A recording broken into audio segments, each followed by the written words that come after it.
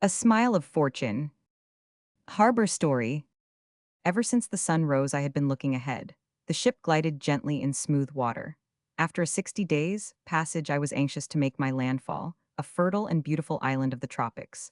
The more enthusiastic of its inhabitants delight in describing it as the pearl of the ocean.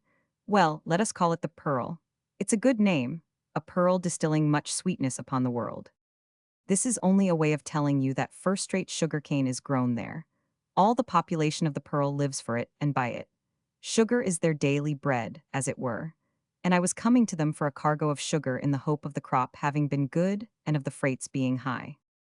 Mr. Burns, my chief mate, made out the land first, and very soon I became entranced by this blue, pinnacled apparition, almost transparent against the light of the sky. A mere emanation, the astral body of an island risen to greet me from afar. It is a rare phenomenon, such a sight of the pearl at 60 miles off. And I wondered half seriously whether it was a good omen, whether what would meet me in that island would be as luckily exceptional as this beautiful, dreamlike vision so very few seamen have been privileged to behold. But horrid thoughts of business interfered with my enjoyment of an accomplished passage. I was anxious for success, and I wished, too, to do justice to the flattering latitude of my owners, instructions contained in one noble phrase: "We leave it to you to do the best you can with the ship." All the world being thus given me for a stage, my abilities appeared to me no bigger than a pinhead. Meantime, the wind dropped, and Mr. Burns began to make disagreeable remarks about my usual bad luck. I believe it was his devotion for me which made him critically outspoken on every occasion. All the same, I would not have put up with his humors if it had not been my lot at one time to nurse him through a desperate illness at sea. After snatching him out of the jaws of death, so to speak, it would have been absurd to throw away such an efficient officer. But sometimes I wished he would dismiss himself. We were late in closing in with the land, and had to anchor outside the harbor till next day. An unpleasant and unrestful night followed. In this roadstead, strange to us both, Burns and I remained on deck almost all the time. Clouds swirled down the porphyry crags under which we lay. The rising wind made a great bullying noise amongst the naked spars, with interludes of sad moaning. I remarked that we had been in luck to fetch the anchorage before dark. It would have been a nasty, anxious night to hang off a harbor under canvas. But my chief mate was uncompromising in his attitude. "Luck, you call it, sir? Aye, our usual luck, the sort of luck to thank God it's no worse." And so he fretted through the dark hours, while I drew on my fund of philosophy. Ah, but it was an exasperating, weary, endless night to be lying at anchor close under that black coast. The agitated water made snarling sounds all round the ship. At times, a wild gust of wind out of a gully high up on the cliffs struck on our rigging a harsh and plaintive note like the wail of a forsaken soul. Chapter 1. By 7:30 in the morning, the ship being then inside the harbor at last, and moored within a long stone's throw from the quay, my stock of philosophy was nearly exhausted. I was dressing hurriedly in my cabin when the steward came tripping in with a morning suit over his arm. Hungry, tired, and depressed, with my head engaged inside a white shirt irritatingly stuck together by too much starch, I desired him peevishly to heave round with that breakfast. I wanted to get ashore as soon as possible. "Yes, sir, ready at 8, sir. There's a gentleman from the shore waiting to speak to you, sir." This statement was curiously slurred over. I dragged the shirt violently over my head and emerged staring. "So early," I cried. "Who's he? What does he want?" On coming in from sea, one has to pick up the conditions of an utterly unrelated existence. Every little event at first has the peculiar emphasis of novelty. I was greatly surprised by that early caller, but there was no reason for my steward to look so particularly foolish. "Didn't you ask for the name?" I inquired in a stern tone.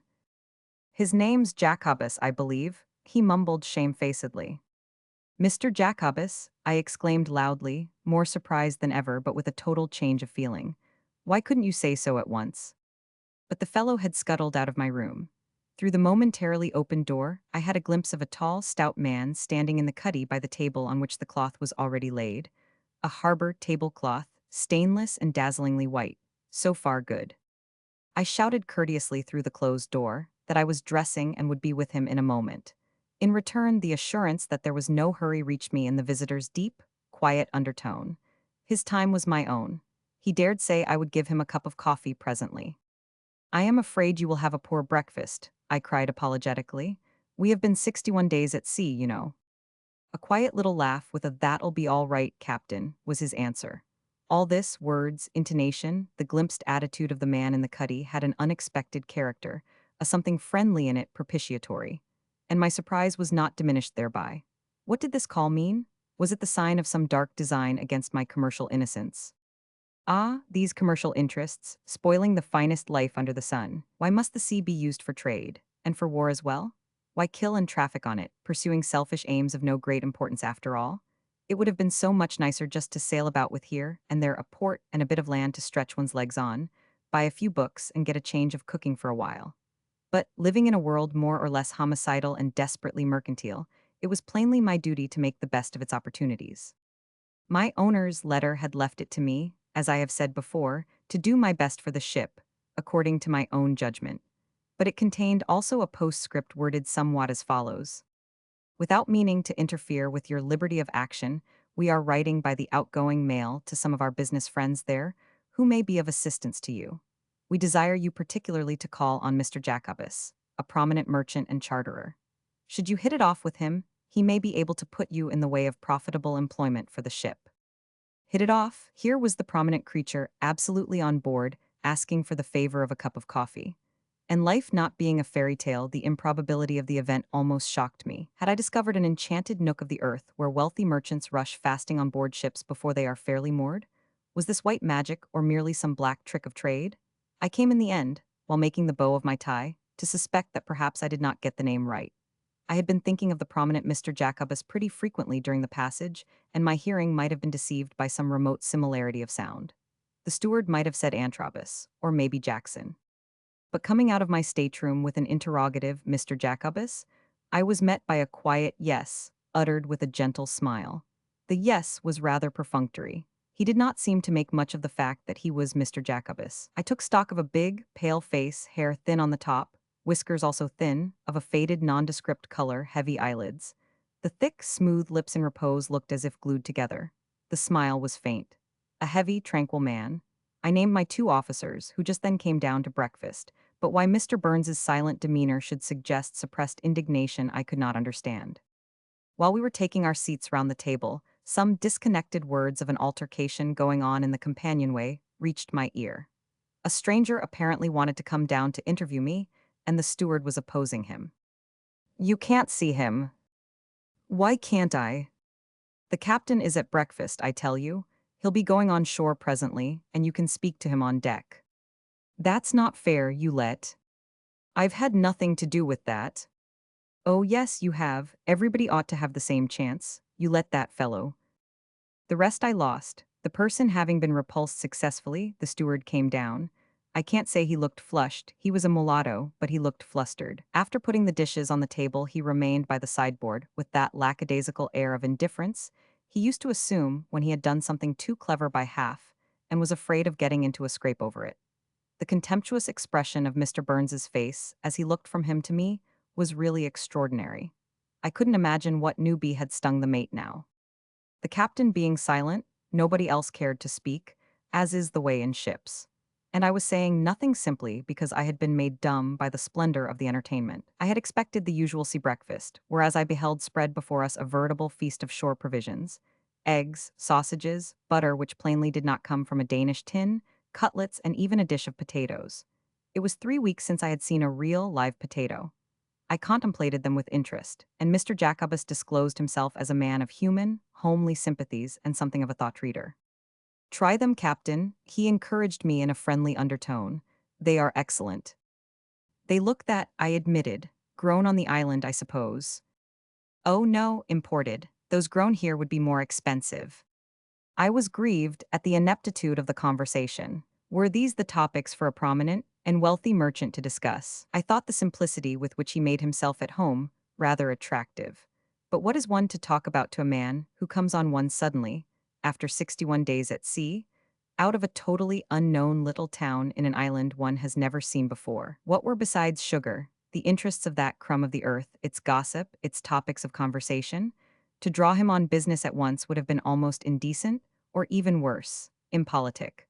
All I could do at the moment was to keep on in the old groove. "Are the provisions generally dear here?" I asked, fretting inwardly at my inanity. "I wouldn't say that. he answered placidly, with that appearance of saving his breath his restrained manner of speaking suggested. He would not be more explicit, yet he did not evade the subject. Eyeing the table in a spirit of complete abstemiousness, he wouldn't let me help him to any eatables. He went into details of supply. The beef was for the most part imported from Madagascar. Mutton, of course, was rare and somewhat expensive, but good goat's flesh. "Are these goat's cutlets?" I exclaimed hastily, pointing at one of the dishes. Posed sentimentally by the sideboard, the steward gave a start. "Lor, no, sir, it's real mutton." Mr. Burns got through his breakfast impatiently, as if exasperated by being made a party to some monstrous foolishness, muttered a curt excuse, and went on deck. Shortly afterwards, the second mate took his smooth, red countenance out of the cabin, with the appetite of a schoolboy, and after 2 months of seafare, he appreciated the generous spread. But I did not. It smacked of extravagance. All the same, it was a remarkable feat to have produced it so quickly, and I congratulated the steward on his smartness in a somewhat ominous tone. He gave me a deprecatory smile, and in a way I didn't know what to make of, blinked his fine dark eyes in the direction of the guest. The latter asked under his breath for another cup of coffee, and nibbled ascetically at a piece of very hard ship's biscuit. I don't think he consumed a square inch in the end, but meantime he gave me, casually as it were, a complete account of the sugar crop, of the local business houses, of the state of the freight market. All that talk was interspersed with hints as to personalities, amounting to veiled warnings, but his pale, fleshy face remained equable, without a gleam, as if ignorant of his voice. As you may imagine, I opened my ears very wide. Every word was precious. My ideas as to the value of business friendship were being favorably modified. He gave me the names of all the disposable ships together with their tonnage and the names of their commanders. From that, which was still commercial information, he condescended to mere harbor gossip. The Hilda had unaccountably lost her figurehead in the Bay of Bengal, and her captain was greatly affected by this. He and the ship had been getting on in years together, and the old gentleman imagined this strange event to be the forerunner of his own early dissolution. The Stella had experienced awful weather off the Cape, had her decks swept, and the chief officer washed overboard. And only a few hours before reaching port the baby died. Poor Captain H and his wife were terribly cut up. If they had only been able to bring it into port alive, it could have been probably saved, but the wind failed them for the last week or so, light breezes, and the baby was going to be buried this afternoon. He supposed I would attend. "Do you think I ought to?" I asked shrinkingly. He thought so decidedly. It would be greatly appreciated. All the captains in the harbor were going to attend. Poor Mrs. H was quite prostrated, pretty hard on H altogether. "And you, Captain, you are not married, I suppose?" "No, I am not married," I said, "neither married nor even engaged." Mentally, I thanked my stars, and while he smiled in a musing, dreamy fashion, I expressed my acknowledgments for his visit and for the interesting business information he had been good enough to impart to me. But I said nothing of my wonder thereat. "Of course, I would have made a point of calling on you in a day or two," I concluded. He raised his eyelids distinctly at me, and somehow managed to look rather more sleepy than before. "In accordance with my owner's instructions," I explained, "you have had their letter, of course." By that time he had raised his eyebrows too, but without any particular emotion. On the contrary, he struck me then as absolutely imperturbable. "Oh, you must be thinking of my brother." It was for me then to say, "Oh," but I hoped that no more than civil surprise appeared in my voice when I asked him to what, then, I owed the pleasure. He was reaching for an inside pocket leisurely. "My brother's a very different person, but I am well known in this part of the world. You've probably heard." I took a card he extended to me. A thick business card as I lived, Alfred Jacobus. The other was Ernest, dealer in every description of ship's stores. Provisions salt and fresh, oils, paints, rope, canvas, etc., etc. Ships in harbor victualled by contract on moderate terms. "I've never heard of you," I said brusquely. His low-pitched assurance did not abandon him. "You will be very well satisfied," he breathed out quietly. I was not placated. I had the sense of having been circumvented somehow. Yet I had deceived myself, if there was any deception. But the confounded cheek of inviting himself to breakfast was enough to deceive anyone. And the thought struck me, why, the fellow had provided all these eatables himself in the way of business. I said, "You must have got up mighty early this morning." He admitted with simplicity that he was on the quay before 6 o'clock, waiting for my ship to come in. He gave me the impression that it would be impossible to get rid of him now. If you think we are going to live on that scale, I said, looking at the table with an irritated eye, you are jolly well mistaken. You'll find it all right, Captain, I quite understand. Nothing could disturb his equanimity. I felt dissatisfied, but I could not very well fly out at him. He had told me many useful things, and besides he was the brother of that wealthy merchant. That seemed queer enough. I rose and told him curtly that I must now go ashore. At once he offered the use of his boat for all the time of my stay in port. I only make a nominal charge, he continued equably. My man remains all day at the landing steps. You have only to blow a whistle when you want the boat. And standing aside at every doorway to let me go through first, he carried me off in his custody after all. As we crossed the quarterdeck, two shabby individuals stepped forward, and in mournful silence offered me business cards, which I took from them without a word under his heavy eye. It was a useless and gloomy ceremony. They were the touts of the other ship chandlers, and he, placid at my back, ignored their existence. We parted on the quay, after he had expressed quietly the hope of seeing me often at the store. He had a smoking room for captains there, with newspapers and a box of rather decent cigars. I left him very unceremoniously. My consignees received me with the usual business heartiness, but their account of the state of the freight market was by no means so favorable as the talk of the wrong Jacobus had led me to expect. Naturally, I became inclined now to put my trust in his version, rather. As I closed the door of the private office behind me, I thought to myself, H1000, a lot of lies, commercial diplomacy. That's the sort of thing a man coming from sea has got to expect. They would try to charter the ship under the market rate. In the big outer room, full of desks, the chief clerk, a tall, lean-shaved person in immaculate white clothes and with a shiny, closely cropped black head on which silvery gleams came and went, rose from his place and detained me affably.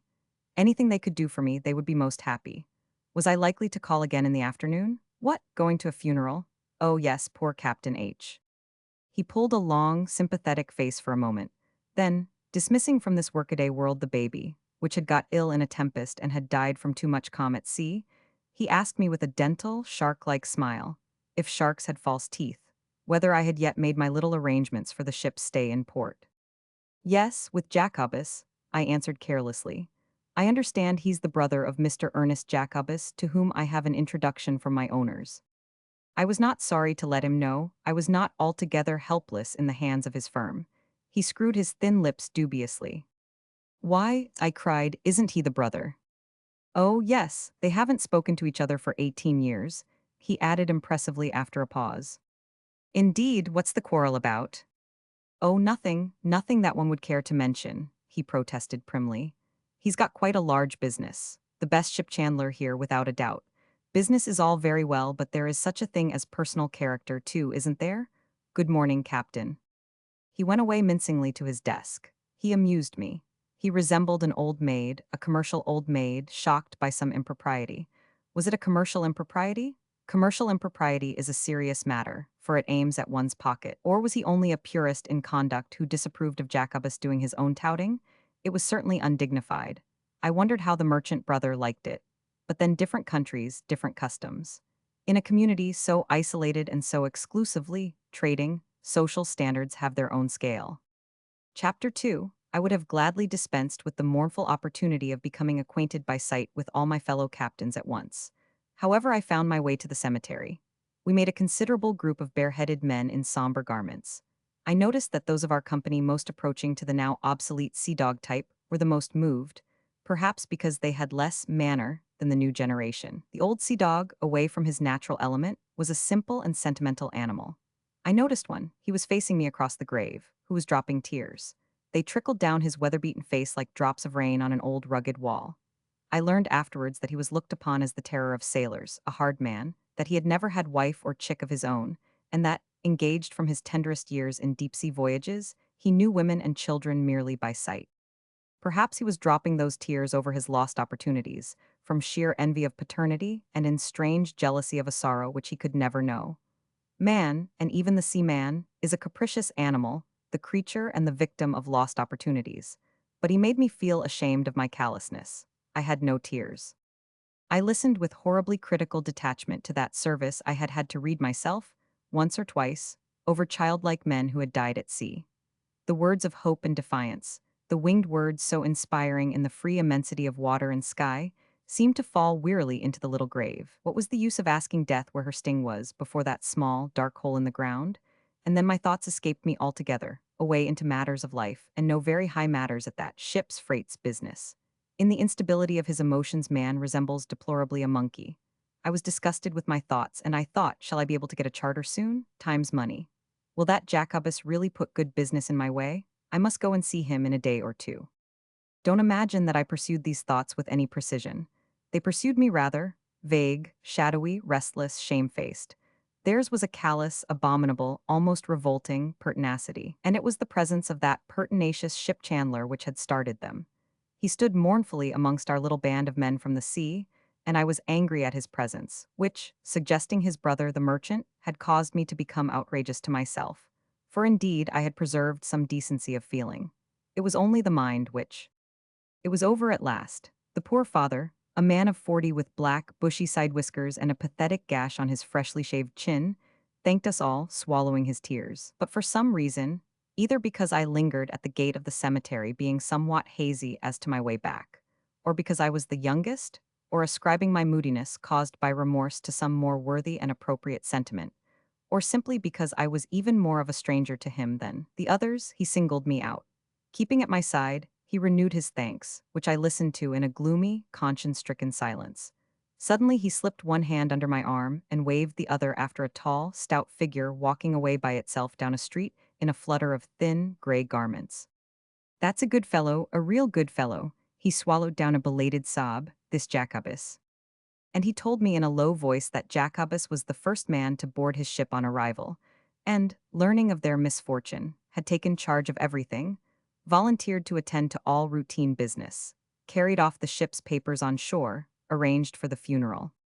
A good fellow, I was knocked over. I had been looking at my wife for 10 days, and helpless. Just you think of that. The dear little chap died the very day we made the land. How I managed to take the ship in God alone knows. I couldn't see anything, I couldn't speak, I could. You've heard, perhaps, that we lost our mate overboard on the passage? There was no one to do it for me. And the poor woman nearly crazy down below there all alone with the, by the Lord, it isn't fair. We walked in silence together. I did not know how to part from him. On the quay, he let go my arm and struck fiercely his fist into the palm of his other hand. By God, it isn't fair, he cried again. Don't you ever marry unless you can chuck the sea first. It isn't fair.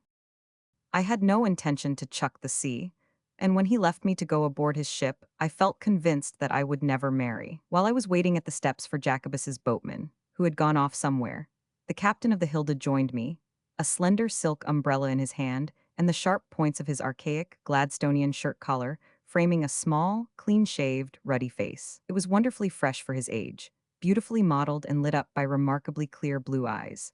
A lot of white hair, glossy like spun glass, curled upwards slightly under the brim of his valuable, ancient, Panama hat with a broad black ribbon. In the aspect of that vivacious, neat little old man, there was something quaintly angelic and also boyish. He accosted me, as though he had been in the habit of seeing me every day of his life from my earliest childhood, with a whimsical remark on the appearance of a stout Negro woman who was sitting upon a stool near the edge of the quay. Presently he observed amiably that I had a very pretty little bark. I returned this civil speech by saying readily, "Not so pretty as the Hilda." At once the corners of his clear-cut, sensitive mouth dropped dismally. "Oh dear, I can hardly bear to look at her now." Did I know, he asked anxiously, that he had lost the figurehead of his ship, a woman in a blue tunic edged with gold, the face perhaps not so very, very pretty, but her bare white arms beautifully shaped and extended as if she were swimming? Did I? Who would have expected such a things? After 20 years, too. Nobody could have guessed from his tone that the woman was made of wood. His trembling voice, his agitated manner gave to his lamentations a ludicrously scandalous flavor. Disappeared at night, a clear fine night with just a slight swell, in the Gulf of Bengal. Went off without a splash. No one in the ship could tell why, how, at what hour, after 20 years last October. Did I ever hear? I assured him sympathetically that I had never heard, and he became very doleful. This meant no good, he was sure. There was something in it which looked like a warning. But when I remarked that surely another figure of a woman could be procured, I found myself being soundly rated for my levity. The old boy flushed pink under his clear tan as if I had proposed something improper. One could replace masts, I was told, or a lost rudder, any working part of a ship. But where was the use of sticking up a new figurehead? What satisfaction? How could one care for it? It was easy to see that I had never been shipmates with a figurehead for over 20 years. A new figurehead? He scolded in unquenchable indignation. Why? I've been a widower now for 20 years come next May, and I would just as soon think of getting a new wife. You're as bad as that fellow Jacobus. I was highly amused. What has Jacobus done? Did he want you to marry again, Captain? I inquired in a deferential tone, but he was launched now and only grinned fiercely. Procure, indeed, he's the sort of chap to procure you anything you like for a price. I hadn't been moored here for an hour when he got on board and at once offered to sell me a figurehead he happens to have in his yard somewhere. He got Smith, my mate, to talk to me about it. Mr. Smith, says I, don't you know me better than that? Am I the sort that would pick up with another man's cast-off figurehead? And after all these years, too, the way some of you young fellows talk. I affected great compunction, and as I stepped into the boat, I said soberly, then I see nothing for it but to fit in a neat fiddlehead, perhaps. You know, carved scrollwork, nicely gilt. He became very dejected after his outburst. Yes, scrollwork, maybe. Jacobus hinted at that too. He's never at a loss when there's any money to be extracted from a sailorman. He would make me pay through the nose for that carving. A gilt fiddlehead, did you say? I dare say it would do for you. You young fellows don't seem to have any feeling for what's proper. He made a convulsive gesture with his right arm. Never mind, nothing can make much difference. I would just as soon let the old thing go about the world with a bare cutwater, he cried sadly. Then, as the boat got away from the steps, he raised his voice on the edge of the quay with comical animosity. I would, if only to spite that figurehead procuring bloodsucker. I am an old bird here and don't you forget it. Come and see me on board some day. I spent my first evening in port quietly in my ship's cuddy, and glad enough was I to think that the shore life which strikes one as so pettily complex, discordant, and so full of new faces on first coming from sea, could be kept off for a few hours longer. I was however fated to hear the Jacobus note once more before I slept. Mr. Burns had gone ashore after the evening meal to have, as he said, a look round. As it was quite dark when he announced his intention, I didn't ask him what it was he expected to see. Sometime about midnight, while sitting with a book in the saloon, I heard cautious movements in the lobby and hailed him by name. Burns came in, stick and hat in hand, incredibly vulgarized by his smart shore togs, with a jaunty air and an odious twinkle in his eye. Being asked to sit down, he laid his hat and stick on the table, and after we had talked of ship affairs for a little while. I've been hearing pretty tales on shore about that ship chandler fellow who snatched the job from you so neatly, sir. I remonstrated with my late patient for his manner of expressing himself, but he only tossed his head disdainfully. A pretty dodge indeed, boarding a strange ship with breakfast in 2 baskets for all hands and calmly inviting himself to the captain's table. Never heard of anything so crafty and so impudent in his life. I found myself defending Jacobus's unusual methods. He's the brother of one of the wealthiest merchants in the port. The mate's eyes fairly snapped green sparks. His grand-brother hasn't spoken to him for 18 or 20 years, he declared triumphantly. So there. I know all about that, I interrupted loftily. Do you, sir, H.M.? His mind was still running on the ethics of commercial competition. I don't like to see your good nature taken advantage of. He's bribed that steward of ours with a 5 rupee note to let him come down, or 10 for that matter. He don't care. He will shove that and more into the bill presently. Is that one of the tales you have heard ashore? I asked. He assured me that his own sense could tell him that much. No, what he had heard on shore was that no respectable person in the whole town would come near Jacobus. He lived in a large, old-fashioned house in one of the quiet streets with a big garden. After telling me, this Burns put on a mysterious air. He keeps a girl shut up there who, they say. I suppose you've heard all this gossip in some eminently respectable place? I snapped at him in a most sarcastic tone. The shaft told because Mr. Burns, like many other disagreeable people, was very sensitive himself.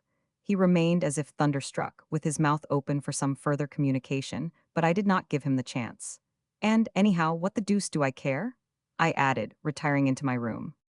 And this was a natural thing to say. Yet somehow I was not indifferent.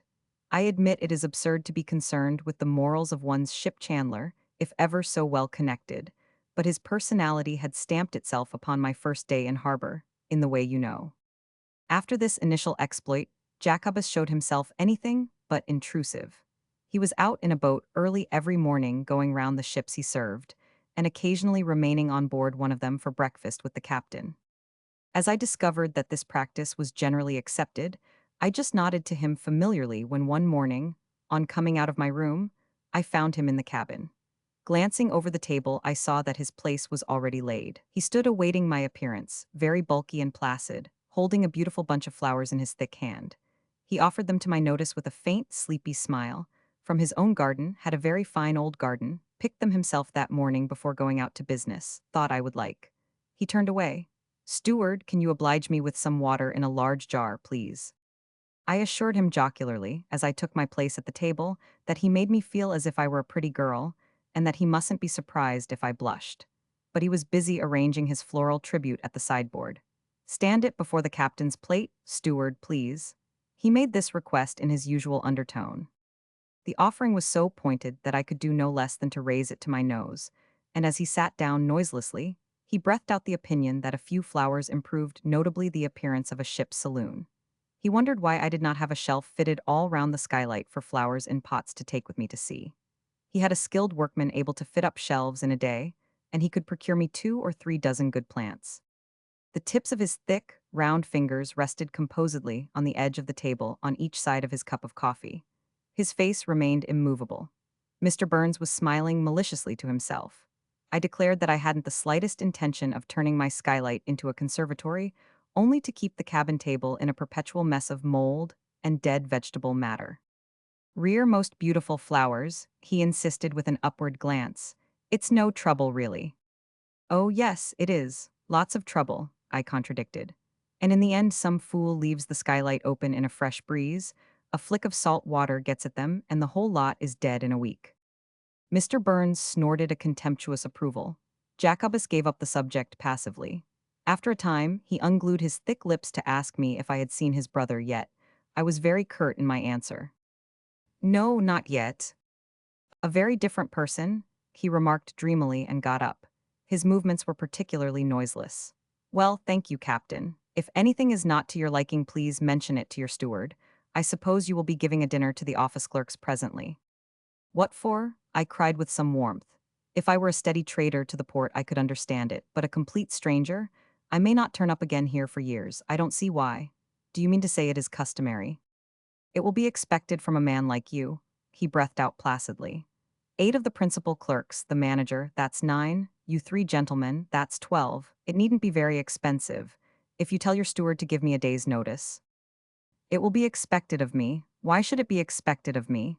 Is it because I look particularly soft, or what?" His immobility struck me as dignified suddenly, his imperturbable quality as dangerous. "There's plenty of time to think about that," I concluded weakly with a gesture that tried to wave him away. But before he departed, he took time to mention regretfully that he had not yet had the pleasure of seeing me at his store to sample those cigars. He had a parcel of 6,000 to dispose of, very cheap. "I think it would be worth your while to secure some," he added with a fat, melancholy smile and left the cabin. Mr. Burns struck his fist on the table excitedly. "Did you ever see such impudence? He's made up his mind to get something out of you one way or another, sir." At once feeling inclined to defend Jacobus, I observed philosophically that all this was business, I supposed. But my absurd mate, muttering broken disjointed sentences such as, "I cannot bear, mark my words," and so on, flung out of the cabin. If I hadn't nursed him through that deadly fever, I wouldn't have suffered such manners for a single day. Chapter 3. Jacobus having put me in mind of his wealthy brother, I concluded I would pay that business call at once. I had by that time heard a little more of him. He was a member of the council, where he made himself objectionable to the authorities. He exercised a considerable influence on public opinion. Lots of people owed him money. He was an importer on a great scale of all sorts of goods. For instance, the whole supply of bags for sugar was practically in his hands. This last fact I did not learn till afterwards.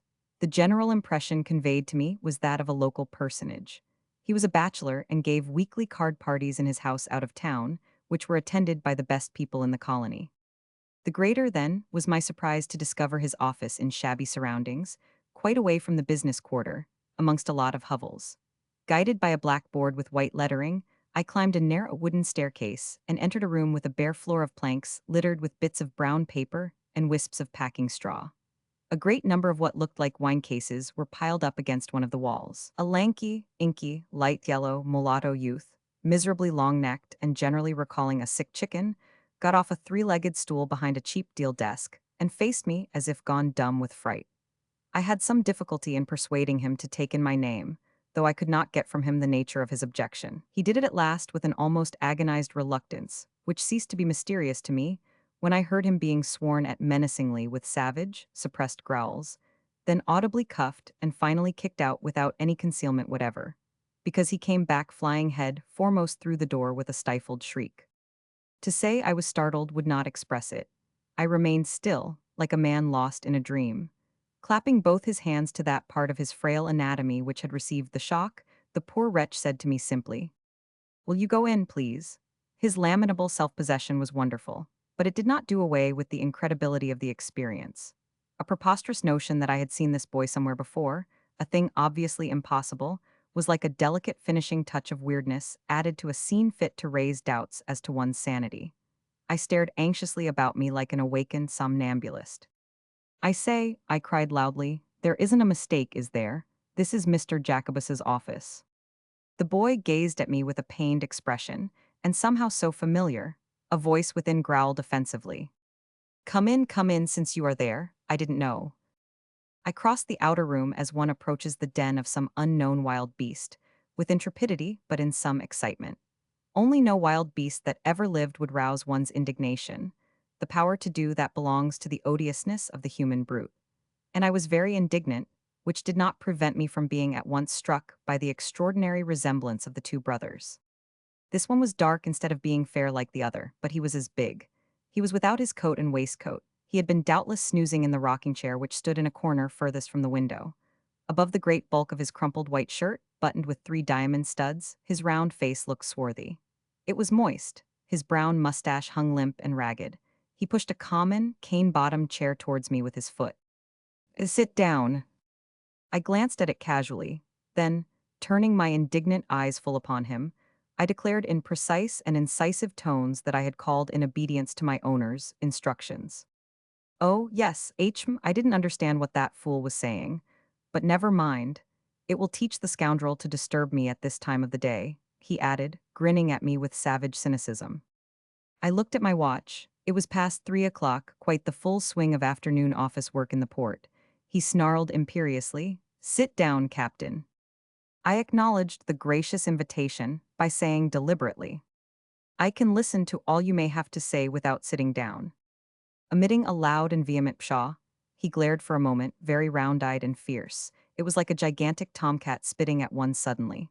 "Look at him. What do you fancy yourself to be? What did you come here for? If you won't sit down and talk business, you had better go to the devil."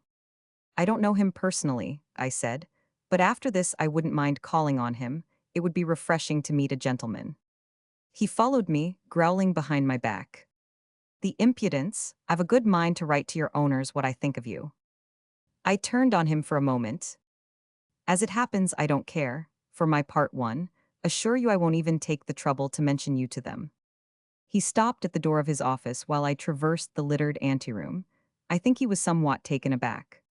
"I will break every bone in your body," he roared suddenly at the miserable mulatto lad, "if you ever dare to disturb me before 3:30 for anybody. D'ye hear? For anybody. Let alone any damned skipper," he added in a lower growl. The frail youngster, swaying like a reed, made a low moaning sound. I stopped short and addressed this sufferer with advice. It was prompted by the sight of a hammer, used for opening the wine cases, I suppose, which was lying on the floor. "If I were you, my boy, I would have that thing up my sleeve when I went in next, and at the first occasion I would." What was there so familiar in that lad's yellow face? Entrenched and quaking behind the flimsy desk, he never looked up. His heavy, lowered eyelids gave me suddenly the clue of the puzzle.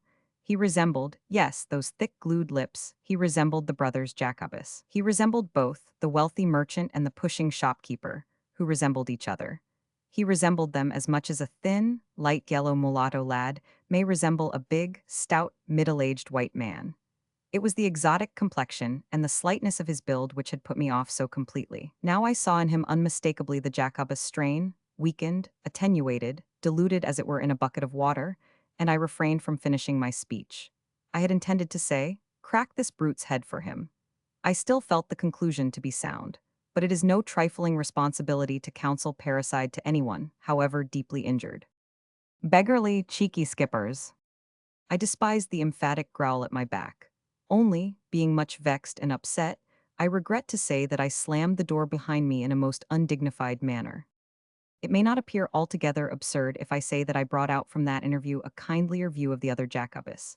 It was with a feeling resembling partisanship that, a few days later, I called at his store. That long, cavern-like place of business, very dim at the back and stuffed full of all sorts of goods, was entered from the street by a lofty archway. At the far end, I saw my Jacobus exerting himself in his shirt sleeves among his assistants. The captain's room was a small, vaulted apartment, with a stone floor and heavy iron bars in its windows, like a dungeon converted to hospitable purposes. A couple of cheerful bottles and several gleaming glasses made a brilliant cluster round a tall, cool red earthenware pitcher on the center table, which was littered with newspapers from all parts of the world.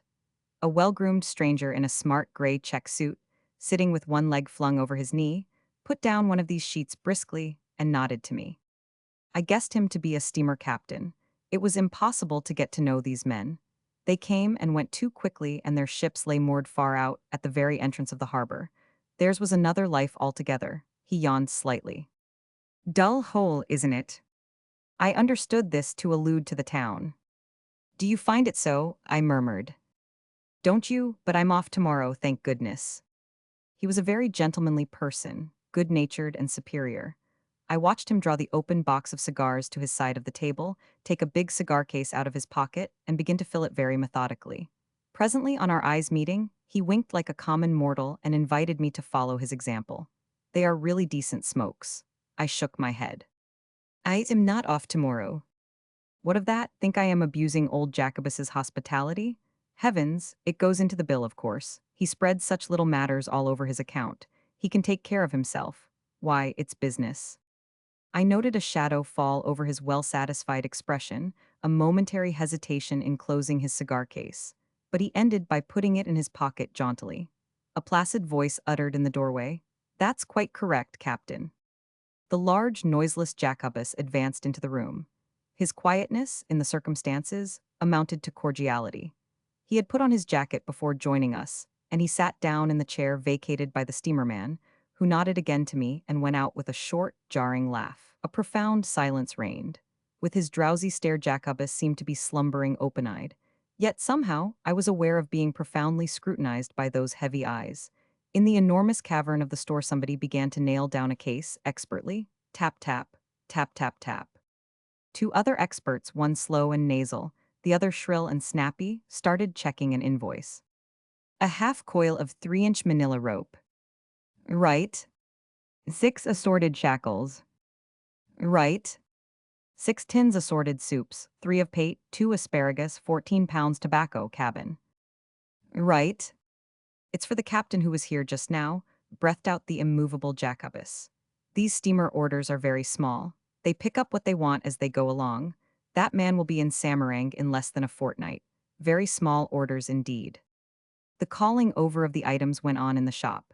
An extraordinary jumble of varied articles, paint brushes, Yorkshire relish, etc., etc., 3 sacks of best potatoes, read out the nasal voice.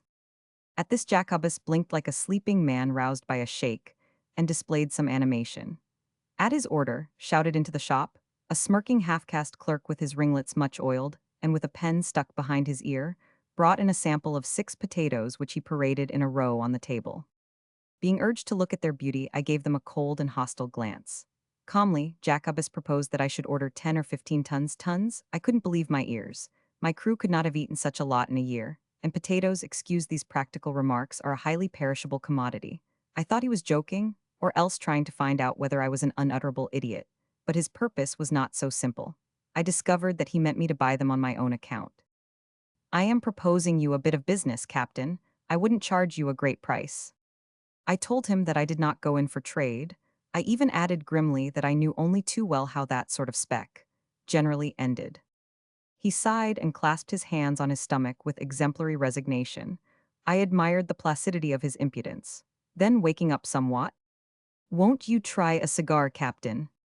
No, thanks, I don't smoke cigars. For once, he exclaimed in a patient whisper. A melancholy silence ensued. You know how sometimes a person discloses a certain unsuspected depth and acuteness of thought? That is, in other words, utters something unexpected. It was unexpected enough to hear Jacobus say, "The man who just went out was right enough. You might take one, Captain. Here everything is bound to be in the way of business." I felt a little ashamed of myself. The remembrance of his horrid brother made him appear quite a decent sort of fellow. It was with some compunction that I said a few words to the effect that I could have no possible objection to his hospitality. Before I was a minute older, I saw where this admission was leading me. As if changing the subject, Jacobus mentioned that his private house was about 10 minutes' walk away. It had a beautiful old walled garden, something really remarkable. I ought to come round some day and have a look at it. He seemed to be a lover of gardens. I too take extreme delight in them, but I did not mean my compunction to carry me as far as Jacobus's flower beds, however beautiful and old. He added, with a certain homeliness of tone, "There's only my girl there. It is difficult to set everything down in due order, so I must revert here to what happened a week or two before. The medical officer of the port had come on board my ship to have a look at one of my crew who was ailing, and naturally enough he was asked to step into the cabin. A fellow shipmaster of mine was there too, and in the conversation, somehow or other, the name of Jacobus came to be mentioned. It was pronounced with no particular reverence by the other man, I believe. I don't remember now what I was going to say. The doctor, a pleasant, cultivated fellow with an assured manner, prevented me by striking in a sour tone. "Ah, you're talking about my respected papa-in-law." Of course, that sally silenced us at the time. But I remembered the episode, and at this juncture, pushed for something noncommittal to say, I inquired with polite surprise. "You have your married daughter living with you, Mr. Jacobus?" He moved his big hand from right to left quietly. "No, that was another of his girls," he stated, ponderously and under his breath as usual. He seemed in a pause to be ransacking his mind for some kind of descriptive phrase, but my hopes were disappointed. He merely produced his stereotyped definition. "She's a very different sort of person." "Indeed, and by the by, Jacobus, I called on your brother the other day. It's no great compliment if I say that I found him a very different sort of person from you." He had an air of profound reflection, then remarked quaintly, "He's a man of regular habits." He might have been alluding to the habit of late siesta, but I mumbled something about beastly habits anyhow, and left the store abruptly. Chapter 4. My little passage with Jacobus, the merchant, became known generally. One or two of my acquaintances made distant allusions to it. Perhaps the mulatto boy had talked. I must confess that people appeared rather scandalized, but not with Jacobus's brutality. A man I knew remonstrated with me for my hastiness. I gave him the whole story of my visit, not forgetting the telltale resemblance of the wretched mulatto boy to his tormentor. He was not surprised. "No doubt, no doubt. What of that?" In a jovial tone, he assured me that there must be many of that sort. The elder Jacobus had been a bachelor all his life, a highly respectable bachelor, but there had never been open scandal in that connection. His life had been quite regular. It could cause no offense to anyone. I said that I had been offended considerably. My interlocutor opened very wide eyes. "Why? Because a mulatto lad got a few knocks? That was not a great affair, surely." I had no idea how insolent and untruthful these half-castes were. In fact, he seemed to think Mr. Jacobus rather kind than otherwise to employ that youth at all, a sort of amiable weakness which could be forgiven. This acquaintance of mine belonged to one of the old French families, descendants of the old colonists, all noble, all impoverished, and living a narrow domestic life in dull, dignified decay. The men, as a rule, occupy inferior posts in government offices or in business houses. The girls are almost always pretty, ignorant of the world, kind and agreeable, and generally bilingual. They prattle innocently both in French and English. The emptiness of their existence passes belief. I obtained my entry into a couple of such households because some years before, in Bombay, I had occasion to be of use to a pleasant, ineffectual young man who was rather stranded there, not knowing what to do with himself or even how to get home to his island again. It was a matter of 200 rupees or so, but when I turned up, the family made a point of showing their gratitude by admitting me to their intimacy. My knowledge of the French language made me specially acceptable. They had meantime managed to marry the fellow to a woman nearly twice his age, comparatively well off, the only profession he was really fit for. But it was not all cakes and ale. The first time I called on the couple, she spied a little spot of grease on the poor devil's pantaloons and made him a screaming scene of reproaches so full of sincere passion that I sat terrified as at a tragedy of Racine. Of course, there was never question of the money I had advanced him. But his sisters, Miss Angel and Miss Mary, and the aunts of both families, who spoke quaint archaic French of pre-revolution period, and a host of distant relations, adopted me for a friend outright in a manner which was almost embarrassing. It was with the eldest brother, he was employed at a desk in my consignee's office, that I was having this talk about the merchant Jacobus. He regretted my attitude and nodded his head sagely.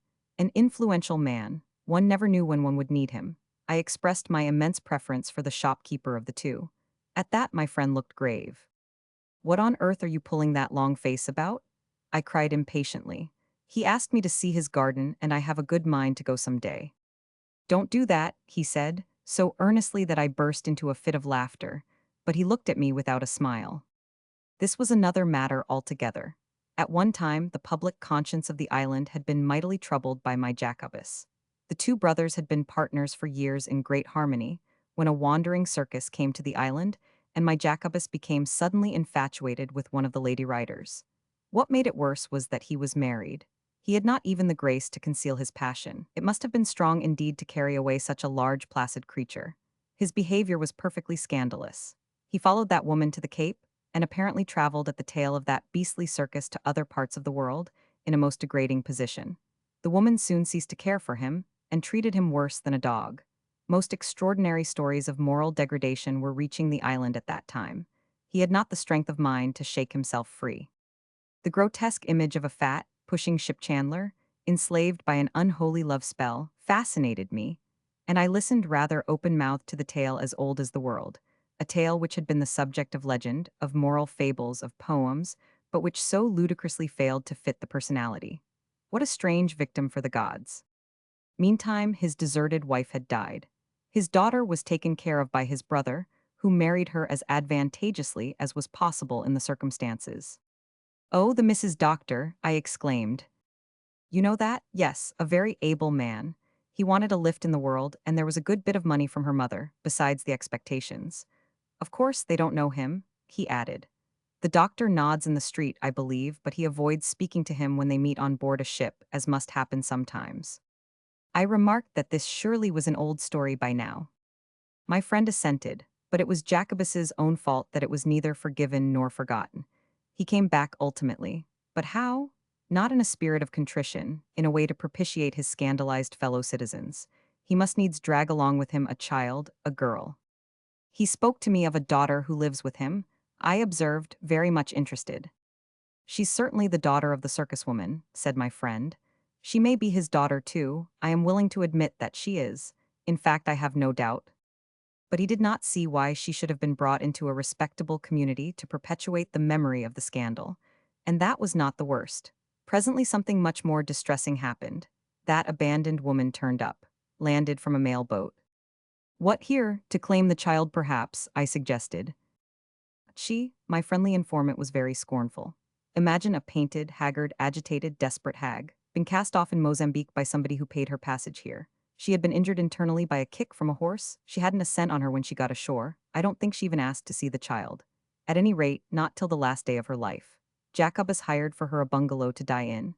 He got a couple of sisters from the hospital to nurse her through these few months. If he didn't marry her in extremis, as the good sisters tried to bring about, it's because she wouldn't even hear of it. As the nuns said, the woman died impenitent. It was reported that she ordered Jacobus out of the room with her last breath. This may be the real reason why he didn't go into mourning himself. He only put the child into black. While she was little, she was to be seen sometimes about the streets attended by a Negro woman, but since she became of age to put her hair up, I don't think she has set foot outside that garden once. She must be over 18 now. Thus my friend, with some added details, such as that he didn't think the girl had spoken to 3 people of any position in the island, that an elderly female relative of the brothers Jacobus had been induced by extreme poverty to accept the position of gouvernante to the girl. As to Jacobus's business, which certainly annoyed his brother, it was a wise choice on his part. It brought him in contact only with strangers of passage, whereas any other would have given rise to all sorts of awkwardness with his social equals. The man was not wanting in a certain tact, only he was naturally shameless. For why did he want to keep that girl with him? It was most painful for everybody.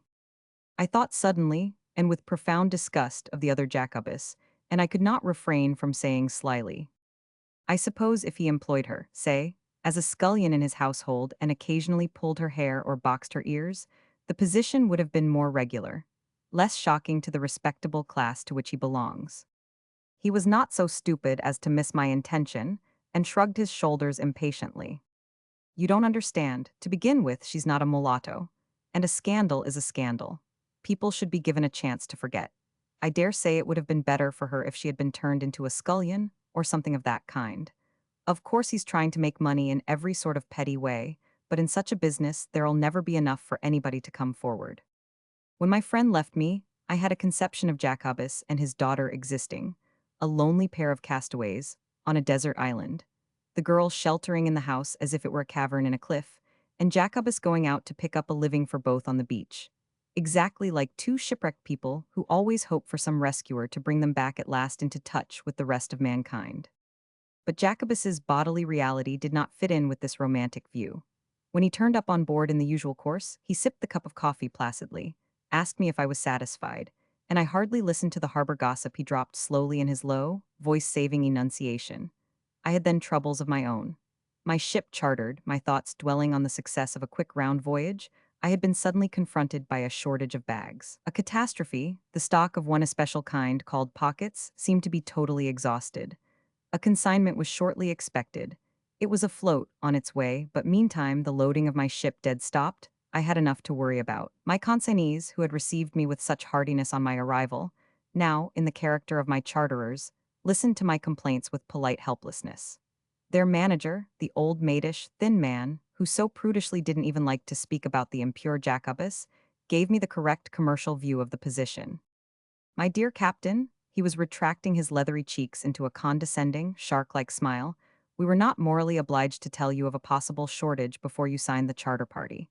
It was for you to guard against the contingency of a delay, strictly speaking.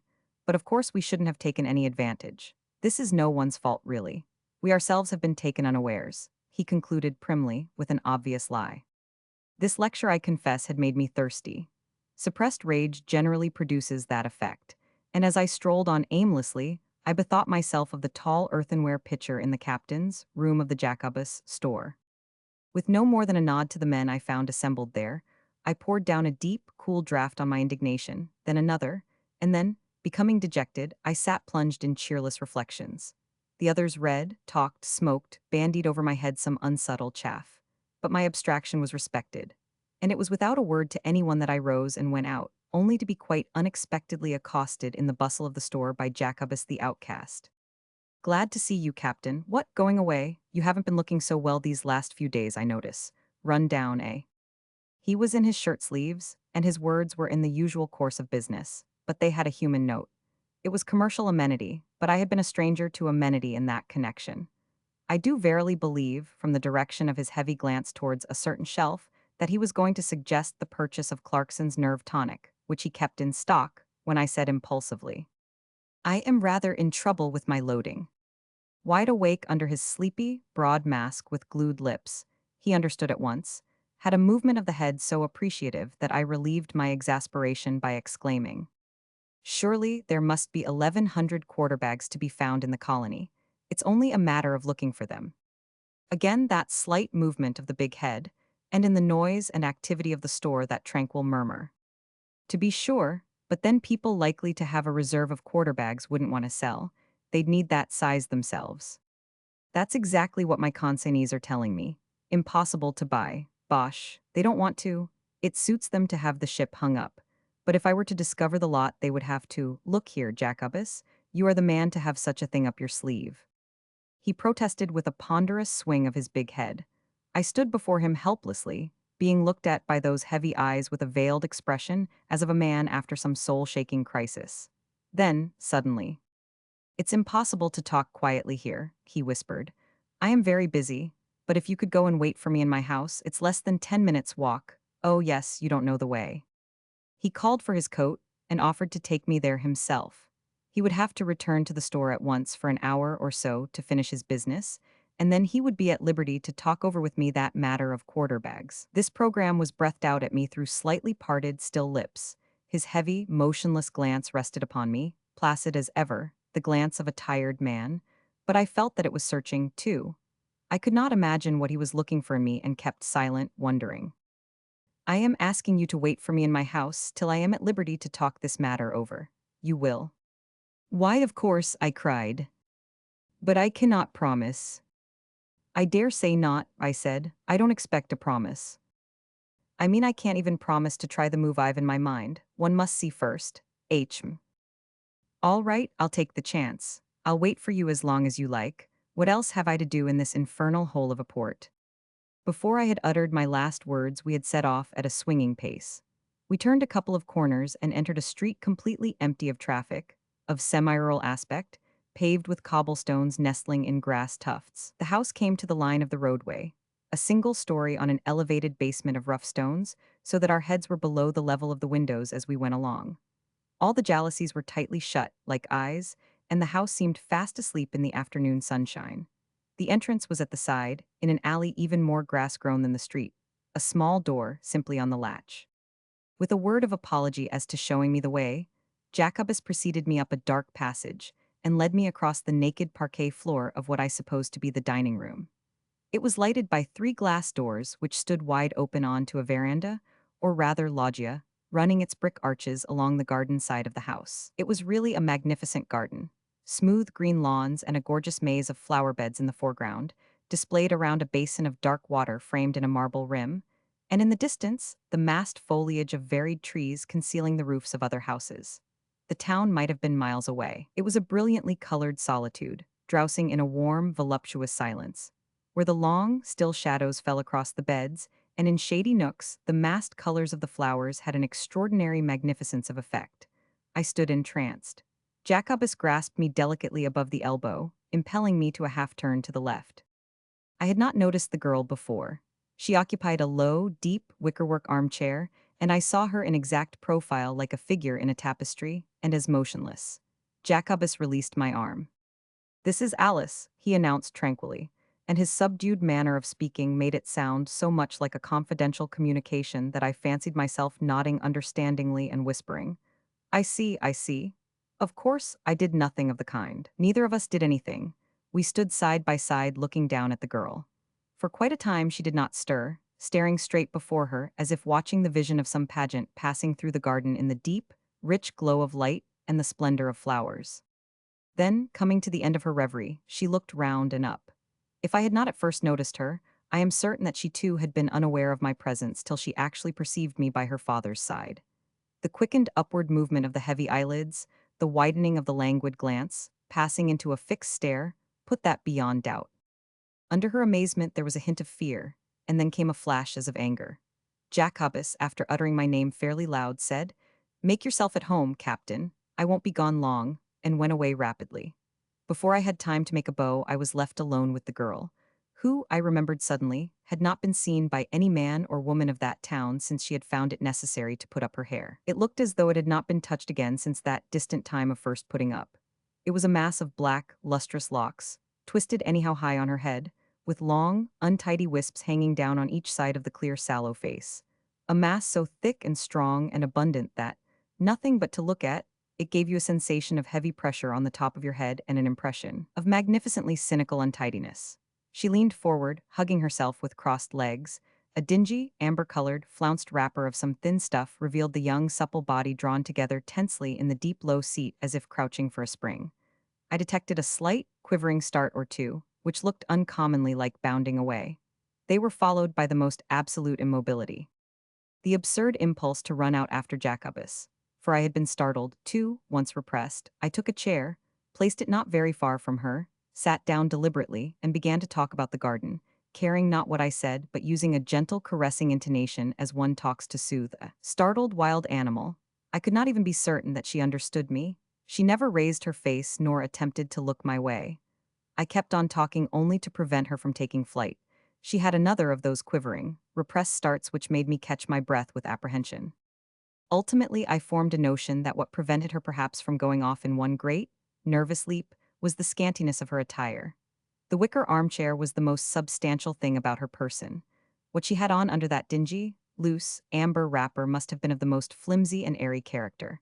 One could not help being aware of it. It was obvious. I felt it actually embarrassing at first, but that sort of embarrassment is got over easily by a mind not enslaved by narrow prejudices. I did not avert my gaze from Alice. I went on talking with ingratiating softness, the recollection that, most likely, she had never before been spoken to by a strange man adding to my assurance. I don't know why an emotional tenseness should have crept into the situation. But at 999, and just as I was becoming aware of it, a slight scream cut short my flow of urbane speech. The scream did not proceed from the girl. It was emitted behind me and caused me to turn my head sharply. I understood at once that the apparition in the doorway was the elderly relation of Jacobus, the companion, the gouvernante. While she remained thunderstruck, I got up and made her a low bow. The ladies of Jacobus's household evidently spent their days in light attire. This stumpy old woman with a face like a large wrinkled lemon, beady eyes, and a shock of iron gray hair was dressed in a garment of some ash-colored, silky, light stuff. It fell from her thick neck down to her toes with the simplicity of an unadorned nightgown.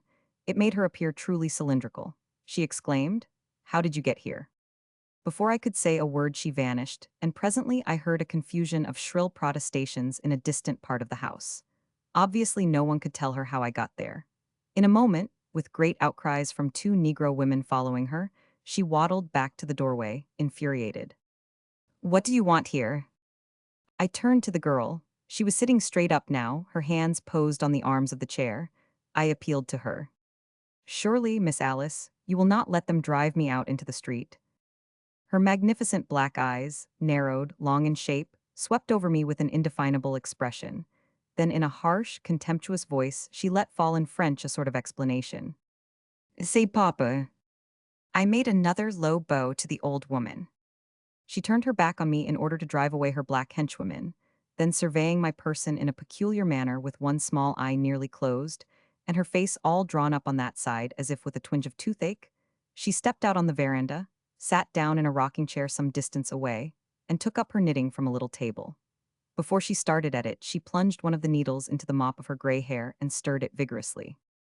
Her elementary nightgown sort of frock clung to her ancient, stumpy, and floating form. She wore white cotton stockings and flat brown velvet slippers. Her feet and ankles were obtrusively visible on the footrest. She began to rock herself slightly while she knitted. I had resumed my seat and kept quiet, for I mistrusted that old woman. What if she ordered me to depart? She seemed capable of any outrage. She had snorted once or twice. She was knitting violently.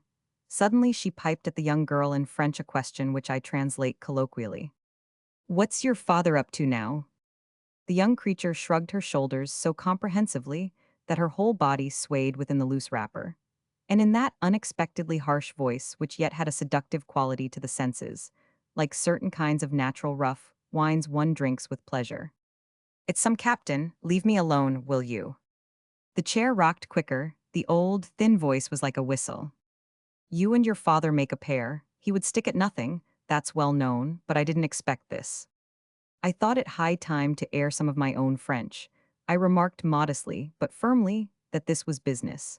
I had some matters to talk over with Mr. Jacobus. At once she piped out a derisive poor innocent. Then, with a change of tone, "The shop S for business. Why don't you go to the shop to talk with him?" The furious speed of her fingers and knitting needles made one dizzy, and with squeaky indignation. "Sitting here staring at that girl, is that what you call business?" "No," I said suavely. "I call this pleasure an unexpected pleasure, and unless Miss Alice objects." I half turned to her. She flung at me an angry and contemptuous "don't care," and leaning her elbow on her knees took her chin in her hand, a Jacobus chin undoubtedly. And those heavy eyelids, this black irritated stare reminded me of Jacobus, too, the wealthy merchant, the respected one. The design of her eyebrows also was the same, rigid and ill-omened. Yes, I traced in her a resemblance to both of them. It came to me as a sort of surprising remote inference that both these Jacobuses were rather handsome men after all. I said, "Oh, then I shall stare at you till you smile." She favored me again with an even more viciously scornful, "Don't care." The old woman broke in blunt and shrill. "Hear his impudence, and you too, don't care. Go at least and put some more clothes on, sitting there like this before this sailor riffraff." The sun was about to leave the pearl of the ocean for other seas, for other lands. The walled garden, full of shadows, blazed with color as if the flowers were giving up the light absorbed during the day. The amazing old woman became very explicit. She suggested to the girl a corset and a petticoat with a cynical unreserve which humiliated me. Was I of no more account than a wooden dummy? The girl snapped out, "Shan't." It was not the naughty retort of a vulgar child. It had a note of desperation. Clearly, my intrusion had somehow upset the balance of their established relations. The old woman knitted with furious accuracy, her eyes fastened down on her work. "Oh, you are the true child of your father? And that talks of entering a convent, letting herself be stared at by a fellow. Leave off. A shameless thing." "Old sorceress," the girl uttered distinctly, preserving her meditative pose, chin in hand, and a faraway stare over the garden. It was like the quarrel of the kettle and the pot. The old woman flew out of the chair, banged down her work, and with a great play of thick limb perfectly visible in that weird, clinging garment of hers, strode at the girl, who never stirred. I was experiencing a sort of trepidation when, as if awed by that unconscious attitude, the aged relative of Jacobus turned short upon me. She was, I perceived, armed with a knitting needle, and as she raised her hand, her intention seemed to be to throw it at me like a dart. But she only used it to scratch her head with, examining me the while at close range, one eye nearly shut and her face distorted by a whimsical, one-sided grimace. "My dear man," she asked abruptly, "do you expect any good to come of this?" "I do hope so indeed, Miss Jacobus." I tried to speak in the easy tone of an afternoon caller. "You see, I am here after some bags." "Bags, look at that now. Didn't I hear you holding forth to that graceless wretch?" "You would like to see me in my grave?" uttered the motionless girl hoarsely. "Grave, what about me? Buried alive before I am dead for the sake of a thing blessed with such a pretty father," she cried, and turning to me, "You're one of these men he does business with. Well, why don't you leave us in peace, my good fellow?" It was said in a tone, this "leave us in peace." There was a sort of ruffianly familiarity, a superiority, a scorn in it. I was to hear it more than once, for you would show an imperfect knowledge of human nature if you thought that this was my last visit to that house, where no respectable person had put foot for ever so many years. No, you would be very much mistaken if you imagined that this reception had scared me away. First of all, I was not going to run before a grotesque and ruffianly old woman. And then you mustn't forget these necessary bags. That first evening Jacobus made me stay to dinner. After, however, telling me loyally that he didn't know whether he could do anything at all for me. He had been thinking it over. It was too difficult, he feared. But he did not give it up in so many words. We were only three at table, the girl by means of repeated "won't," "shan't," and "don't care," having conveyed and affirmed her intention not to come to the table, not to have any dinner, not to move from the veranda. The old relative hopped about in her flat slippers and piped indignantly. Jacobus towered over her and murmured placidly in his throat. I joined jocularly from a distance, throwing in a few words, for which under the cover of the night I received secretly a most vicious poke in the ribs from the old woman's elbow or perhaps her fist. I restrained a cry, and all the time the girl didn't even condescend to raise her head to look at any of us. All this may sound childish, and yet that stony, petulant sullenness had an obscurely tragic flavor. And so we sat down to the food around the light of a good many candles, while she remained crouching out there, staring in the dark, as if feeding her bad temper on the heavily scented air of the admirable garden. Before leaving, I said to Jacobus that I would come next day to hear if the bag affair had made any progress. He shook his head slightly at that. "I'll haunt your house daily till you pull it off. You'll be always finding me here." His faint, melancholy smile did not part his thick lips. "That will be all right, Captain." Then seeing me to the door, very tranquil, he murmured earnestly the recommendation. "Make yourself at home," and also the hospitable hint about there being always a plate of soup. It was only on my way to the quay, down the ill-lighted streets, that I remembered I had been engaged to dine that very evening with the S family. Though vexed with my forgetfulness, it would be rather awkward to explain, I couldn't help thinking that it had procured me a more amusing evening. And besides, business. The sacred business. In a barefooted Negro who overtook me at a run and bolted down the landing steps, I recognized Jacobus's boatman, who must have been feeding in the kitchen. His usual "good night, sah," as I went up my ship's ladder, had a more cordial sound than on previous occasions. Chapter 5. I kept my word to Jacobus. I haunted his home. He was perpetually finding me there of an afternoon when he popped in for a moment from the store. The sound of my voice talking to his Alice greeted him on his doorstep, and when he returned for good in the evening, 10 to 1 he would hear it still going on in the veranda. I just nodded to him. He would sit down heavily and gently, and watch with a sort of approving anxiety my efforts to make his daughter smile. I called her often Alice, right before him. Sometimes I would address her as Miss Don't Care, and I exhausted myself in nonsensical chatter without succeeding once in taking her out of her peevish and tragic self. There were moments when I felt I must break out and start swearing at her till all was blue, and I fancied that had I done so Jacobus would not have moved a muscle. A sort of shady, intimate understanding seemed to have been established between us.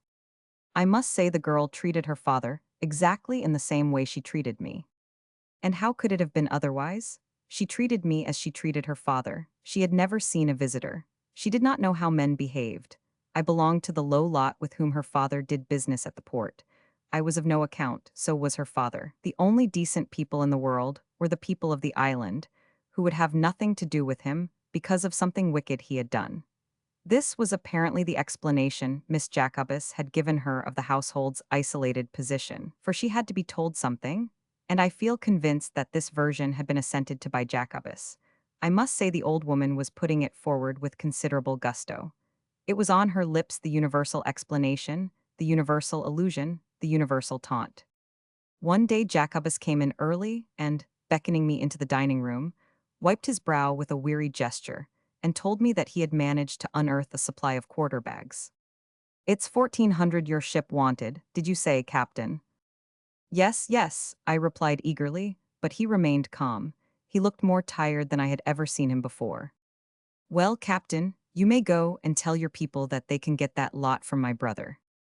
As I remained open-mouthed at this, he added his usual placid formula of assurance. "You'll find it correct, Captain." "You spoke to your brother about it?" I was distinctly awed. And for me, because he must have known that my ship's the only one hung up for bags, how on earth? He wiped his brow again.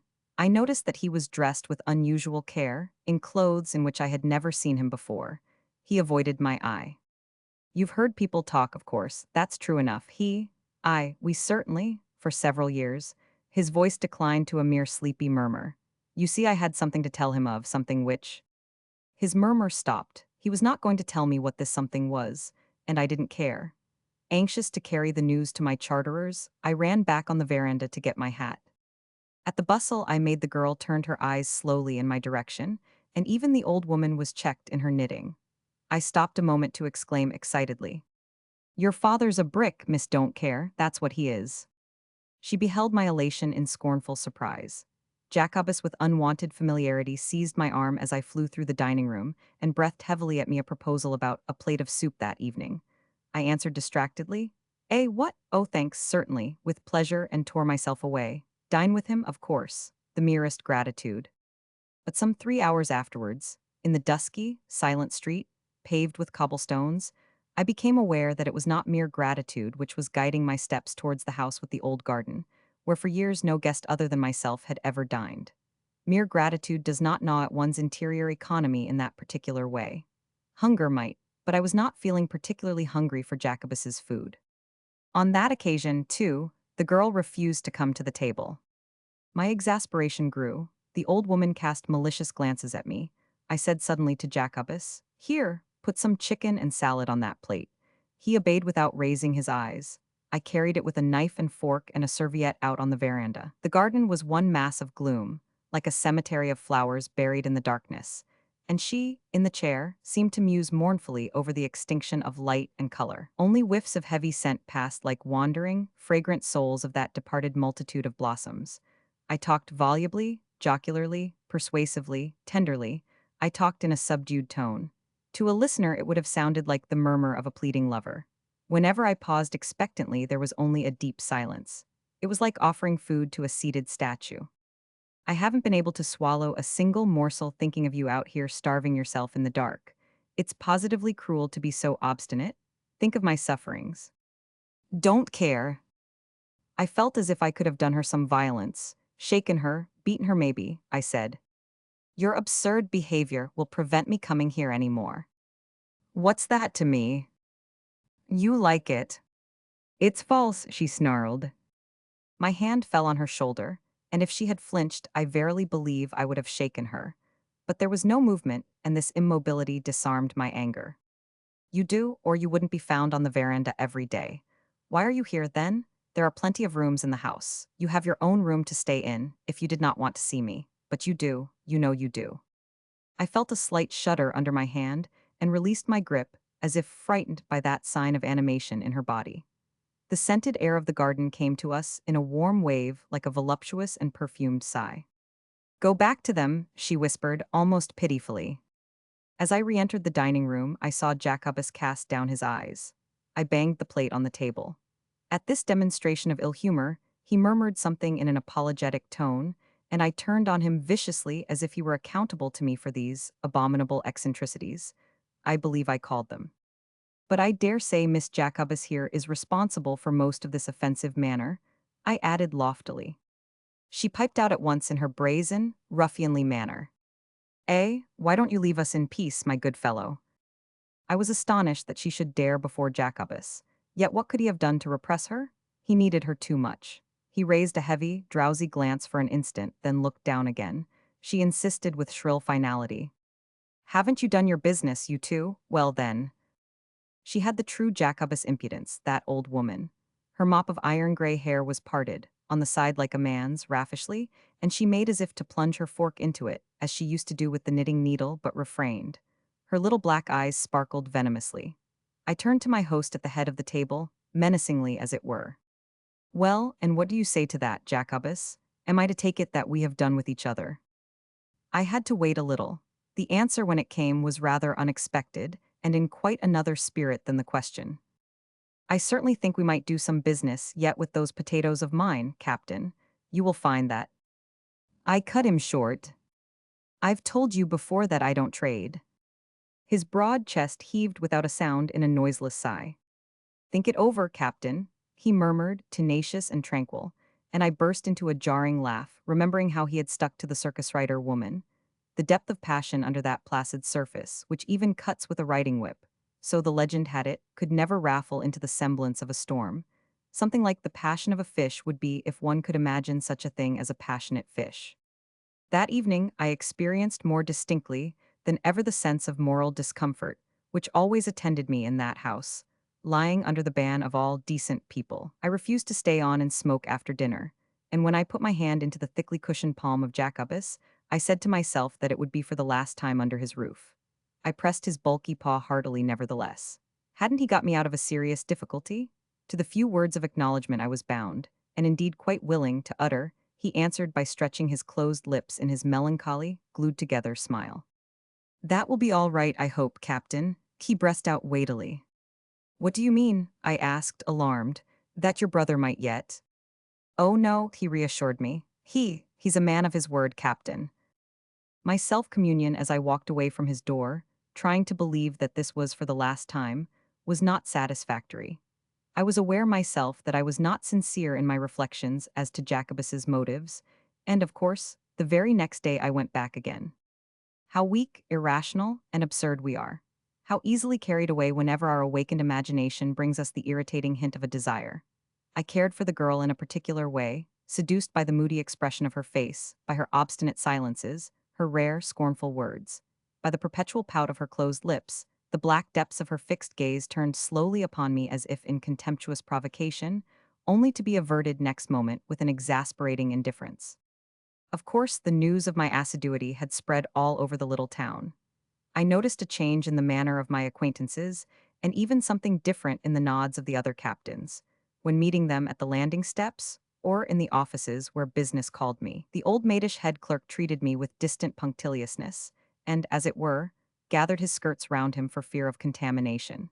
It seemed to me that the very niggers on the quays turned to look after me as I passed, and as to Jacobus's boatman his good night, saw, when he put me on board was no longer merely cordial. It had a familiar, confidential sound as though we had been partners in some villainy. My friend S., the elder, passed me on the other side of the street with a wave of the hand and an ironic smile. The younger brother, the one they had married to an elderly shrew, he, on the strength of an older friendship, and as if paying a debt of gratitude, took the liberty to utter a word of warning. "You're doing yourself no good by your choice of friends, my dear chap," he said with infantile gravity. As I knew that the meeting of the brothers Jacobus was the subject of excited comment in the whole of the sugary pearl of the ocean, I wanted to know why I was blamed. I have been the occasion of a move which may end in a reconciliation, surely desirable from the point of view of the proprieties. Don't you know? Of course, if that girl were disposed of, it would certainly facilitate. He mused sagely, then, inconsequential creature, gave me a light tap on the lower part of my waistcoat. "You old sinner," he cried jovially, "much you care for proprieties. But you had better look out for yourself, with a personage like Jacobus who has no sort of reputation to lose." He had recovered his gravity of a respectable citizen by that time, and added regretfully, "All the women of our family are perfectly scandalized." But by that time I had given up visiting the S family and the D family. The elder ladies pulled such faces when I showed myself, and the multitude of related young ladies received me with such a variety of looks. Wondering, awed, mocking, except Miss Mary, who spoke to me and looked at me with hushed, pained compassion as though I had been ill, that I had no difficulty in giving them all up. I would have given up the society of the whole town, for the sake of sitting near that girl, snarling and superb and barely clad in that flimsy, dingy, amber wrapper, open low at the throat. She looked, with the wild wisps of hair hanging down her tense face, as though she had just jumped out of bed in the panic of a fire. She sat leaning on her elbow, looking at nothing. Why did she stay listening to my absurd chatter? And not only that, but why did she powder her face in preparation for my arrival? It seemed to be her idea of making a toilette, and in her untidy negligence, a sign of great effort towards personal adornment. But I might have been mistaken. The powdering might have been her daily practice, and her presence in the veranda a sign of an indifference so complete as to take no account of my existence. Well, it was all one to me. I loved to watch her slow changes of pose, to look at her long immobilities composed in the graceful lines of her body, to observe the mysterious narrow stare of her splendid black eyes, somewhat long in shape, half closed, contemplating the void. She was like a spellbound creature with the forehead of a goddess, crowned by the disheveled, magnificent hair of a gypsy tramp. Even her indifference was seductive. I felt myself growing attached to her by the bond of an irrealizable desire, for I kept my head quite. And I put up with the moral discomfort of Jacobus's sleepy watchfulness, tranquil and yet so expressive, as if there had been a tacit pact between us two. I put up with the insolence of the old woman S. "Aren't you ever going to leave us in peace, my good fellow?" With her taunts, with her brazen and sinister scolding. She was of the true Jacobus stock, and no mistake. Directly I got away from the girl, I called myself many hard names. What folly was this? I would ask myself. It was like being the slave of some depraved habit, and I returned to her with my head clear, my heart certainly free, not even moved by pity for that castaway. She was as much of a castaway as anyone ever wrecked on a desert island, but as if beguiled by some extraordinary promise. Nothing more unworthy could be imagined. The recollection of that tremulous whisper when I gripped her shoulder with one hand and held a plate of chicken with the other was enough to make me break all my good resolutions. Her insulting taciturnity was enough sometimes to make one gnash one's teeth with rage. When she opened her mouth, it was only to be abominably rude in harsh tones to the associate of her reprobate father, and the full approval of her aged relative was conveyed to her by offensive chuckles. If not that, then her remarks, always uttered in the tone of scathing contempt, were of the most appalling inanity. How could it have been otherwise? That plump, ruffianly Jacobus old maid in the tight gray frock had never taught her any manners. Manners, I suppose, are not necessary for born castaways. No educational establishment could ever be induced to accept her as a pupil, on account of the proprieties, I imagine. And Jacobus had not been able to send her away anywhere. How could he have done it? Who with? Where to? He himself was not enough of an adventurer to think of settling down anywhere else. His passion had tossed him at the tail of a circus up and down strange coasts, but, the storm over, he had drifted back shamelessly where, social outcast as he was, he remained still a Jacobus. One of the oldest families on the island, older than the French even. There must have been a Jacobus inn at the death of the last dodo. The girl had learned nothing, she had never listened to a general conversation, she knew nothing, she had heard of nothing. She could read certainly, but all the reading matter that ever came in her way were the newspapers provided for the captain's room of the store. Jacobus had the habit of taking these sheets home now and then in a very stained and ragged condition. As her mind could not grasp the meaning of any matters treated there, except police court reports and accounts of crimes, She had formed for herself a notion of the civilized world as a scene of murders, abductions, burglaries, stabbing affrays, and every sort of desperate violence. England and France, Paris and London, the only two towns of which she seemed to have heard, appeared to her sinks of abomination, reeking with blood, in contrast to her little island where petty larceny was about the standard of current misdeeds, with now and then some more pronounced crime, and that only amongst the imported coolie laborers on sugar estates or the Negroes of the town. But in Europe these things were being done daily by a wicked population of white men amongst whom, as that ruffianly, aristocratic old Miss Jacobus pointed out, the wandering sailors, the associates of her precious papa, were the lowest of the low. It was impossible to give her a sense of proportion. I suppose she figured England to herself as about the size of the pearl of the ocean, in which case it would certainly have been reeking with gore and a mere wreck of burgled houses from end to end. One could not make her understand that these horrors on which she fed her imagination were lost in the mass of orderly life like a few drops of blood in the ocean. She directed upon me for a moment the uncomprehending glance of her narrowed eyes, and then would turn her scornful powdered face away without a word. She would not even take the trouble to shrug her shoulders. At that time, the batches of papers brought by the last mail reported a series of crimes in the East End of London. There was a sensational case of abduction in France and a fine display of armed robbery in Australia. One afternoon, crossing the dining room, I heard Miss Jacobus piping in the veranda with venomous animosity. I don't know what your precious papa is plotting with that fellow, but he's just the sort of man who's capable of carrying you off far away somewhere and then cutting your throat someday for your money. There was a good half of the length of the veranda between their chairs. I came out and sat down fiercely midway between them. Yes, that's what we do with girls in Europe, I began in a grimly matter-of-fact tone. I think Miss Jacobus was disconcerted by my sudden appearance. I turned upon her with cold ferocity. As to objectionable old women, they are first strangled quietly, then cut up into small pieces and thrown away, a bit here and a bit there. They vanish. I cannot go so far as to say I had terrified her, but she was troubled by my truculence, the more so because I had been always addressing her with a politeness she did not deserve. Her plump, knitting hands fell slowly on her knees. She said not a word while I fixed her with severe determination. Then, as I turned away from her at last, she laid down her work gently and with noiseless movements retreated from the veranda. In fact, she vanished. But I was not thinking of her. I was looking at the girl. It was what I was coming for daily, troubled, ashamed, eager, finding in my nearness to her a unique sensation which I indulged with dread, self-contempt, and deep pleasure, as if it were a secret vice bound to end in my undoing, like the habit of some drug or other which ruins and degrades its slave. I looked her over from the top of her disheveled head, down the lovely line of the shoulder, following the curve of the hip, the draped form of the long limb, right down to her fine ankle below a torn, soiled flounce, and as far as the point of the shabby, high-heeled blue slipper, dangling from her well-shaped foot, which she moved slightly, with quick, nervous jerks, as if impatient of my presence. And in the scent of the massed flowers, I seemed to breathe her special and inexplicable charm, the heady perfume of the everlastingly irritated captive of the garden.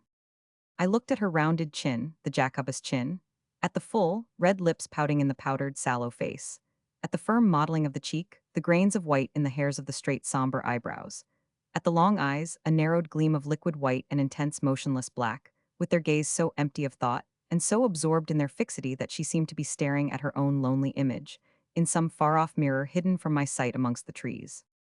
And suddenly, without looking at me, with the appearance of a person speaking to herself, she asked, in that voice slightly harsh yet mellow and always irritated, "Why do you keep on coming here?" "Why do I keep on coming here?" I repeated, taken by surprise. I could not have told her. I could not even tell myself with sincerity why I was coming there. "What's the good of you asking a question like that?"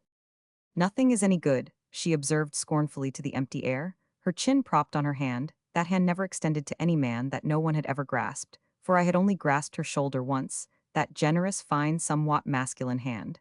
I knew well the peculiarly efficient shape, broad at the base, tapering at the fingers of that hand for which there was nothing in the world to lay hold of. I pretended to be playful. "No, but do you really care to know?" She shrugged indolently her magnificent shoulders, from which the dingy thin wrapper was slipping a little. "Oh, never mind, never mind." There was something smoldering under those airs of lassitude. She exasperated me by the provocation of her nonchalance, by something elusive and defiant in her very form which I wanted to seize.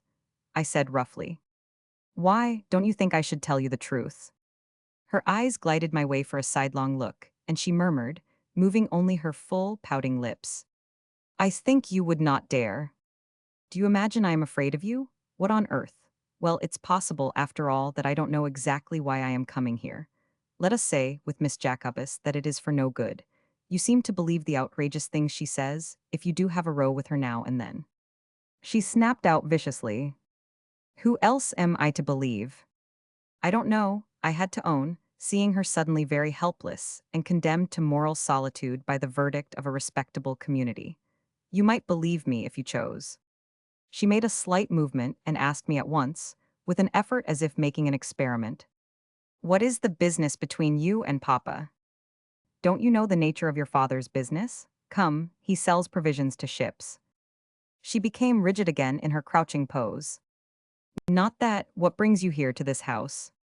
And suppose it's you? You would not call that business, would you? And now let us drop the subject, it's no use. My ship will be ready for sea the day after tomorrow." She murmured a distinctly scared, "So soon?" and getting up quickly, went to the little table and poured herself a glass of water. She walked with rapid steps and with an indolent swaying of her whole young figure above the hips.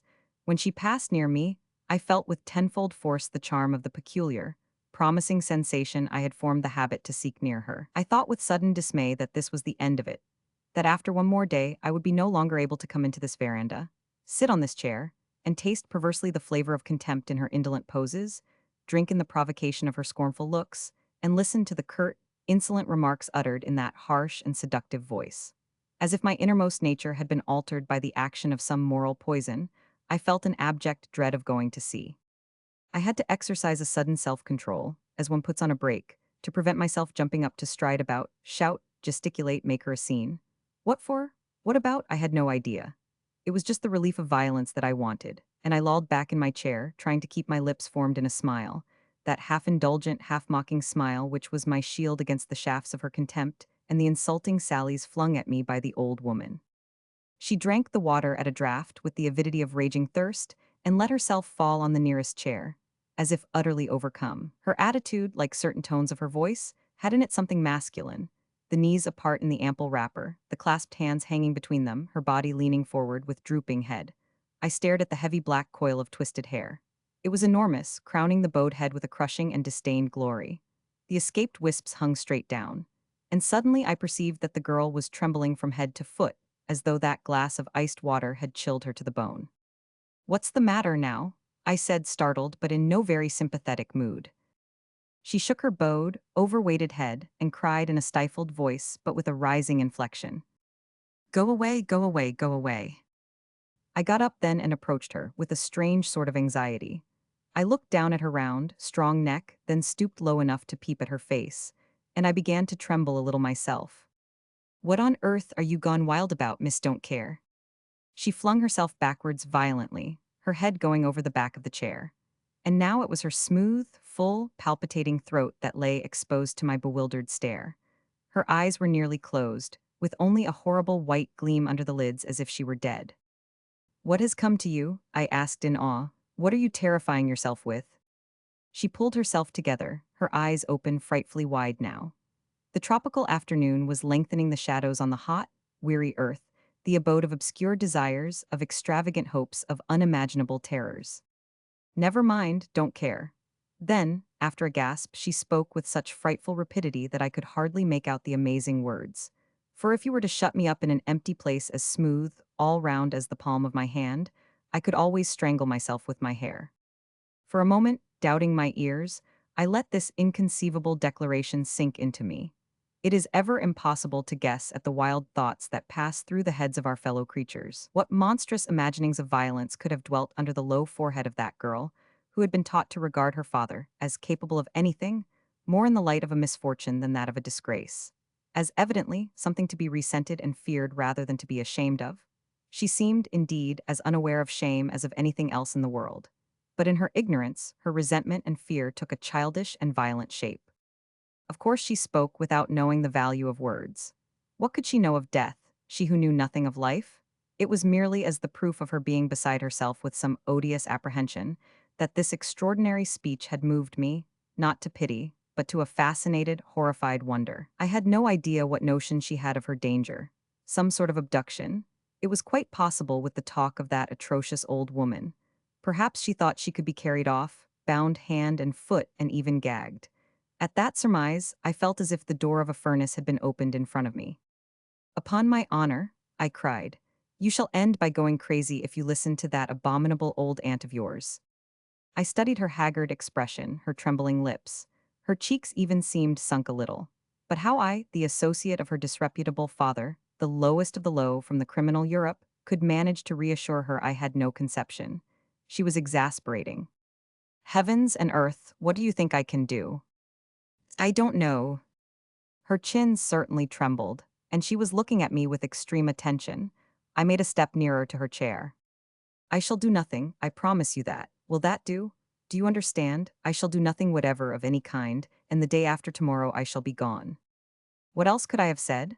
She seemed to drink in my words with the thirsty avidity with which she had emptied the glass of water.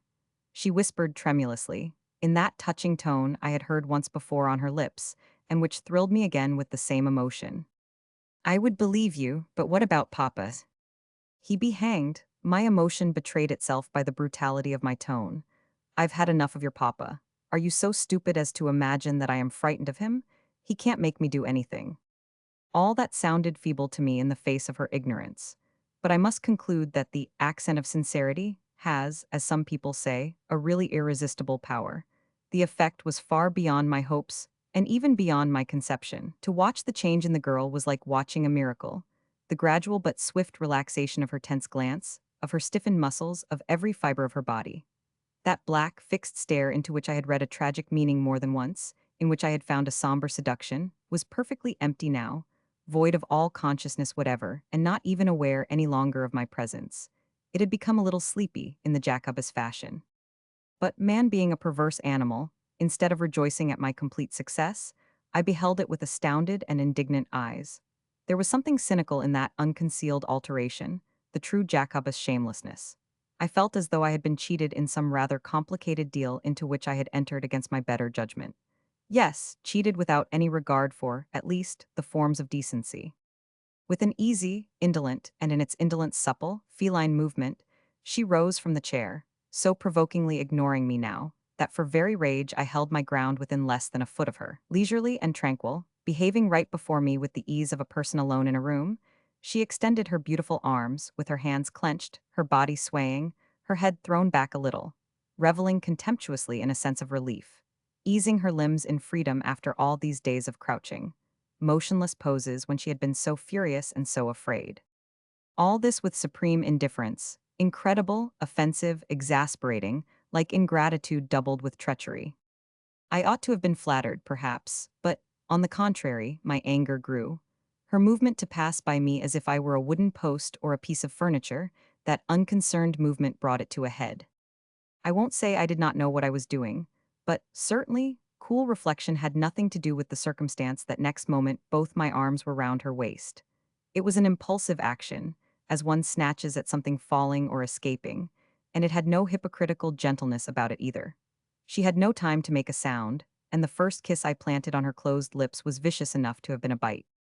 She did not resist, and of course I did not stop at one. She let me go on, not as if she were inanimate. I felt her there, close against me, young, full of vigor, of life, a strong, desirable creature, but as if she did not care in the least, in the absolute assurance of her safety, what I did or left undone. Our faces brought close together in this storm of haphazard caresses. Her big, black, wide-open eyes looked into mine without the girl appearing either angry, or pleased, or moved in any way. In that steady gaze which seemed impersonally to watch my madness, I could detect a slight surprise, perhaps, nothing more. I showered kisses upon her face, and there did not seem to be any reason why this should not go on forever. That thought flashed through my head, and I was on the point of desisting, when, all at once, she began to struggle with a sudden violence which all but freed her instantly, which revived my exasperation with her. Indeed, a fierce desire never to let her go any more. I tightened my embrace in time, gasping out, "No, you don't," as if she were my mortal enemy. On her part, not a word was said. Putting her hands against my chest, she pushed with all her might without succeeding to break the circle of my arms. Except that she seemed thoroughly awake now, her eyes gave me no clue whatever. To meet her black stare was like looking into a deep well, and I was totally unprepared for her change of tactics. Instead of trying to tear my hands apart, she flung herself upon my breast, and with a downward, undulating, serpentine motion, a quick sliding dive, she got away from me smoothly. It was all very swift. I saw her pick up the tail of her wrapper and run for the door at the end of the veranda not very gracefully. She appeared to be limping a little, and then she vanished. The door swung behind her so noiselessly that I could not believe it was completely closed. I had a distinct suspicion of her black eye being at the crack to watch what I would do. I could not make up my mind whether to shake my fist in that direction or blow a kiss. Chapter 6. Either would have been perfectly consistent with my feelings. I gazed at the door, hesitating, but in the end I did neither. The monition of some sixth sense. The sense of guilt, maybe, that sense which always acts too late, alas, warned me to look round, and at once I became aware that the conclusion of this tumultuous episode was likely to be a matter of lively anxiety. Jacobus was standing in the doorway of the dining room. How long he had been there, it was impossible to guess, and remembering my struggle with the girl, I thought he must have been its mute witness from beginning to end. But this supposition seemed almost incredible. Perhaps that impenetrable girl had heard him come in and had got away in time. He stepped onto the veranda in his usual manner, heavy-eyed with glued lips. I marveled at the girl's resemblance to this man. Those long, Egyptian eyes, that low forehead of a stupid goddess, she had found in the sawdust of the circus. But all the rest of the face, the design and the modeling, the rounded chin, the very lips, all that was Jacobus, fine down, more finished, more expressive. His thick hand fell on and grasped with force the back of a light chair. There were several standing about, and I perceived the chance of a broken head at the end of all this, most likely. My mortification was extreme. The scandal would be horrible, that was unavoidable. But how to act so as to satisfy myself I did not know. I stood on my guard and at any rate faced him. There was nothing else for it. Of one thing I was certain, that, however brazen my attitude, it could never equal the characteristic Jacobus impudence. He gave me his melancholy, glued smile and sat down. I own I was relieved. The perspective of passing from kisses to blows had nothing particularly attractive in it.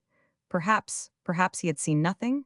He behaved as usual, but he had never before found me alone on the veranda. If he had alluded to it, if he had asked, "Where S. Alice?" or something of the sort, I would have been able to judge from the tone. He would give me no opportunity. The striking peculiarity was that he had never looked up at me yet. He knows, I said to myself confidently, and my contempt for him relieved my disgust with myself. "You are early home," I remarked. "Things are very quiet, nothing doing at the store today," he explained with a cast-down air. "Oh, well, I am off," I said, feeling that this perhaps was the best thing to do. "Yes," he breathed out, "day after tomorrow." This was not what I had meant, but as he gazed persistently on the floor, I followed the direction of his glance. In the absolute stillness of the house, we stared at the high-heeled slipper the girl had lost in her flight. We stared. It lay overturned. After what seemed a very long time to me, Jacobus hitched his chair forward, stooped with extended arm and picked it up. It looked a slender thing in his big, thick hands. It was not really a slipper, but a low shoe of blue, glazed kid, rubbed and shabby. It had straps to go over the instep, but the girl only thrust her feet in, after her slovenly manner. Jacobus raised his eyes from the shoe to look at me. "Sit down, Captain," he said at last in his subdued tone. As if the sight of that shoe had renewed the spell, I gave up suddenly the idea of leaving the house there and then. It had become impossible. I sat down, keeping my eyes on the fascinating object. Jacobus turned his daughter's shoe over and over in his cushioned paws as if studying the way the thing was made. He contemplated the thin sole for a time, then glancing inside with an absorbed air. "I am glad I found you here, Captain." I answered this by some sort of grunt, watching him covertly. Then I added, "You won't have much more of me now." He was still deep in the interior of that shoe, on which my eyes too were resting. "Have you thought any more of this deal in potatoes I spoke to you about the other day?" "No, I haven't," I answered curtly. He checked my movement to rise by an austere, commanding gesture of the hand holding that fatal shoe. I remained seated and glared at him. "You know I don't trade." "You ought to, Captain, you ought to." I reflected, if I left that house now I would never see the girl again, and I felt I must see her once more, if only for an instant. It was a need, not to be reasoned with, not to be disregarded. No, I did not want to go away. I wanted to stay for one more experience of that strange, provoking sensation and of indefinite desire, the habit of which had made me of all people, dread the prospect of going to sea. Mr. Jacobus, I pronounced slowly, do you really think that upon the whole and taking various matters into consideration, I mean everything, do you understand? It would be a good thing for me to trade, let us say, with you. I waited for a while. He went on looking at the shoe which he held now crushed in the middle, the worn point of the toe, and the high heel protruding on each side of his heavy fist. That will be all right, he said, facing me squarely at last. Are you sure? You'll find it quite correct, Captain. He had uttered his habitual phrases in his usual placid, breath-saving voice and stood my hard, inquisitive stare sleepily, without as much as a wink. Then let us trade, I said, turning my shoulder to him. I see you are bent on it. I did not want an open scandal, but I thought that outward decency may be bought too dearly at times. I included Jacobus, myself, the whole population of the island, in the same contemptuous disgust as though we had been partners in an ignoble transaction. And the remembered vision at sea, diaphanous and blue, of the pearl of the ocean at 60 miles off. The unsubstantial, clear marvel of it as if evoked by the art of a beautiful and pure magic, turned into a thing of horrors too. Was this the fortune this vaporous and rare apparition had held for me in its hard heart, hidden within the shape as of fair dreams and mist? Was this my luck? I think Jacobus became suddenly audible after what seemed the silence of vile meditation, that you might conveniently take some 30 tons. That would be about the lot, Captain. Would it, the lot? I dare say it would be convenient, but I haven't got enough money for that. I had never seen him so animated. No, he exclaimed with what I took for the accent of grim menace. That's a pity. He paused then, unrelenting. How much money have you got, Captain? He inquired with awful directness. It was my turn to face him squarely. I did so and mentioned the amount I could dispose of, and I perceived that he was disappointed. He thought it over, his calculating gaze lost in mine, for quite a long time before he came out in a thoughtful tone with the rapacious suggestion. You could draw some more from your charterers. That would be quite easy, Captain. No, I couldn't, I retorted brusquely. I've drawn my salary up to date, and besides, the ship's accounts are closed. I was growing furious, I pursued, and I'll tell you what, if I could do it, I wouldn't. Then, throwing off all restraint, I added, you are a bit too much of a Jacobus, Mr. Jacobus. The tone alone was insulting enough, but he remained tranquil, only a little puzzled, till something seemed to dawn upon him. But the unwonted light in his eyes died out instantly.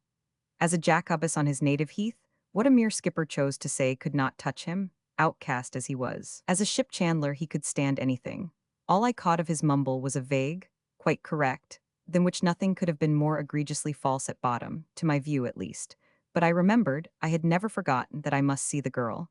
I did not mean to go, I meant to stay in the house till I had seen her once more. Look here, I said finally. I'll tell you what I'll do. I'll take as many of your confounded potatoes as my money will buy, on condition that you go off at once down to the wharf to see them loaded in the lighter and sent alongside the ship straight away. Take the invoice and a signed receipt with you. Here's the key of my desk. Give it to Burns, he will pay you. He got up from his chair before I had finished speaking, but he refused to take the key. Burns would never do it. He wouldn't like to ask him even. Well then, I said, eyeing him slightingly, there's nothing for it, Mr. Jacobus, but you must wait on board till I come off to settle with you.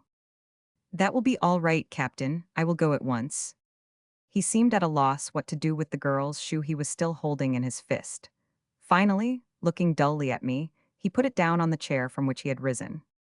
And you, Captain, won't you come along too, just to see? Don't bother about me, I'll take care of myself. He remained perplexed for a moment, as if trying to understand, and then his weighty, certainly, certainly, Captain, seemed to be the outcome of some sudden thought. His big chest heaved. Was it a sigh?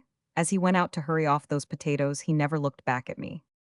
I waited till the noise of his footsteps had died out of the dining room, and I waited a little longer. Then, turning towards the distant door, I raised my voice along the veranda. Gallus. Nothing answered me, not even a stir behind the door. Jacobus's house might have been made empty for me to make myself at home in. I did not call again. I had become aware of a great discouragement. I was mentally jaded, morally dejected. I turned to the garden again, sitting down with my elbows spread on the low balustrade, and took my head in my hands. The evening closed upon me. The shadows lengthened, deepened, mingled together into a pool of twilight in which the flower beds glowed like colored embers. Whiffs of heavy scent came to me as if the dusk of this hemisphere were but the dimness of a temple and the garden an enormous censer swinging before the altar of the stars. The colors of the blossoms deepened, losing their glow one by one. The girl, when I turned my head at a slight noise, appeared to me very tall and slender, advancing with a swaying limp, a floating and uneven motion which ended in the sinking of her shadowy form into the deep low chair. And I don't know why or whence I received the impression that she had come too late. She ought to have appeared at my call. She ought to have. It was as if a supreme opportunity had been missed. I rose and took a seat close to her, nearly opposite her armchair. Her ever discontented voice addressed me at once, contemptuously. "You are still here." I pitched mine low. "You have come out at last. I came to look for my shoe before they bring in the lights." It was her harsh, enticing whisper, subdued, not very steady, but its low tremulousness gave me no thrill now. I could only make out the oval of her face, her uncovered throat, the long, white gleam of her eyes. She was mysterious enough. Her hands were resting on the arms of the chair. But where was the mysterious and provoking sensation which was like the perfume of her flower-like youth? I said quietly. "I have got your shoe here." She made no sound and I continued, "You had better give me your foot and I will put it on for you." She made no movement. I bent low down and groped for her foot under the flounces of the wrapper. She did not withdraw it and I put on the shoe, buttoning the instep strap. It was an inanimate foot. I lowered it gently to the floor. "If you buttoned the strap you would not be losing your shoe, Miss Don't Care," I said, trying to be playful without conviction.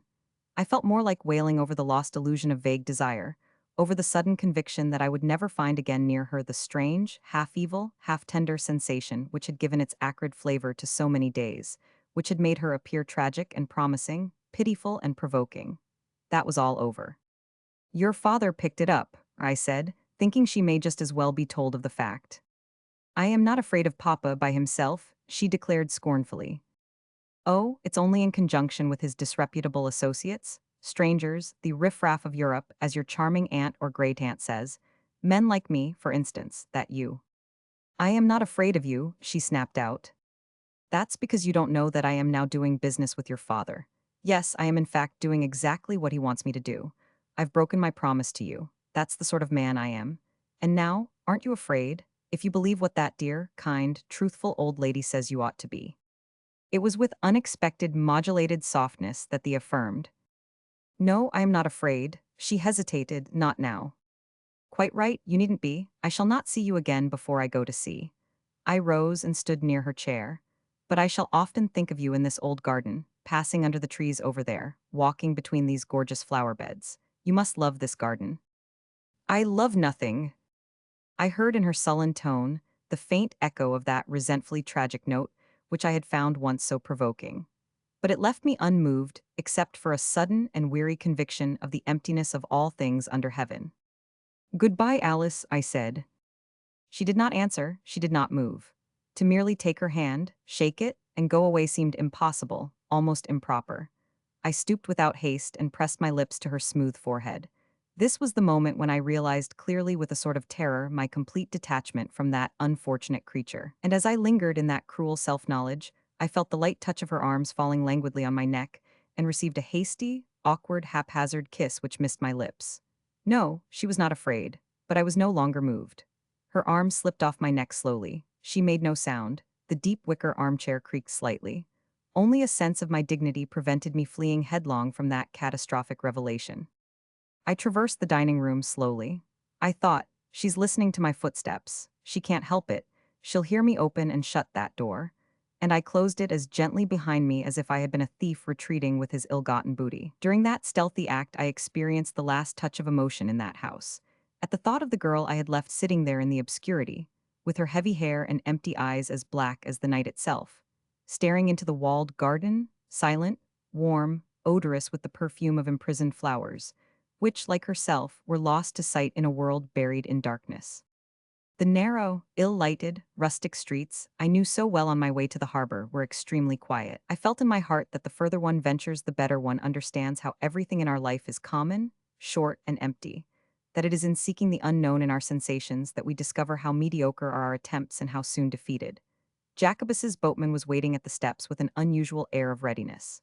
He put me alongside the ship, but did not give me his confidential, "Good evening, saw," and instead of shoving off at once, remained holding by the ladder. I was 1,000 miles from commercial affairs, when on the dark quarterdeck Mr. Burns positively rushed at me, stammering with excitement.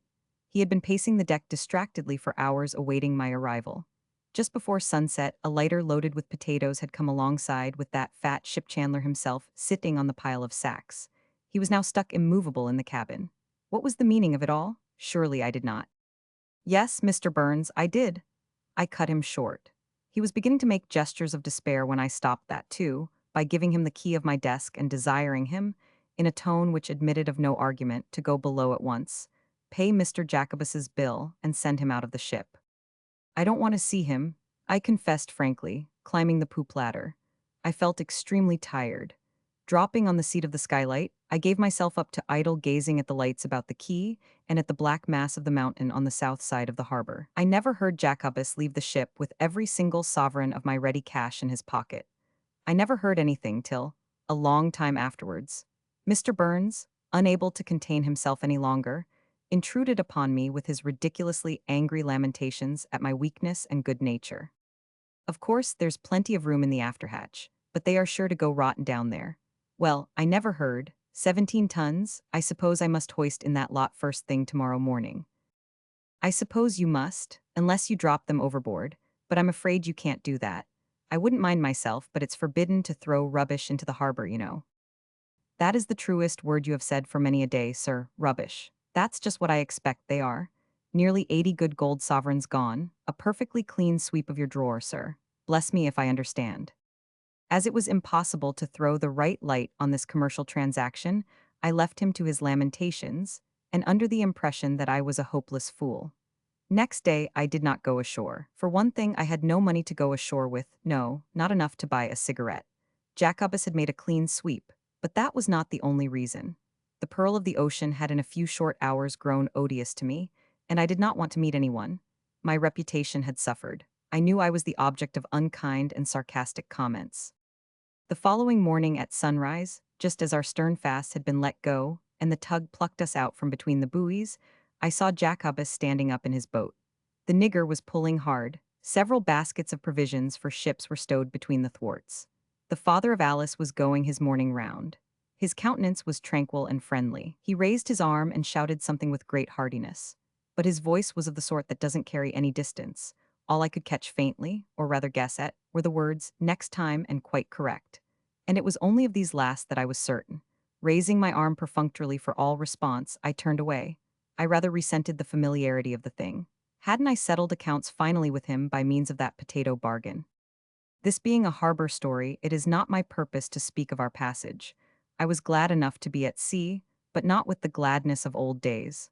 Formerly, I had no memories to take away with me. I shared in the blessed forgetfulness of sailors, that forgetfulness natural and invincible, which resembles innocence in so far that it prevents self-examination. Now, however, I remembered the girl. During the first few days, I was forever questioning myself as to the nature of facts and sensations connected with her person and with my conduct. And I must say also that Mr. Burns' intolerable fussing with those potatoes was not calculated to make me forget the part which I had played. He looked upon it as a purely commercial transaction of a particularly foolish kind, and his devotion, if it was devotion and not mere cussedness as I came to regard it before long, inspired him with a zeal to minimize my loss as much as possible. Oh, yes, he took care of those infamous potatoes with a vengeance, as the saying goes. Everlastingly, there was a tackle over the afterhatch, and everlastingly, the watch on deck were pulling up, spreading out, picking over, rebagging, and lowering down again, some part of that lot of potatoes. My bargain with all its remotest associations, mental and visual, the garden of flowers and scents, the girl with her provoking contempt and her tragic loneliness of a hopeless castaway, was everlastingly dangled before my eyes, for thousands of miles along the open sea, and as if by a satanic refinement of irony it was accompanied by a most awful smell. Whiffs from decaying potatoes pursued me on the poop. They mingled with my thoughts, with my food, poisoned my very dreams. They made an atmosphere of corruption for the ship. I remonstrated with Mr. Burns about this excessive care. I would have been well content to batten the hatch down and let them perish under the deck. That perhaps would have been unsafe. The horrid emanations might have flavored the cargo of sugar. They seemed strong enough to taint the very ironwork. In addition, Mr. Burns made it a personal matter. He assured me he knew how to treat a cargo of potatoes at sea, had been in the trade as a boy, he said. He meant to make my loss as small as possible. What between his devotion, it must have been devotion, and his vanity, I positively dared not give him the order to throw my commercial venture overboard. I believe he would have refused point blank to obey my lawful command. An unprecedented and comical situation would have been created with which I did not feel equal to deal. I welcomed the coming of bad weather as no sailor had ever done. When at last I hove the ship to pick up the pilot outside Port Phillip Heads, the afterhatch had not been opened for more than a week, and I might have believed that no such thing as a potato had ever been on board. It was an abominable day, raw, blustering, with great squalls of wind and rain. The pilot, a cheery person, looked after the ship and chatted to me, streaming from head to foot. And the heavier the lash of the downpour, the more pleased with himself and everything around him he seemed to be. He rubbed his wet hands with a satisfaction, which to me, who had stood that kind of thing for several days and nights, seemed inconceivable in any non-aquatic creature. "You seem to enjoy getting wet, pilot," I remarked. He had a bit of land round his house in the suburbs, and it was of his garden he was thinking. At the sound of the word garden, unheard, unspoken for so many days, I had a vision of gorgeous color, of sweet scents, of a girlish figure crouching in a chair. Yes, that was a distinct emotion, breaking into the peace I had found in the sleepless anxieties of my responsibility during a week of dangerous bad weather. The colony, the pilot explained, had suffered from unparalleled drought. This was the first decent drop of water they had had for 7 months. The root crops were lost. And trying to be casual but with visible interest, he asked me if I had perchance any potatoes to spare. Potatoes, I had managed to forget them. In a moment, I felt plunged into corruption up to my neck. Mr. Burns was making eyes at me behind the pilot's back. Finally, he obtained a ton and paid £10 for it. This was twice the price of my bargain with Jacobus. The spirit of covetousness woke up in me. That night in harbor, before I slept, the custom house galley came alongside. While his underlings were putting seals on the storerooms, the officer in charge took me aside confidentially. "I say, Captain, you don't happen to have any potatoes to sell." Clearly, there was a potato famine in the land.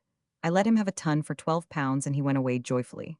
That night, I dreamt of a pile of gold in the form of a grave in which a girl was buried and woke up callous with greed. On calling at my shipbroker's office, that man, after the usual business had been transacted, pushed his spectacles up on his forehead. "I was thinking, Captain, that coming from the pearl of the ocean you may have some potatoes to sell." I said negligently, "Oh yes, I could spare you a ton, £15. He exclaimed, "I say," but after studying my face for a while accepted my terms with a faint grimace. It seems that these people could not exist without potatoes. I could. I didn't want to see a potato as long as I lived, but the demon of lucre had taken possession of me. How the news got about I don't know, but returning on board rather late, I found a small group of men of the coster type hanging about the waist, while Mr. Burns walked to and fro the quarterdeck loftily, keeping a triumphant eye on them. They had come to buy potatoes. "These chaps have been waiting here in the sun for hours," Burns whispered to me excitedly. "They have drank the water cask dry. Don't you throw away your chances, sir. You are too good-natured." I selected a man with thick legs and a man with a cast in his eye to negotiate with, simply because they were easily distinguishable from the rest. "You have the money on you?" I inquired, before taking them down into the cabin. "Yes, sir," they answered in one voice, slapping their pockets. I liked their air of quiet determination. Long before the end of the day, all the potatoes were sold at about 3 times the price I had paid for them. Mr. Burns, feverish and exulting, congratulated himself on his skillful care of my commercial venture, but hinted plainly that I ought to have made more of it. That night I did not sleep very well. I thought of Jacobus by fits and starts, between snatches of dreams concerned with castaways starving on a desert island covered with flowers. It was extremely unpleasant. In the morning, tired and unrefreshed, I sat down and wrote a long letter to my owners, giving them a carefully thought-out scheme for the ship's employment in the East and about the China Seas for the next 2 years. I spent the day at that task and felt somewhat more at peace when it was done.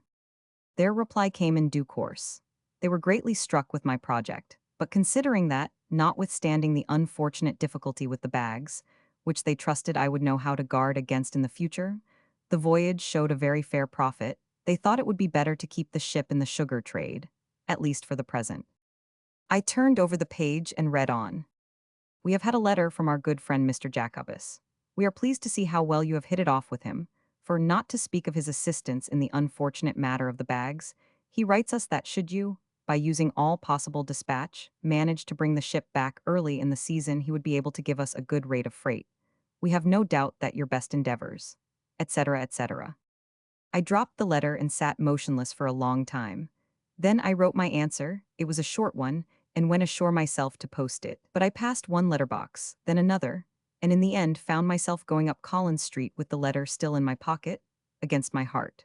Collins Street at 4 o'clock in the afternoon is not exactly a desert solitude, but I had never felt more isolated from the rest of mankind as when I walked that day its crowded pavement, battling desperately with my thoughts and feeling already vanquished. There came a moment when the awful tenacity of Jacobus, the man of one passion and of one idea, appeared to me almost heroic. He had not given me up. He had gone again to his odious brother. And then he appeared to me odious himself. Was it for his own sake or for the sake of the poor girl? And on that last supposition, the memory of the kiss which missed my lips appalled me. For whatever he had seen, or guessed at, or risked, he knew nothing of that, unless the girl had told him. How could I go back to fan that fatal spark with my cold breath? No, no, that unexpected kiss had to be paid for at its full price. At the first letterbox I came to, I stopped, and reaching into my breast pocket, I took out the letter. It was as if I were plucking out my very heart, and dropped it through the slit. Then I went straight on board. I wondered what dreams I would have that night, but as it turned out, I did not sleep at all. At breakfast, I informed Mr. Burns that I had resigned my command. He dropped his knife and fork and looked at me with indignation. You have, sir, I thought you loved the ship. So I do, Burns, I said. But the fact is that the Indian Ocean and everything that is in it has lost its charm for me. I am going home as passenger by the Suez Canal. Everything that is in it, he repeated angrily. I've never heard anybody talk like this. And to tell you the truth, sir, all the time we have been together I've never quite made you out. What's one ocean more than another? Charm, indeed. He was really devoted to me, I believe, but he cheered up when I told him that I had recommended him for my successor. Anyhow, he remarked, let people say what they like, this Jacobus has served your turn. I must admit that this potato business has paid extremely well. Of course, if only you had. Yes, Mr. Burns, I interrupted, quite a smile of fortune. But I could not tell him that it was driving me out of the ship I had learned to love. And as I sat heavy-hearted at that parting, seeing all my plans destroyed, my modest future endangered. For this command was like a foot in the stirrup for a young man he gave up completely for the first time his critical attitude. A wonderful piece of luck, he said. P99 The Secret Sharer. An episode from the coast. Chapter 1. On my right hand there were lines of fishing stakes resembling a mysterious system of half-submerged bamboo fences, incomprehensible in its division of the domain of tropical fishes, and crazy of aspect as if abandoned forever by some nomad tribe of fishermen now gone to the other end of the ocean. For there was no sign of human habitation as far as the eye could reach. To the left a group of barren islets, suggesting ruins of stone walls, towers, and blockhouses, had its foundations set in a blue sea that itself looked solid. So still and stable did it lie below my feet. Even the track of light from the westering sun shone smoothly, without that animated glitter which tells of an imperceptible ripple. And when I turned my head to take a parting glance at the tug which had just left us anchored outside the bar, I saw the straight line of the flat shore joined to the stable sea, edge to edge, with a perfect and unmarked closeness, in one leveled floor half brown, half blue under the enormous dome of the sky, corresponding in their insignificance to the islets of the sea. Two small clumps of trees, one on each side of the only fault in the impeccable joint, marked the mouth of the river Mainam we had just left on the first preparatory stage of our homeward journey. And far back on the inland level, a larger and loftier mass, the grove surrounding the great Paknam Pagoda, was the only thing on which the eye could rest from the vain task of exploring the monotonous sweep of the horizon. Here and there gleams as of a few scattered pieces of silver marked the windings of the great river. And on the nearest of them, just within the bar, the tug steaming right into the land became lost to my sight, hull and funnel and masts, as though the impassive earth had swallowed her up without an effort. Without tremor, my eye followed the light cloud of her smoke, now here, now there, above the plain, according to the devious curves of the stream, but always fainter and farther away, till I lost it at last behind the mitre-shaped hill of the Great Pagoda. And then I was left alone with my ship, anchored at the head of the Gulf of Siam. She floated at the starting point of a long journey, very still in an immense stillness, the shadows of her spars flung far to the eastward by the setting sun. At that moment, I was alone on her decks. There was not a sound in her, and around us nothing moved, nothing lived, not a canoe on the water, not a bird in the air, not a cloud in the sky. In this breathless pause at the threshold of a long passage, we seemed to be measuring our fitness for a long and arduous enterprise, the appointed task of both our existences to be carried out, far from all human eyes, with only sky and sea for spectators and for judges. There must have been some glare in the air to interfere with one's sight, because it was only just before the sun left us that my roaming eyes made out beyond the highest ridge of the principal islet of the group something which did away with the solemnity of perfect solitude. The tide of darkness flowed on swiftly, and with tropical suddenness, a swarm of stars came out above the shadowy earth, while I lingered yet, my hand resting lightly on my ship's rail as if on the shoulder of a trusted friend. But with all that multitude of celestial bodies staring down at one, the comfort of quiet communion with her was gone for good. And there were also disturbing sounds by this time, voices, footsteps forward. The steward flitted along the main deck, a busily ministering spirit. A handbell tinkled urgently under the poop deck. I found my two officers waiting for me near the supper table, in the lighted cuddy. We sat down at once, and as I helped the chief mate, I said, "Are you aware that there is a ship anchored inside the islands? I saw her mastheads above the ridge as the sun went down." He raised sharply his simple face, overcharged by a terrible growth of whisker, and emitted his usual ejaculations. "Bless my soul, sir, you don't say so." My second mate was a round-cheeked, silent young man, grave beyond his years, I thought, but as our eyes happened to meet, I detected a slight quiver on his lips. I looked down at once. It was not my part to encourage sneering on board my ship. It must be said, too, that I knew very little of my officers. In consequence of certain events of no particular significance, except to myself, I had been appointed to the command only a fortnight before. Neither did I know much of the hands forward. All these people had been together for 18 months or so, and my position was that of the only stranger on board. I mention this because it has some bearing on what is to follow. But what I felt most was my being a stranger to the ship, and if all the truth must be told, I was somewhat of a stranger to myself. The youngest man on board, barring the second mate, and untried as yet by a position of the fullest responsibility, I was willing to take the adequacy of the others for granted. They had simply to be equal to their tasks. But I wondered how far I should turn out faithful to that ideal conception of one's own personality every man sets up for himself secretly. Meantime, the chief mate, with an almost visible effect of collaboration on the part of his round eyes and frightful whiskers, was trying to evolve a theory of the anchored ship. His dominant trait was to take all things into earnest consideration. He was of a painstaking turn of mind.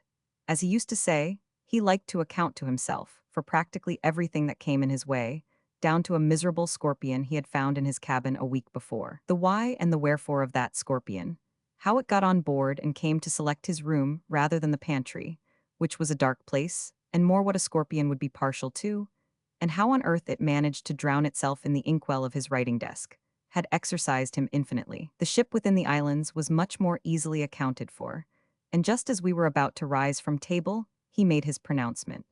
She was, he doubted not, a ship from home lately arrived.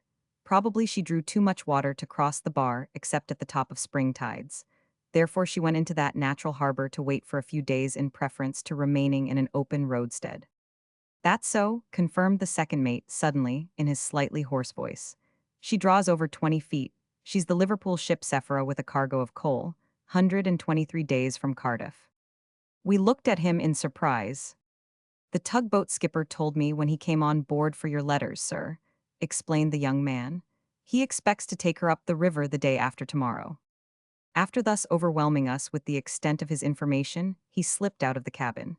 The mate observed regretfully that he could not account for that young fellow's whims. What prevented him telling us all about it at once, he wanted to know. I detained him as he was making a move. For the last 2 days the crew had had plenty of hard work, and the night before they had very little sleep. I felt painfully that I, a stranger, was doing something unusual when I directed him to let all hands turn in without setting an anchor watch. I proposed to keep on deck myself till 1 o'clock or thereabouts. I would get the second mate to relieve me at that hour. He will turn out the cook and the steward at 4, I concluded, and then give you a call. Of course, at the slightest sign of any sort of wind, we'll have the hands up and make a start at once. He concealed his astonishment. Very well, sir. Outside the cuddy, he put his head in the second mate's door to inform him of my unheard of caprice to take a 5 hours anchor watch on myself. I heard the other raise his voice incredulously. What? The captain himself? Then a few more murmurs, a door closed, then another. A few moments later, I went on deck. My strangeness, which had made me sleepless, had prompted that unconventional arrangement, as if I had expected in those solitary hours of the night to get on terms with the ship of which I knew nothing, manned by men of whom I knew very little more. Fast alongside a wharf, littered like any ship in port with a tangle of unrelated things, invaded by unrelated shore people, I had hardly seen her yet properly. Now, as she lay cleared for sea, the stretch of her main deck seemed to me very fine under the stars. Very fine, very roomy for her size, and very inviting. I descended the poop and paced the waist, my mind picturing to myself the coming passage through the Malay archipelago, down the Indian Ocean, and up the Atlantic. All its phases were familiar enough to me, every characteristic, all the alternatives which were likely to face me on the high seas, everything, except the novel responsibility of command. But I took heart from the reasonable thought that the ship was like other ships, the men like other men, and that the sea was not likely to keep any special surprises expressly for my discomfiture. Arrived at that comforting conclusion, I bethought myself of a cigar and went below to get it. All was still down there. Everybody at the after end of the ship was sleeping profoundly. I came out again on the quarterdeck, agreeably at ease in my sleeping suit on that warm, breathless night, barefooted, a glowing cigar in my teeth, and, going forward, I was met by the profound silence of the fore end of the ship. Only as I passed the door of the forecastle, I heard a deep, quiet, trustful sigh of some sleeper inside. And suddenly, I rejoiced in the great security of the sea as compared with the unrest of the land, in my choice of that untempted life presenting no disquieting problems, invested with an elementary moral beauty by the absolute straightforwardness of its appeal and by the singleness of its purpose. The riding light in the forerigging burned with a clear, untroubled, as if symbolic, flame, confident and bright in the mysterious shades of the night. Passing on my way aft along the other side of the ship, I observed that the rope-side ladder, put over, no doubt, for the master of the tug when he came to fetch away our letters, had not been hauled in as it should have been. I became annoyed at this, for exactitude in small matters is the very soul of discipline. Then I reflected that I had myself peremptorily dismissed my officers from duty, and by my own act had prevented the anchor watch being formally set and things properly attended to. I asked myself whether it was wise ever to interfere with the established routine of duties, even from the kindest of motives. My action might have made me appear eccentric. Goodness only knew how that absurdly whiskered mate would account for my conduct, and what the whole ship thought of that informality of their new captain. I was vexed with myself. Not from compunction, certainly, but, as it were mechanically, I proceeded to get the ladder in myself. Now a side ladder of that sort is a light affair and comes in easily, yet my vigorous tug, which should have brought it flying on board, merely recoiled upon my body in a totally unexpected jerk. What the devil? I was so astounded by the immovableness of that ladder that I remained stock still, trying to account for it to myself like that imbecile mate of mine. In the end, of course, I put my head over the rail. The side of the ship made an opaque belt of shadow on the darkling glassy shimmer of the sea, but I saw at once something elongated and pale floating very close to the ladder. Before I could form a guess, a faint flash of phosphorescent light, which seemed to issue suddenly from the naked body of a man, flickered in the sleeping water with the elusive, silent play of summer lightning in a night sky. With a gasp I saw revealed to my stare a pair of feet, the long legs, a broad, livid back immersed right up to the neck in a greenish, cadaverous glow. One hand, awash, clutched the bottom rung of the ladder. He was complete but for the head. A headless corpse. The cigar dropped out of my gaping mouth with a tiny plop and a short hiss quite audible in the absolute stillness of all things under heaven. At that I suppose he raised up his face, a dimly pale oval in the shadow of the ship's side, but even then I could only barely make out down there the shape of his black-haired head. However, it was enough for the horrid, frost-bound sensation which had gripped me about the chest to pass off. The moment of vain exclamations was past, too. I only climbed on the spare spar and leaned over the rail as far as I could to bring my eyes nearer to that mystery floating alongside. As he hung by the ladder like a resting swimmer, the sea lightning played about his limbs at every stir, and he appeared in it ghastly, silvery, fish-like. He remained as mute as a fish, too. He made no motion to get out of the water, either. It was inconceivable that he should not attempt to come on board, and strangely troubling to suspect that perhaps he did not want to. And my first words were prompted by just that troubled incertitude. "What's the matter?" I asked in my ordinary tone, speaking down to the face upturned exactly under mine. "Cramp," it answered no louder, then slightly anxious. "I say, no need to call anyone." "I was not going to," I said. "Are you alone on deck?" "Yes." I had somehow the impression that he was on the point of letting go the ladder to swim away beyond my ken, mysterious as he came. But, for the moment, this being appearing as if he had risen from the bottom of the sea, it was certainly the nearest land to the ship, wanted only to know the time. I told him. And he, down there, tentatively. "I suppose your captain's turned in." "I am sure he isn't," I said. He seemed to struggle with himself, for I heard something like the low, bitter murmur of doubt. "What's the good?" His next words came out with a hesitating effort. "Look here, my man, could you call him out quietly?" I thought the time had come to declare myself. "I am the captain." I heard a "by Jove," whispered at the level of the water. The phosphorescence flashed in the swirl of the water all about his limbs, his other hand seized the ladder. "My name's Leggett." The voice was calm and resolute. A good voice. The self-possession of that man had somehow induced a corresponding state in myself. It was very quietly that I remarked. "You must be a good swimmer." "Yes, I've been in the water practically since 9 o'clock. The question for me now is whether I am to let go this ladder and go on swimming till I sink from exhaustion, or to come on board here." I felt this was no mere formula of desperate speech, but a real alternative in the view of a strong soul. I should have gathered from this that he was young. Indeed, it is only the young who are ever confronted by such clear issues. But at the time it was pure intuition on my part. A mysterious communication was established already between us two, in the face of that silent, darkened tropical sea. I was young, too, young enough to make no comment. The man in the water began suddenly to climb up the ladder, and I hastened away from the rail to fetch some clothes. Before entering the cabin, I stood still, listening in the lobby at the foot of the stairs.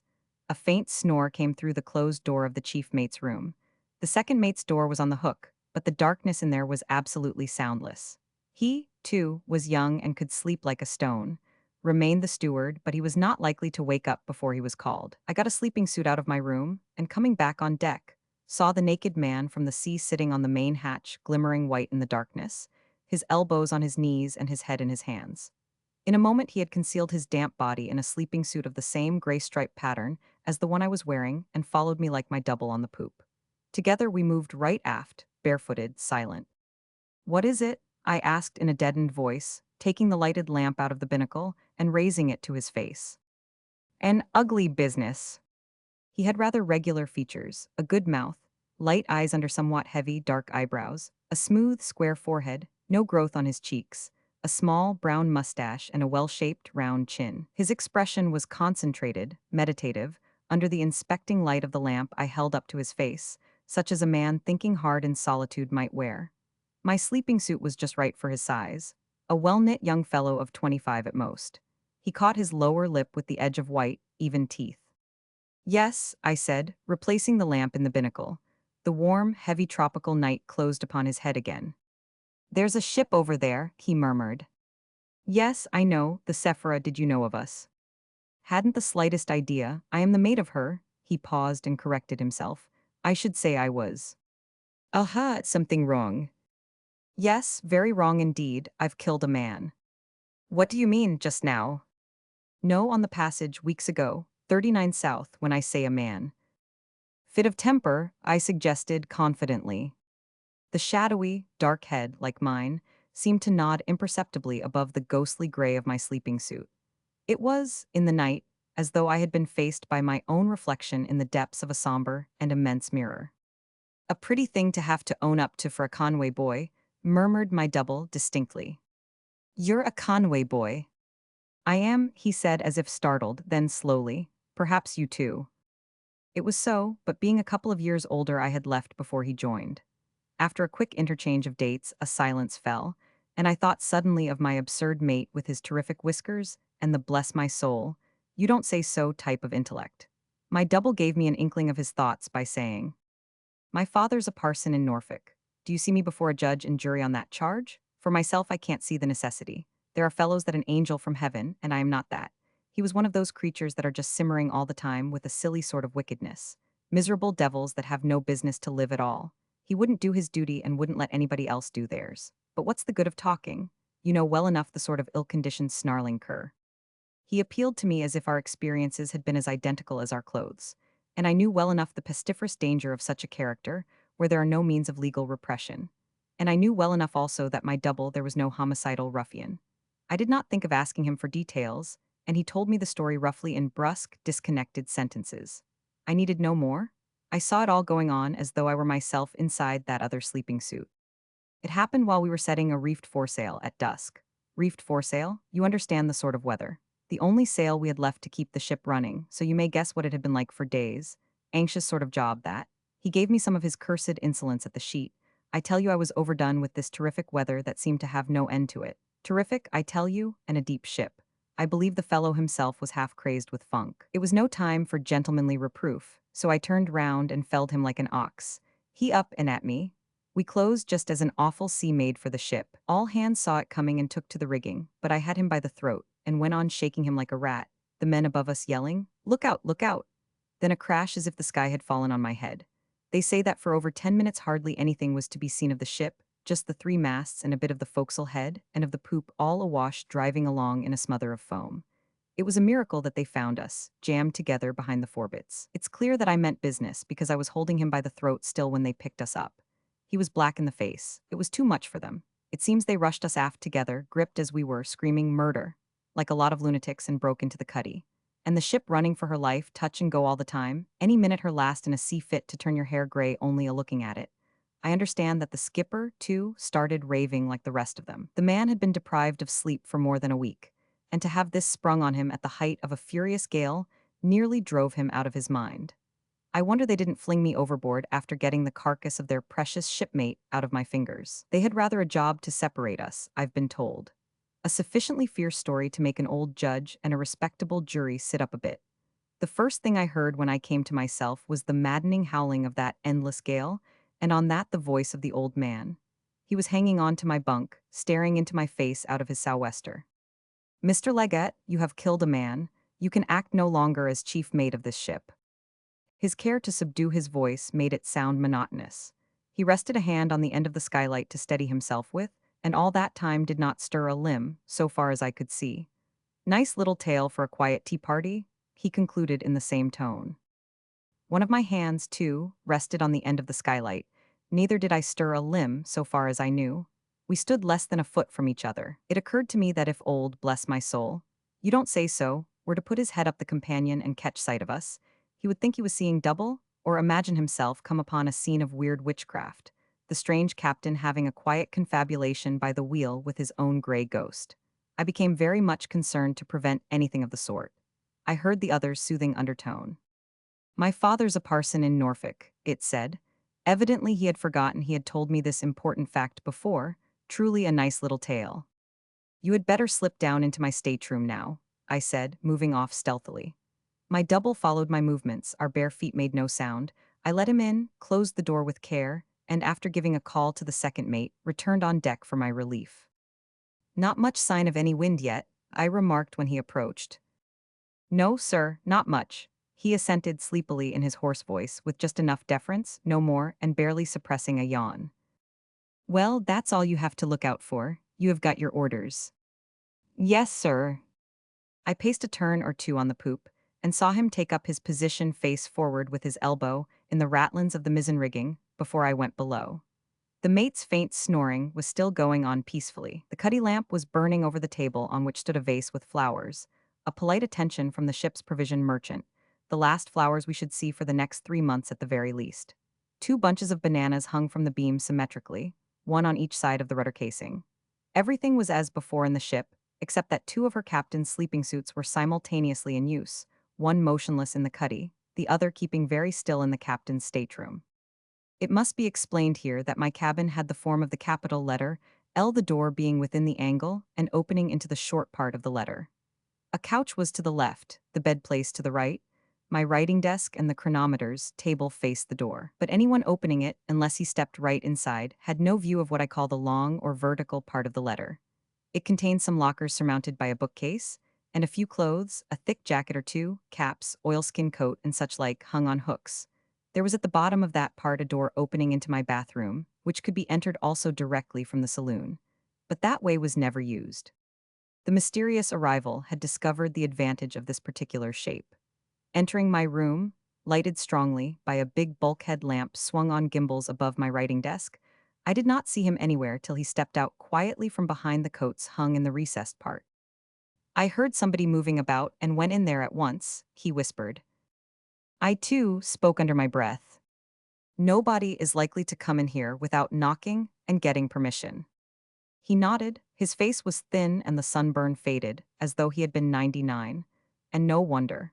He had been, I heard presently, kept under arrest in his cabin for nearly 7 weeks. But there was nothing sickly in his eyes or in his expression. He was not a bit like me, really.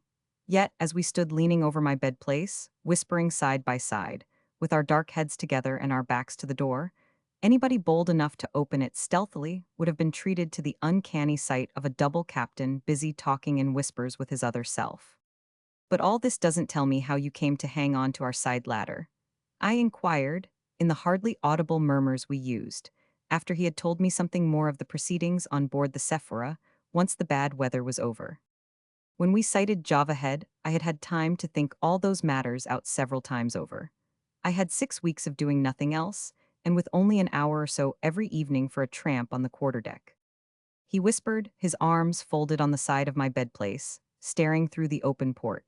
And I could imagine perfectly the manner of this thinking out, a stubborn if not a steadfast operation, something of which I should have been perfectly incapable. I reckoned it would be dark before we closed with the land. He continued, so low that I had to strain my hearing, near as we were to each other, shoulder touching shoulder almost. So I asked to speak to the old man. He always seemed very sick when he came to see me, as if he could not look me in the face. You know, that foresail saved the ship. She was too deep to have run long under bare poles, and it was I that managed to set it for him. Anyway, he came. When I had him in my cabin, he stood by the door looking at me as if I had the halter round my neck already. I asked him right away to leave my cabin door unlocked at night while the ship was going through Sunda Straits. There would be the Java coast within 2 or 3 miles off Angier Point. I wanted nothing more. I've had a prize for swimming my second year in the Conway. I can believe it, I breathed out. God only knows why they locked me in every night. To see some of their faces, you'd have thought they were afraid I'd go about at night strangling people. Am I a murdering brute? Do I look it? By Jove, if I had been, he wouldn't have trusted himself like that into my room. You'll say I might have chucked him aside and bolted out, there and then. It was dark already. Well, no, and for the same reason I wouldn't think of trying to smash the door. There would have been a rush to stop me at the noise, and I did not mean to get into a confounded scrimmage. Somebody else might have got killed, for I would not have broken out only to get chucked back, and I did not want any more of that work. He refused, looking more sick than ever. He was afraid of the men, and also of that old second mate of his who had been sailing with him for years, a gray-headed old humbug. And his steward, too, had been with him devil knows how long, 17 years or more. A dogmatic sort of loafer who hated me like poison, just because I was the chief mate. No chief mate ever made more than one voyage in the Sephora, you know. Those two old chaps ran the ship. Devil only knows what the skipper wasn't afraid of. All his nerve went to pieces altogether in that hellish spell of bad weather we had. Of what the law would do to him, of his wife, perhaps. Oh, yes, she's on board, though I don't think she would have meddled. She would have been only too glad to have me out of the ship in any way. The brand of Cain business, don't you see? That's all right. I was ready enough to go off wandering on the face of the earth, and that was price enough to pay for an able of that sort. Anyhow, he wouldn't listen to me. This thing must take its course. I represent the law here. He was shaking like a leaf. So you woe? No. Then I hope you will be able to sleep on that, I said and turned my back on him. I wonder that you can, cries he and locks the door. Well, after that I couldn't, not very well. That was 3 weeks ago. We have had a slow passage through the Java Sea, drifted about Karamata for 10 days. When we anchored here they thought, I suppose, it was all right. The nearest land, and that's 5 miles, is the ship's destination. The consul would soon set about catching me, and there would have been no object in bolting to these islets there. I don't suppose there's a drop of water on them. I don't know how it was, but tonight that steward, after bringing me my supper, went out to let me eat it and left the door unlocked. And I ate it all there was, too. After I had finished, I strolled out on the quarterdeck. I don't know that I meant to do anything. A breath of fresh air was all I wanted, I believe. Then a sudden temptation came over me. I kicked off my slippers and was in the water before I had made up my mind fairly. Somebody heard the splash and they raised an awful hullabaloo. He's gone. Lower the boats. He's committed suicide. No, he's swimming. Certainly I was swimming. It's not so easy for a swimmer like me to commit suicide by drowning. I landed on the nearest islet before the boat left the ship's side. I heard them pulling about in the dark, hailing and so on, but after a bit they gave up. Everything quieted down and the anchorage became as still as death. I sat down on a stone and began to think. I felt certain they would start searching for me at daylight. There was no place to hide on those stony things, and if there had been, what would have been the good? But now I was clear of that ship, I was not going back. So after a while I took off all my clothes, tied them up in a bundle with a stone inside, and dropped them in the deep water on the outer side of that islet. That was suicide enough for me. Let them think what they liked, but I didn't mean to drown myself. I meant to swim till I sank, but that's not the same thing. I struck out for another of these little islands, and it was from that one that I first saw your riding light, something to swim for. I went on easily, and on the way I came upon a flat rock a foot or two above water. In the daytime, I dare say, you might make it out with a glass from your poop. I scrambled up on it and rested myself for a bit. Then I made another start. That last spell must have been over a mile. His whisper was getting fainter and fainter, and all the time he stared straight out through the porthole, in which there was not even a star to be seen. I had not interrupted him. There was something that made comment impossible in his narrative, or perhaps in himself, a sort of feeling, a quality which I can't find a name for. And when he ceased, all I found was a futile whisper. So you swam for our light? Yes, straight for it. It was something to swim for. I couldn't see any stars low down because the coast was in the way, and I couldn't see the land either. The water was like glass. One might have been swimming in a confounded 1,000 feet deep cistern with no place for scrambling out anywhere. But what I didn't like was the notion of swimming round and round like a crazed bullock before I gave out.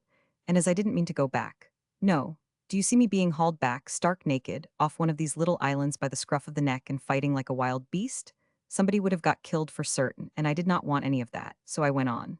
Then your ladder. Why didn't you hail the ship? I asked a little louder. He touched my shoulder lightly. Lazy footsteps came right over our heads and stopped. The second mate had crossed from the other side of the poop and might have been hanging over the rail, for all we knew. He couldn't hear us talking, could he? My double breathed into my very ear, anxiously. His anxiety was an answer, a sufficient answer, to the question I had put to him, an answer containing all the difficulty of that situation. I closed the porthole quietly to make sure.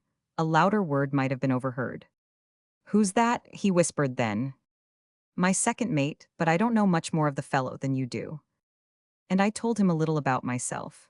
I had been appointed to take charge while I least expected anything of the sort, not quite a fortnight ago. I didn't know either the ship or the people. Hadn't had the time in port to look about me or size anybody up. And as to the crew, all they knew was that I was appointed to take the ship home. For the rest, I was almost as much of a stranger on board as himself, I said, and at the moment I felt it most acutely.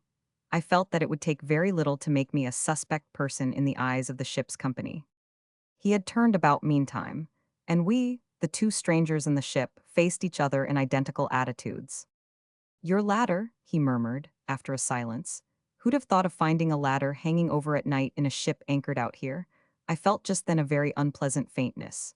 After the life I've been leading for 9 weeks, anybody would have got out of condition. I wasn't capable of swimming round as far as your rudder chains. And, lo and behold, there was a ladder to get hold of. After I gripped it, I said to myself, what's the good? When I saw a man's head looking over, I thought I would swim away presently and leave him shouting, in whatever language it was. I didn't mind being looked at. I liked it, and then you speaking to me so quietly, as if you had expected me, made me hold on a little longer. It had been a confounded lonely time. I don't mean while swimming. I was glad to talk a little to somebody that didn't belong to the Sephora. As to asking for the captain, that was a mere impulse. It could have been no use with all the ship knowing about me and the other people pretty certain to be round here in the morning. I don't know, I wanted to be seen to talk with somebody before I went on. I don't know what I would have said. Fine night, isn't it? Or something of the sort. Do you think they will be round here presently? I asked with some incredulity. Quite likely, he said faintly. He looked extremely haggard all of a sudden. His head rolled on his shoulders. H1000, we shall see then. Meantime get into that bed, I whispered. Want help there. It was a rather high bed place with a set of drawers underneath. This amazing swimmer really needed the lift I gave him by seizing his leg. He tumbled in, rolled over on his back, and flung one arm across his eyes. And then, with his face nearly hidden, he must have looked exactly as I used to look in that bed.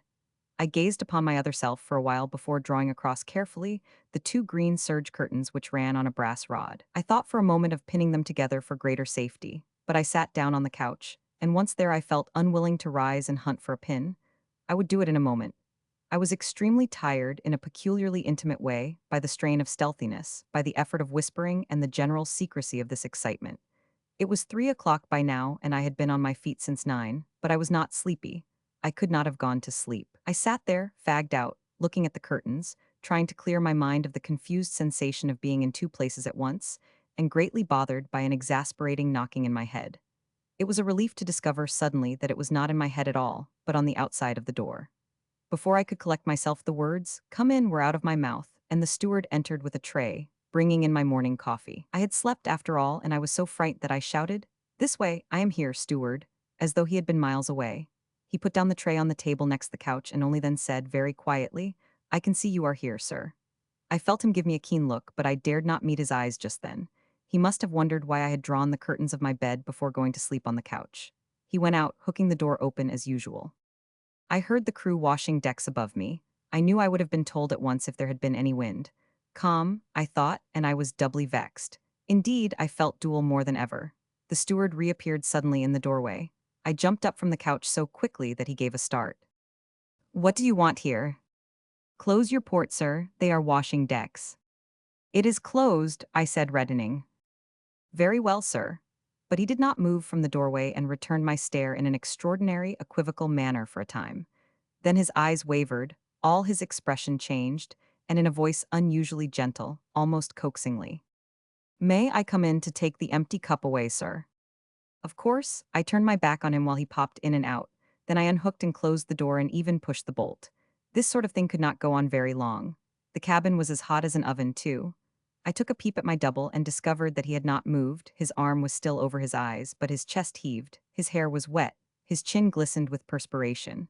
I reached over him and opened the port. I must show myself on deck, I reflected. Of course, theoretically, I could do what I liked, with no one to say nay to me within the whole circle of the horizon. But to lock my cabin door and take the key away I did not dare. Directly I put my head out of the companion, I saw the group of my two officers, the second mate barefooted, the chief mate in long india-rubber boots, near the break of the poop, and the steward halfway down the poop ladder talking to them eagerly. He happened to catch sight of me and dived. The second ran down on the main deck shouting some order or other, and the chief mate came to meet me, touching his cap. There was a sort of curiosity in his eye that I did not like. I don't know whether the steward had told them that I was queer, only, or downright drunk, but I know the man meant to have a good look at me. I watched him coming with a smile which, as he got into point-blank range, took effect and froze his very whiskers. I did not give him time to open his lips. "Square the yards by lifts and braces before the hands go to breakfast." It was the first particular order I had given on board that ship, and I stayed on deck to see it executed, too. I had felt the need of asserting myself without loss of time. That sneering young cub got taken down a peg or two on that occasion, and I also seized the opportunity of having a good look at the face of every foremast man as they filed past me to go to the after braces. At breakfast time, eating nothing myself, I presided with such frigid dignity that the two mates were only too glad to escape from the cabin as soon as decency permitted. And all the time, the dual working of my mind distracted me almost to the point of insanity. I was constantly watching myself, my secret self, as dependent on my actions as my own personality, sleeping in that bed, behind that door which faced me as I sat at the head of the table. It was very much like being mad, only it was worse because one was aware of it. I had to shake him for a solid minute, but when at last he opened his eyes, it was in the full possession of his senses, with an inquiring look. "All's well so far," I whispered. "Now you must vanish into the bathroom." He did so, as noiseless as a ghost, and I then rang for the steward and, facing him boldly, directed him to tidy up my stateroom while I was having my bath, and be quick about it. As my tone admitted of no excuses, he said, "Yes, sir," and ran off to fetch his dustpan and brushes. I took a bath and did most of my dressing, splashing, and whistling softly for the steward's edification, while the secret sharer of my life stood drawn up bolt upright in that little space, his face looking very sunken in daylight, his eyelids lowered under the stern, dark line of his eyebrows drawn together by a slight frown. When I left him there to go back to my room, the steward was finishing dusting. I sent for the mate and engaged him in some insignificant conversation. It was, as it were, trifling with the terrific character of his whiskers, but my object was to give him an opportunity for a good look at my cabin. And then I could at last shut, with a clear conscience, the door of my stateroom and get my double back into the recessed part. There was nothing else for it. He had to sit still on a small folding stool, half smothered by the heavy coats hanging there. We listened to the steward going into the bathroom out of the saloon, filling the water bottles there, scrubbing the bath, setting things to rights, whisk, bang, clatter, out again into the saloon, turn the key, click. Such was my scheme for keeping my second self invisible. Nothing better could be contrived under the circumstances, and there we sat, I at my writing desk ready to appear busy with some papers, he behind me out of sight of the door. It would not have been prudent to talk in daytime, and I could not have stood the excitement of that queer sense of whispering to myself. Now and then glancing over my shoulder, I saw him far back there, sitting rigidly on the low stool, his bare feet close together, his arms folded, his head hanging on his breast, and perfectly still. Anybody would have taken him for me. I was fascinated by it myself. Every moment I had to glance over my shoulder. I was looking at him when a voice outside the door said, "Beg pardon, sir." Well, I kept my eyes on him, and so, when the voice outside the door announced, "There's a ship's boat coming our way, sir," I saw him give a start, the first movement he had made for hours. But he did not raise his bowed head. "All right, get the ladder over." I hesitated, should I whisper something to him? But what? His immobility seemed to have been never disturbed. What could I tell him he did not know already? Finally, I went on deck. Chapter 2. The skipper of the Sephora had a thin red whisker all round his face, and the sort of complexion that goes with hair of that color, also the particular, rather smeary shade of blue in the eyes. He was not exactly a showy figure. His shoulders were high, his stature but middling, one leg slightly more bandy than the other. He shook hands, looking vaguely around. A spiritless tenacity was his main characteristic, I judged. I behaved with a politeness which seemed to disconcert him. Perhaps he was shy. He mumbled to me as if he were ashamed of what he was saying, gave his name, it was something like Archbold. But at this distance of years I hardly am sure, his ship's name, and a few other particulars of that sort, in the manner of a criminal making a reluctant and doleful confession. He had had terrible weather on the passage out, terrible, terrible wife aboard, too. By this time we were seated in the cabin, and the steward brought in a tray with a bottle and glasses. Thanks, no, never took liquor, would have some water, though. He drank 2 tumblerfuls. Terrible thirsty work. Ever since daylight had been exploring the islands round his ship. What was that for fun? I asked with an appearance of polite interest. No, he sighed, painful duty. As he persisted in his mumbling, and I wanted my double to hear every word, I hit upon the notion of informing him that I regretted to say I was hard of hearing. Such a young man, too. He nodded, keeping his smeary blue, unintelligent eyes fastened upon me. What was the cause of it, some disease? He inquired, without the least sympathy, and as if he thought that, if so, I'd got no more than I deserved. Yes, disease, I admitted in a cheerful tone which seemed to shock him. But my point was gained, because he had to raise his voice to give me his tale. It is not worthwhile to record that version. It was just over 2 months since all this had happened, and he had thought so much about it that he seemed completely muddled as to its bearings, but still immensely impressed. What would you think of such a thing happening on board your own ship? I've had the Sephora for these 15 years. I am a well-known shipmaster. He was densely distressed, and perhaps I should have sympathized with him if I had been able to detach my mental vision from the unsuspected sharer of my cabin, as though he were my second self. There he was on the other side of the bulkhead, 4 or 5 feet from us, no more, as we sat in the saloon. I looked politely at Captain Archbold, if that was his name, but it was the other I saw, in a gray sleeping suit, seated on a low stool, his bare feet close together, his arms folded, and every word said between us falling into the ears of his dark head bowed on his chest. I have been at sea now, man and boy, for 37 years, and I've never heard of such a thing happening in an English ship. And that it should be my ship, wife on board too. I was hardly listening to him. Don't you think, I said, that the heavy sea which, you told me, came aboard just then might have killed the man? I have seen the sheer weight of a sea kill a man very neatly, by simply breaking his neck. Good God, he uttered impressively, fixing his smeary blue eyes on me. The sea, no man killed by the sea ever looked like that. He seemed positively scandalized at my suggestion. And as I gazed at him, certainly not prepared for anything original on his part, he advanced his head close to mine and thrust his tongue out at me so suddenly that I couldn't help starting back. After scoring over my calmness in this graphic way, he nodded wisely. If I had seen the sight, he assured me, I would never forget it as long as I lived. The weather was too bad to give the corpse a proper sea burial, so next day at dawn, they took it up on the poop, covering its face with a bit of bunting. He read a short prayer, and then, just as it was, in its oilskins and long boots, they launched it amongst those mountainous seas that seemed ready every moment to swallow up the ship herself and the terrified lives on board of her. That reefed foresail saved you, I threw in. Under God, it did, he exclaimed fervently. It was by a special mercy, I firmly believe, that it stood some of those hurricane squalls. It was the setting of that sail which, I began. God's own hand in it, he interrupted me. Nothing less could have done it. I don't mind telling you that I hardly dared give the order. It seemed impossible that we could touch anything without losing it, and then our last hope would have been gone. The terror of that gale was on him yet. I let him go on for a bit, then said, casually, as if returning to a minor subject. You were very anxious to give up your mate to the shore people, I believe. He was, to the law. His obscure tenacity on that point had in it something incomprehensible and a little awful. Something, as it were, mystical, quite apart from his anxiety that he should not be suspected of countenancing any doings of that sort. 37 virtuous years at sea, of which over 20 of immaculate command, and the last 15 in the Sephora, seemed to have laid him under some pitiless obligation. And you know, he went on, groping shamefacedly amongst his feelings, I did not engage that young fellow. His people had some interest with my owners. I was in a way forced to take him on. He looked very smart, very gentlemanly, and all that. But do you know, I never liked him somehow. I am a plain man. You see, he wasn't exactly the sort for the chief mate of a ship like the Sephora.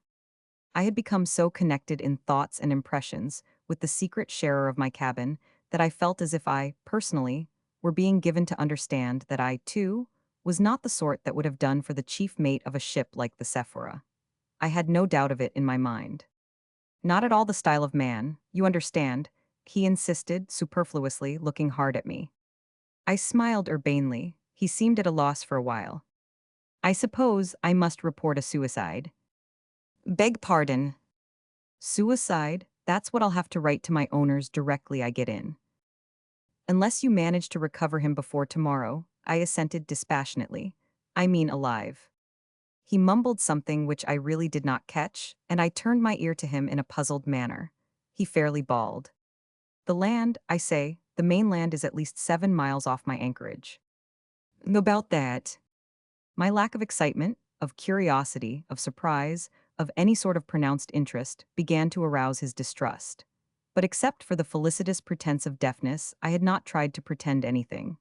I had felt utterly incapable of playing the part of ignorance properly, and therefore was afraid to try. It is also certain that he had brought some ready-made suspicions with him, and that he viewed my politeness as a strange and unnatural phenomenon. And yet how else could I have received him? Not heartily. That was impossible for psychological reasons, which I need not state here. My only object was to keep off his inquiries. Surlily? Yes, but surliness might have provoked a point-blank question.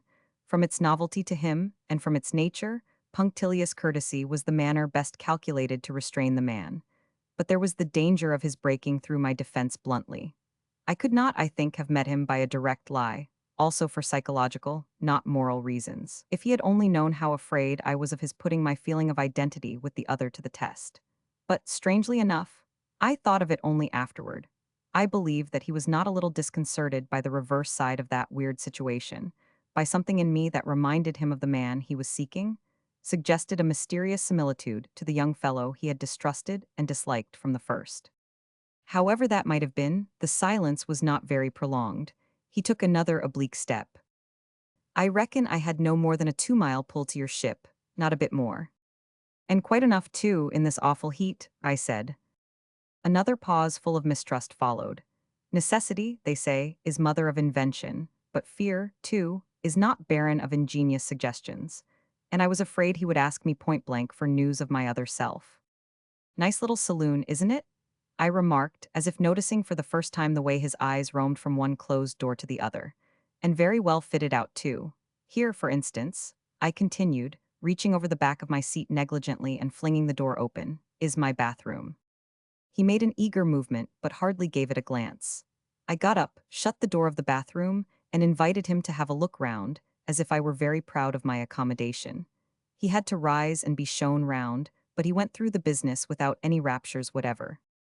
And now we'll have a look at my stateroom, I declared, in a voice as loud as I dared to make it, crossing the cabin to the starboard side with purposely heavy steps. He followed me in and gazed around. My intelligent double had vanished. I played my part. Very convenient, isn't it? Very nice, very comf. He didn't finish and went out brusquely as if to escape from some unrighteous wiles of mine. But it was not to be. I had been too frightened not to feel vengeful. I felt I had him on the run, and I meant to keep him on the run. My polite insistence must have had something menacing in it, because he gave in suddenly. And I did not let him off a single item. Mate's room, pantry, storerooms, the very sail locker which was also under the poop. He had to look into them all. When at last I showed him out on the quarterdeck, he drew a long, spiritless sigh and mumbled dismally that he must really be going back to his ship now. I desired my mate, who had joined us, to see to the captain's boat. The man of whiskers gave a blast on the whistle which he used to wear hanging round his neck, and yelled, "Zephyr's away!" My double down there in my cabin must have heard, and certainly could not feel more relieved than one. 4 fellows came running out from somewhere forward and went over the side, while my own men, appearing on deck too, lined the rail. I escorted my visitor to the gangway ceremoniously, and nearly overdid it. He was a tenacious beast. On the very ladder he lingered, and in that unique, guiltily conscientious manner of sticking to the point. "I say, you don't think that?" I covered his voice loudly. "Certainly not, I am delighted, goodbye." I had an idea of what he meant to say, and just saved myself by the privilege of defective hearing. He was too shaken generally to insist, but my mate, close witness of that parting, looked mystified and his face took on a thoughtful cast. As I did not want to appear as if I wished to avoid all communication with my officers, he had the opportunity to address me. "Seems a very nice man. His boat's crew told our chaps a very extraordinary story, if what I am told by the steward is true. I suppose you had it from the captain, sir." "Yes, I had a story from the captain." "A very horrible affair, isn't it, sir?" "It is. Beats all these tales we hear about murders in Yankee ships." "I don't think it beats them. I don't think it resembles them in the least." "Bless my soul, you don't say so?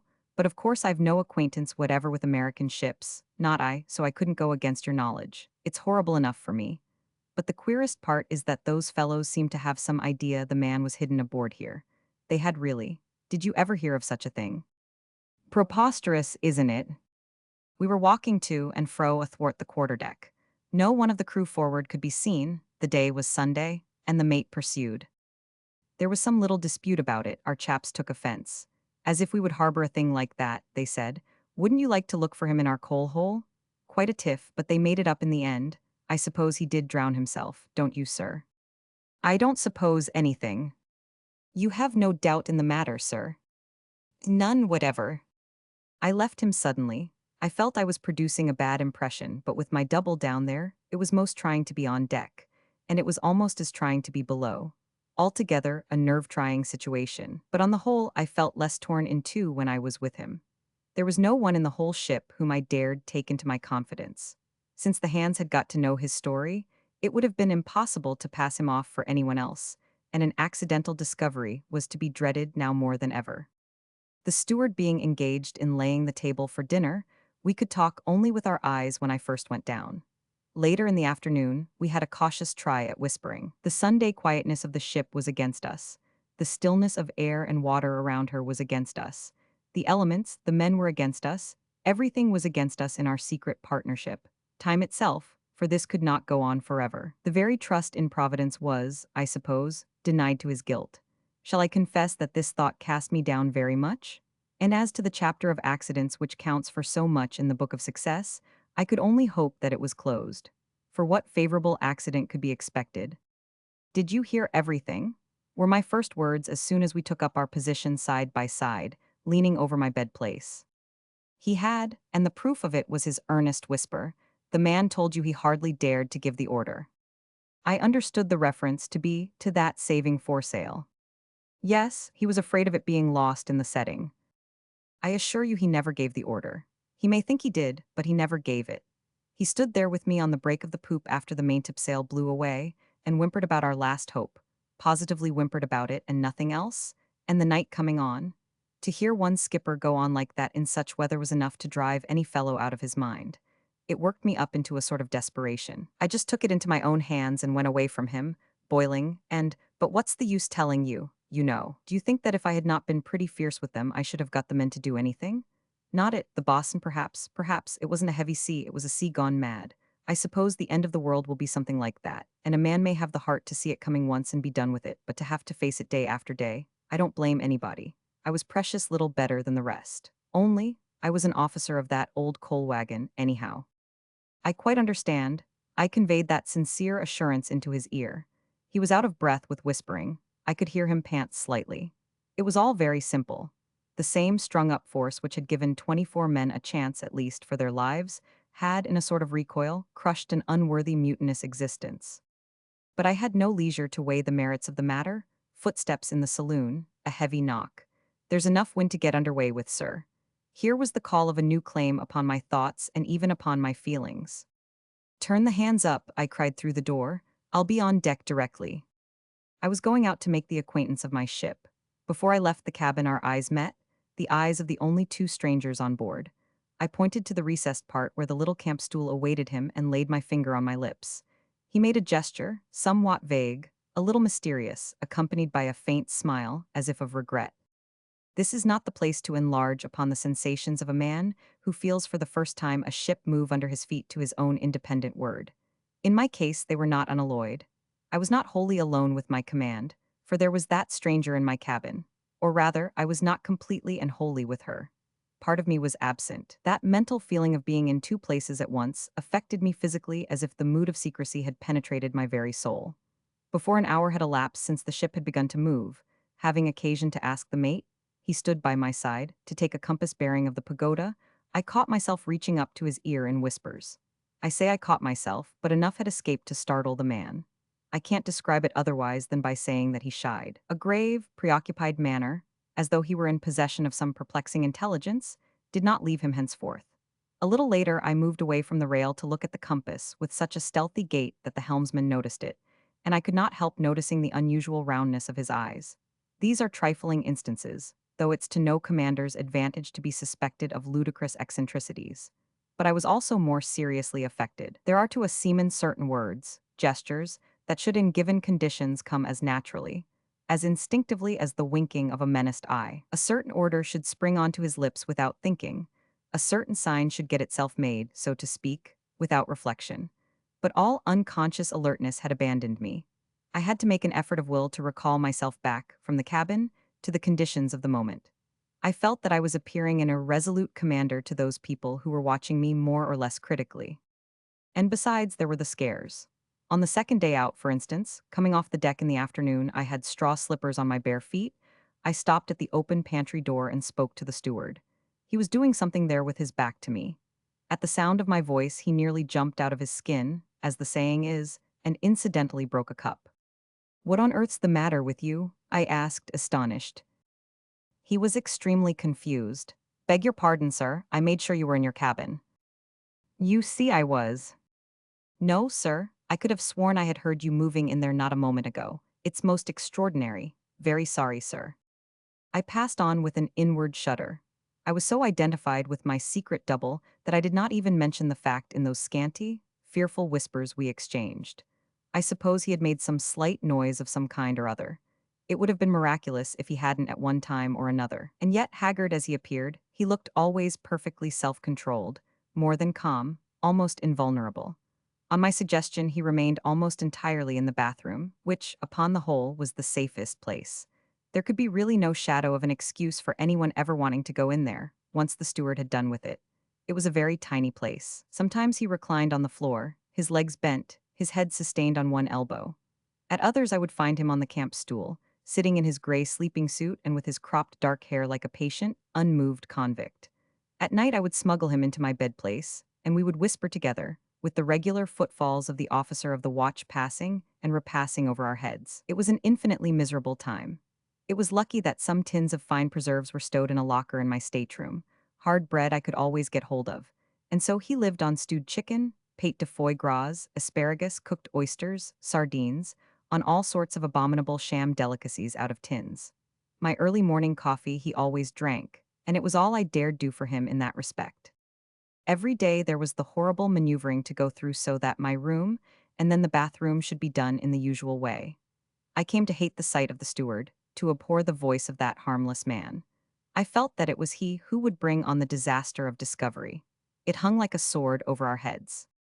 The fourth day out, I think, we were then working down the east side of the Gulf of Siam, tack for tack, in light winds and smooth water. The fourth day, I say, of this miserable juggling with the unavoidable, as we sat at our evening meal, that man, whose slightest movement I dreaded, after putting down the dishes ran up on deck busily. This could not be dangerous. Presently he came down again, and then it appeared that he had remembered a coat of mine, which I had thrown over a rail to dry after having been wetted in a shower which had passed over the ship in the afternoon. Sitting stolidly at the head of the table, I became terrified at the sight of the garment on his arm. Of course he made for my door. There was no time to lose. "Steward," I thundered. My nerves were so shaken that I could not govern my voice and conceal my agitation. This was the sort of thing that made my terrifically whiskered mate tap his forehead with his forefinger. I had detected him using that gesture while talking on deck with a confidential air to the carpenter. It was too far to hear a word, but I had no doubt that this pantomime could only refer to the strange new captain. "Yes, sir," the pale-faced steward turned resignedly to me. It was this maddening course of being shouted at, checked without rhyme or reason, arbitrarily chased out of my cabin, suddenly called into it, sent flying out of his pantry on incomprehensible errands, that accounted for the growing wretchedness of his expression. "Where are you going with that coat?" "To your room, sir." "Is there another shower coming?" "I'm sure I don't know, sir. Shall I go up again and see, sir?" "No, never mind." My object was attained, as of course my other self in there would have heard everything that passed. During this interlude, my two officers never raised their eyes off their respective plates, but the lip of that confounded cub, the second mate, quivered visibly. I expected the steward to hook my coat on and come out at once. He was very slow about it, but I dominated my nervousness sufficiently not to shout after him. Suddenly I became aware, it could be heard plainly enough, that the fellow for some reason or other was opening the door of the bathroom. It was the end. The place was literally not big enough to swing a cat in. My voice died in my throat and I went stony all over. I expected to hear a yell of surprise and terror, and made a movement, but had not the strength to get on my legs. Everything remained still. Had my second self taken the poor wretch by the throat? I don't know what I would have done next moment if I had not seen the steward come out of my room, close the door, and then stand quietly by the sideboard. Saved, I thought, but no, lost, gone, he was gone. I laid my knife and fork down and leaned back in my chair. My head swam. After a while, when sufficiently recovered to speak in a steady voice, I instructed my mate to put the ship round at 8 o'clock himself. "I won't come on deck," I went on. "I think I'll turn in, and unless the wind shifts I don't want to be disturbed before midnight. I feel a bit seedy." "You did look middling bad a little while ago," the chief mate remarked without showing any great concern. They both went out, and I stared at the steward clearing the table. There was nothing to be read on that wretched man's face. But why did he avoid my eyes, I asked myself. Then I thought I should like to hear the sound of his voice. "A steward." "Sir," startled as usual. "Where did you hang up that coat?"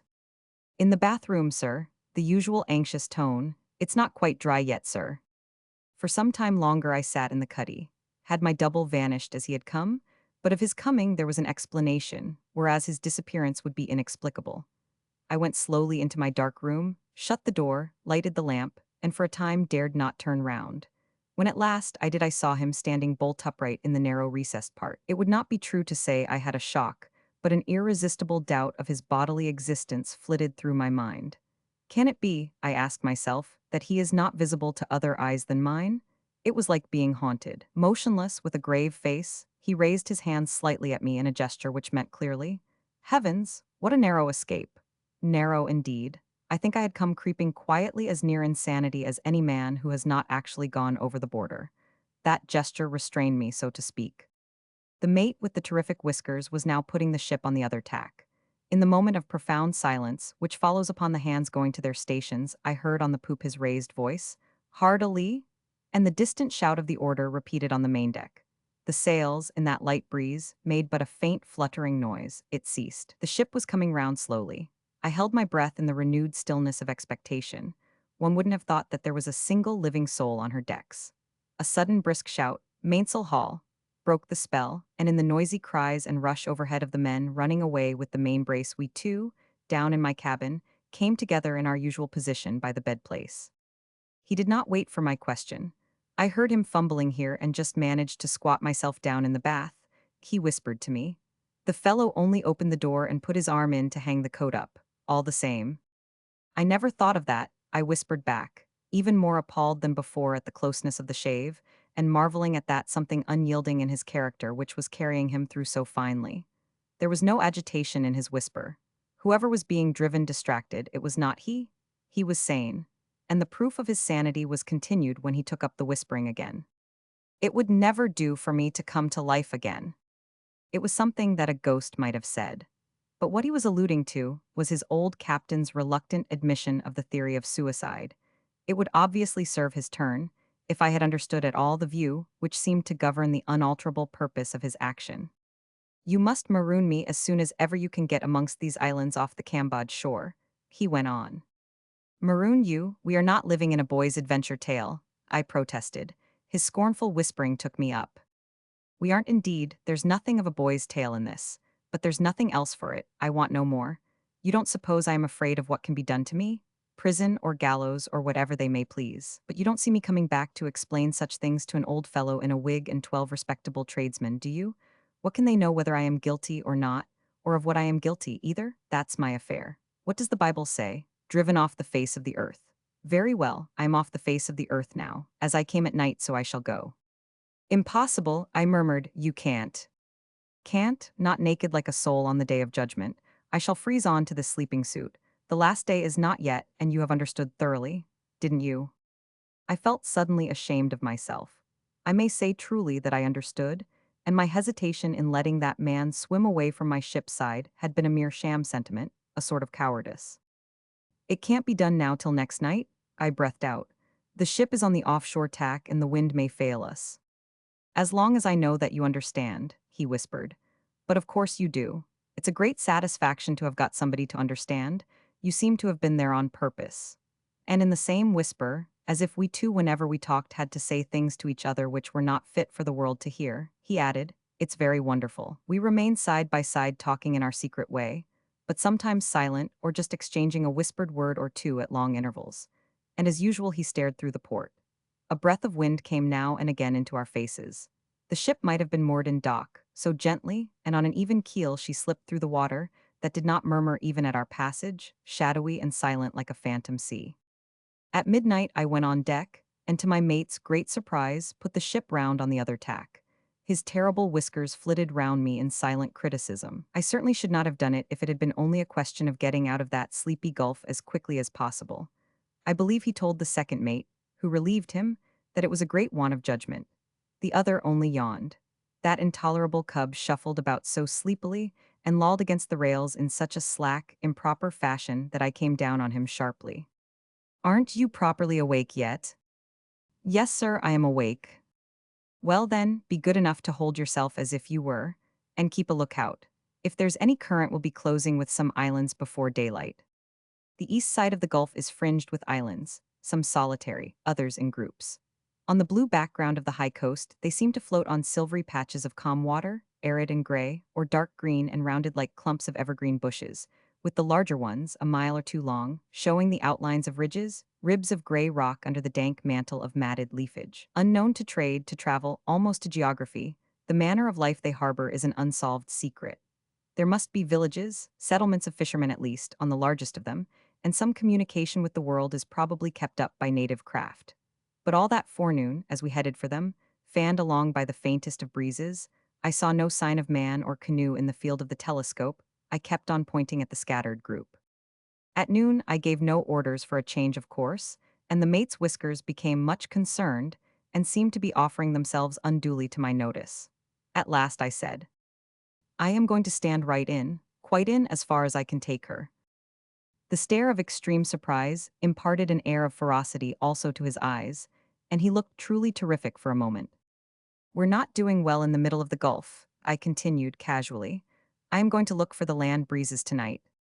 Bless my soul, do you mean, sir, in the dark amongst the lot of all them islands and reefs and shoals? Well, if there are any regular land breezes at all on this coast, one must get close inshore to find them, mustn't one? Bless my soul, he exclaimed again under his breath. All that afternoon he wore a dreamy, contemplative appearance which in him was a mark of perplexity. After dinner, I went into my stateroom as if I meant to take some rest. There we two bent our dark heads over a half-unrolled chart lying on my bed. There, I said, it's got to be Koh-ring. I've been looking at it ever since sunrise. It has got 2 hills and a low point. It must be inhabited. And on the coast opposite there is what looks like the mouth of a biggish river, with some town, no doubt, not far up. It's the best chance for you that I can see. Anything, Koh-ring let it be. He looked thoughtfully at the chart, as if surveying chances and distances from a lofty height, and following with his eyes his own figure wandering on the blank land of Cochin China, and then passing off that piece of paper clean out of sight into uncharted regions. And it was as if the ship had 2 captains to plan her course for her. I had been so worried and restless running up and down that I had not had the patience to dress that day. I had remained in my sleeping suit, with straw slippers and a soft floppy hat.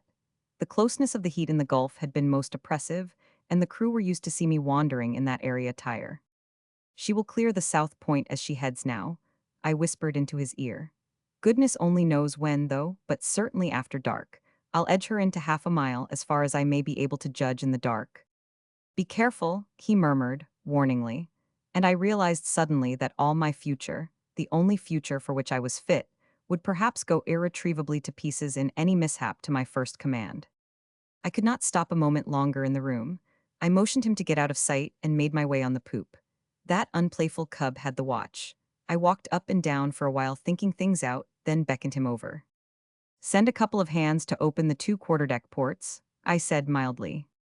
He actually had the impudence, or else so forgot himself in his wonder at such an incomprehensible order, as to repeat. Open the quarterdeck ports, what for, sir?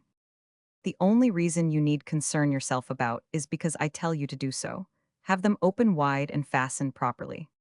He reddened and went off, but I believe made some jeering remark to the carpenter as to the sensible practice of ventilating a ship's quarterdeck. I know he popped into the mate's cabin to impart the fact to him because the whiskers came on deck, as it were by chance, and stole glances at me from below, for signs of lunacy or drunkenness, I suppose. A little before supper, feeling more restless than ever, I rejoined, for a moment, my second self. And to find him sitting so quietly was surprising, like something against nature, inhuman. I developed my plan in a hurried whisper. I shall stand in as close as I dare, and then put her round. I shall presently find means to smuggle you out of here into the sail locker, which communicates with the lobby. But there is an opening, a sort of square for hauling the sails out, which gives straight on the quarterdeck and which is never closed in fine weather, so as to give air to the sails. When the ship's way is deadened in stays, and all the hands are aft at the main braces, you shall have a clear road to slip out and get overboard through the open quarterdeck port. I've had them both fastened up. Use a rope's end to lower yourself into the water so as to avoid a splash. You know, it could be heard and cause some beastly complication.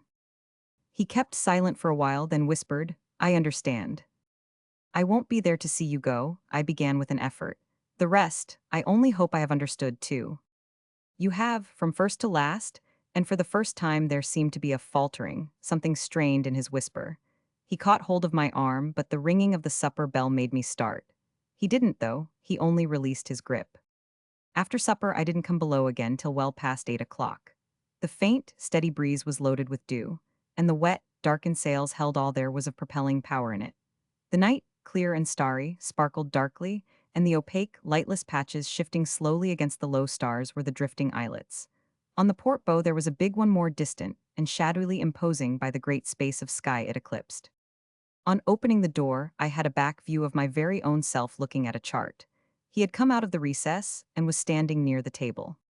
Quite dark enough, I whispered. He stepped back and leaned against my bed with a level, quiet glance. I sat on the couch. We had nothing to say to each other. Over our heads, the officer of the watch moved here and there. Then I heard him move quickly. I knew what that meant. He was making for the companion, and presently his voice was outside my door. "We are drawing in pretty fast, sir. Land looks rather close." "Very well," I answered. "I am coming on deck directly." I waited till he was gone out of the cuddy, then rose. My double moved too. The time had come to exchange our last whispers, for neither of us was ever to hear each other's natural voice. "Look here," I opened a drawer and took out 3 sovereigns. "Take this, anyhow. I've got 6, and I'd give you the lot, only I must keep a little money to buy some fruit and vegetables for the crew from native boats as we go through Sunda Straits." He shook his head. "Take it," I urged him, whispering desperately. "No one can tell what." He smiled and slapped meaningly the only pocket of the sleeping jacket. It was not safe, certainly. But I produced a large old silk handkerchief of mine, and tying the 3 pieces of gold in a corner, pressed it on him. He was touched, I suppose, because he took it at last and tied it quickly round his waist under the jacket, on his bare skin. Our eyes met, several seconds elapsed, till our glances still mingled. I extended my hand and turned the lamp out. Then I passed through the cuddy, leaving the door of my room wide open. Steward. He was still lingering in the pantry in the greatness of his zeal, giving a rub up to a plated cruet stand the last thing before going to bed. Being careful not to wake up the mate, whose room was opposite, I spoke in an undertone. He looked round anxiously. "Sir, can you get me a little hot water from the galley?" "I am afraid, sir, the galley fire has been out for some time now." "Go and see." He fled up the stairs.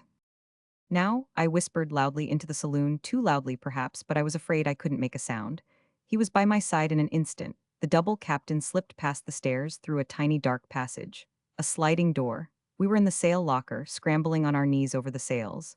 A sudden thought struck me. I saw myself wandering barefooted, bareheaded, the sun beating on my dark poll. I snatched off my floppy hat and tried hurriedly in the dark to ram it on my other self. He dodged and fended off silently. I wonder what he thought had come to me before he understood and suddenly desisted.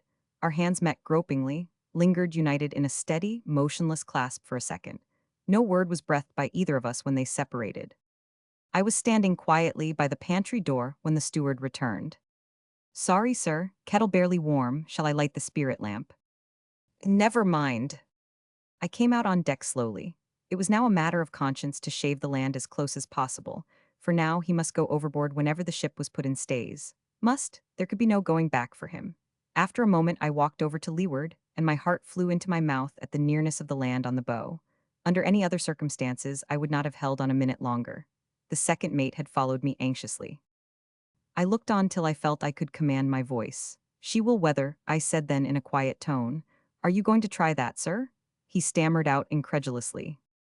I took no notice of him, and raised my tone just enough to be heard by the helmsman. "Keep her good full." "Good full, sir." The wind fanned my cheek, the sails slept, the world was silent. The strain of watching the dark loom of the land grow bigger and denser was too much for me. I had shut my eyes because the ship must go closer. She must. The stillness was intolerable. Were we standing still? When I opened my eyes, the second view started my heart with a thump. The black southern hill of Koring seemed to hang right over the ship like a towering fragment of the everlasting night. On that enormous mass of blackness, there was not a gleam to be seen, not a sound to be heard.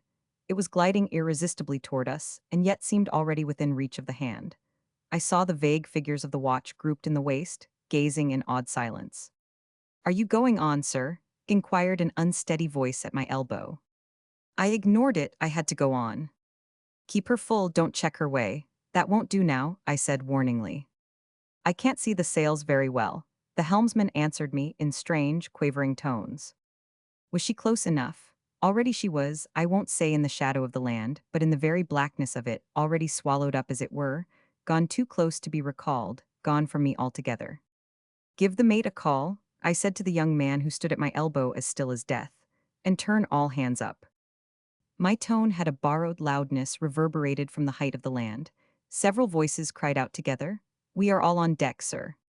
Then stillness again, with the great shadow gliding closer, towering higher, without a light, without a sound. Such a hush had fallen on the ship that she might have been a bark of the dead floating in slowly under the very gate of Erebus. "My God, where are we?" It was the mate moaning at my elbow. He was thunderstruck, and as it were deprived of the moral support of his whiskers. He clapped his hands and absolutely cried out, "Lost." "Be quiet," I said sternly. He lowered his tone, but I saw the shadowy gesture of his despair. "What are we doing here?" "Looking for the land wind." He made as if to tear his hair, and addressed me recklessly. "She will never get out, you have done it, sir. I knew it'd end in something like this. She will never weather and you are too close now to stay. She'll drift ashore before she's round. Oh my God."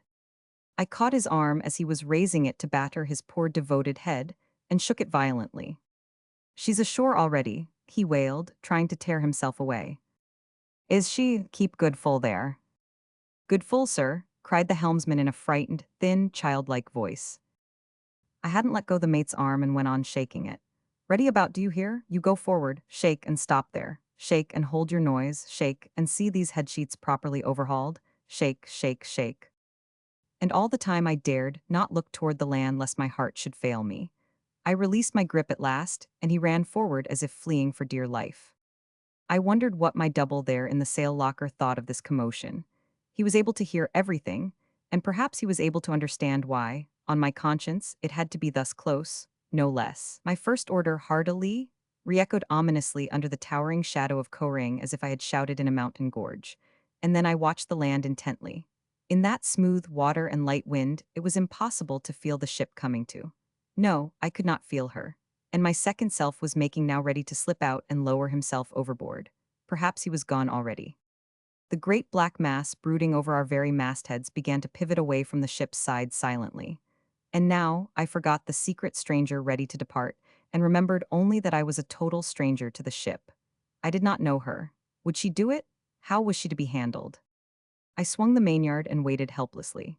She was perhaps stopped, and her very fate hung in the balance, with the black mass of Korang like the gate of the everlasting night towering over her taffrail. What would she do now? Had she way on her yet?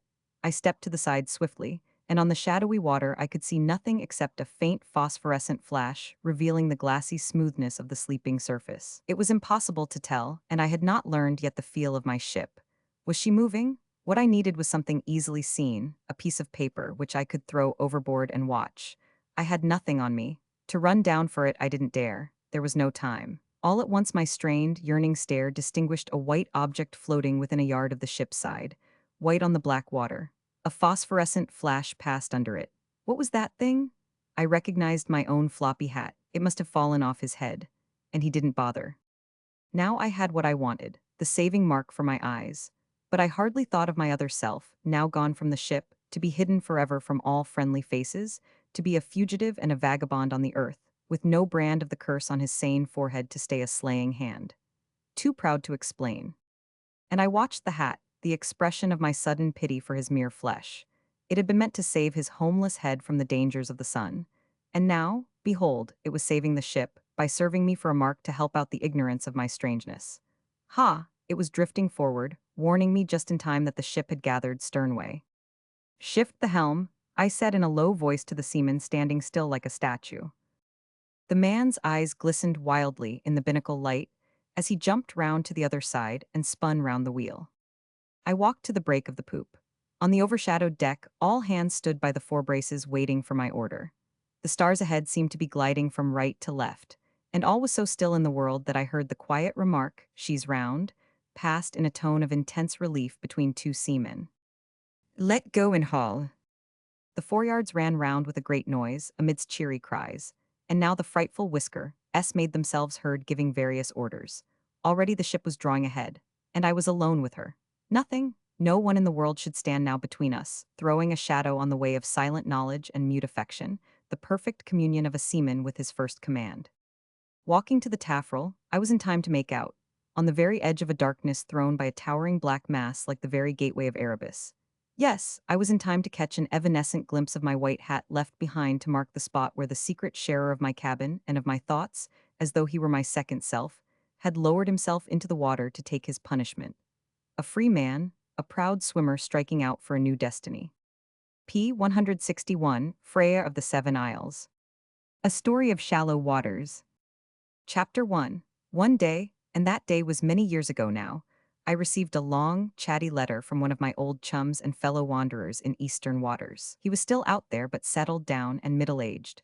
I imagined him, grown portly in figure and domestic in his habits. In short, overtaken by the fate common to all except to those who, being specially beloved by the gods, get knocked on the head early. The letter was of the reminiscent, do you remember kind, a wistful letter of backward glances. And amongst other things, surely you remember old Nelson, he wrote. Remember old Nelson? Certainly. And to begin with, his name was not Nelson. The Englishmen in the archipelago called him Nelson because it was more convenient, I suppose, and he never protested. It would have been mere pedantry. The true form of his name was Nielsen. He had come out east long before the advent of telegraph cables, had served English firms, had married an English girl, had been one of us for years, trading and sailing in all directions through the eastern archipelago, across and around, transversely, diagonally, perpendicularly, in semicircles and zigzags and figures of eights, for years and years. There was no nook or cranny of these tropical waters that the enterprise of old Nelson, or Nielsen, had not penetrated in an eminently Pacific way. His tracks, if plotted out, would have covered the map of the archipelago like a cobweb, all of it, with the sole exception of the Philippines. He would never approach that part, from a strange dread of Spaniards, or, to be exact, of the Spanish authorities. What he imagined they could do to him, it is impossible to say. Perhaps at some time in his life he had read some stories of the Inquisition. But he was in general afraid of what he called authorities, not the English authorities, which he trusted and respected, but the other two of that part of the world. He was not so horrified at the Dutch as he was at the Spaniards, but he was even more mistrustful of them. Very mistrustful indeed. The Dutch, in his view, were capable of playing any ugly trick on a man who had the misfortune to displease them. There were their laws and regulations, but they had no notion of fair play in applying them. It was really pitiable to see the anxious circumspection of his dealings with some official or other, and remember that this man had been known to stroll up to a village of cannibals in New Guinea in a quiet, fearless manner, and note that he was always fleshy all his life. And if I may say so, an appetizing morsel, on some matter of barter that did not amount perhaps to £50 in the end. Remember old Nelson? Rather, truly, none of us in my generation had known him in his active days. He was retired in our time. He had bought, or else leased, part of a small island from the sultan of a little group called the Seven Isles, not far north from Banca. It was, I suppose, a legitimate transaction, but I have no doubt that had he been an Englishman the Dutch would have discovered a reason to fire him out without ceremony. In this connection, the real form of his name stood him in good stead. In the character of an unassuming Dane whose conduct was most correct, they let him be. With all his money engaged in cultivation, he was naturally careful not to give even the shadow of offense, and it was mostly for prudential reasons of that sort that he did not look with a favorable eye on Jasper Allen. But of that later. Yes, one remembered well enough old Nelson's big, hospitable bungalow erected on a shelving point of land, his portly form, costumed generally in a white shirt and trousers. He had a confirmed habit of taking off his alpaca jacket on the slightest provocation. His round blue eyes, his straggly, sandy white mustache sticking out all ways like the quills of the fretful porcupine, his propensity to sit down suddenly and fan himself with his hat. But there's no use concealing the fact that what one remembered really was his daughter, who at that time came out to live with him, and be a sort of lady of the Isles. Freya Nelson, or Nielsen, was the kind of girl one remembers. The oval of her face was perfect, and within that fascinating frame, the most happy disposition of line and feature, with an admirable complexion, gave an impression of health, strength, and what I might call unconscious self-confidence, a most pleasant and, as it were, whimsical determination. I will not compare her eyes to violets because the real shade of their color was peculiar, not so dark and more lustrous. They were of the wide-open kind and looked at one frankly in every mood. I never did see the long, dark eyelashes lowered. I dare say Jasper Allen did, being a privileged person, but I have no doubt that the expression must have been charming in a complex way. She could, Jasper told me once with a touchingly imbecile exultation, sit on her hair. I dare say, I dare say. It was not for me to behold these wonders. I was content to admire the neat and becoming way she used to do it up so as not to conceal the good shape of her head. And this wealth of hair was so glossy that when the screens of the west veranda were down, making a pleasant twilight there, or in the shade of the grove of fruit trees near the house, it seemed to give out a golden light of its own. She dressed generally in a white frock with a skirt of walking length, showing her neat, laced, brown boots. If there was any color about her costume, it was just a bit of blue perhaps. No exertion seemed to distress her. I have seen her land from the dinghy after a long pull in the sun. She rowed herself about a good deal, with no quickened breath and not a single hair out of its place. In the morning, when she came out on the veranda for the first look westward, Sumatra way, over the sea, she seemed as fresh and sparkling as a dewdrop. But a dewdrop is evanescent, and there was nothing evanescent about Freya. I remember her round, solid arms with the fine wrists, and her broad, capable hands with tapering fingers.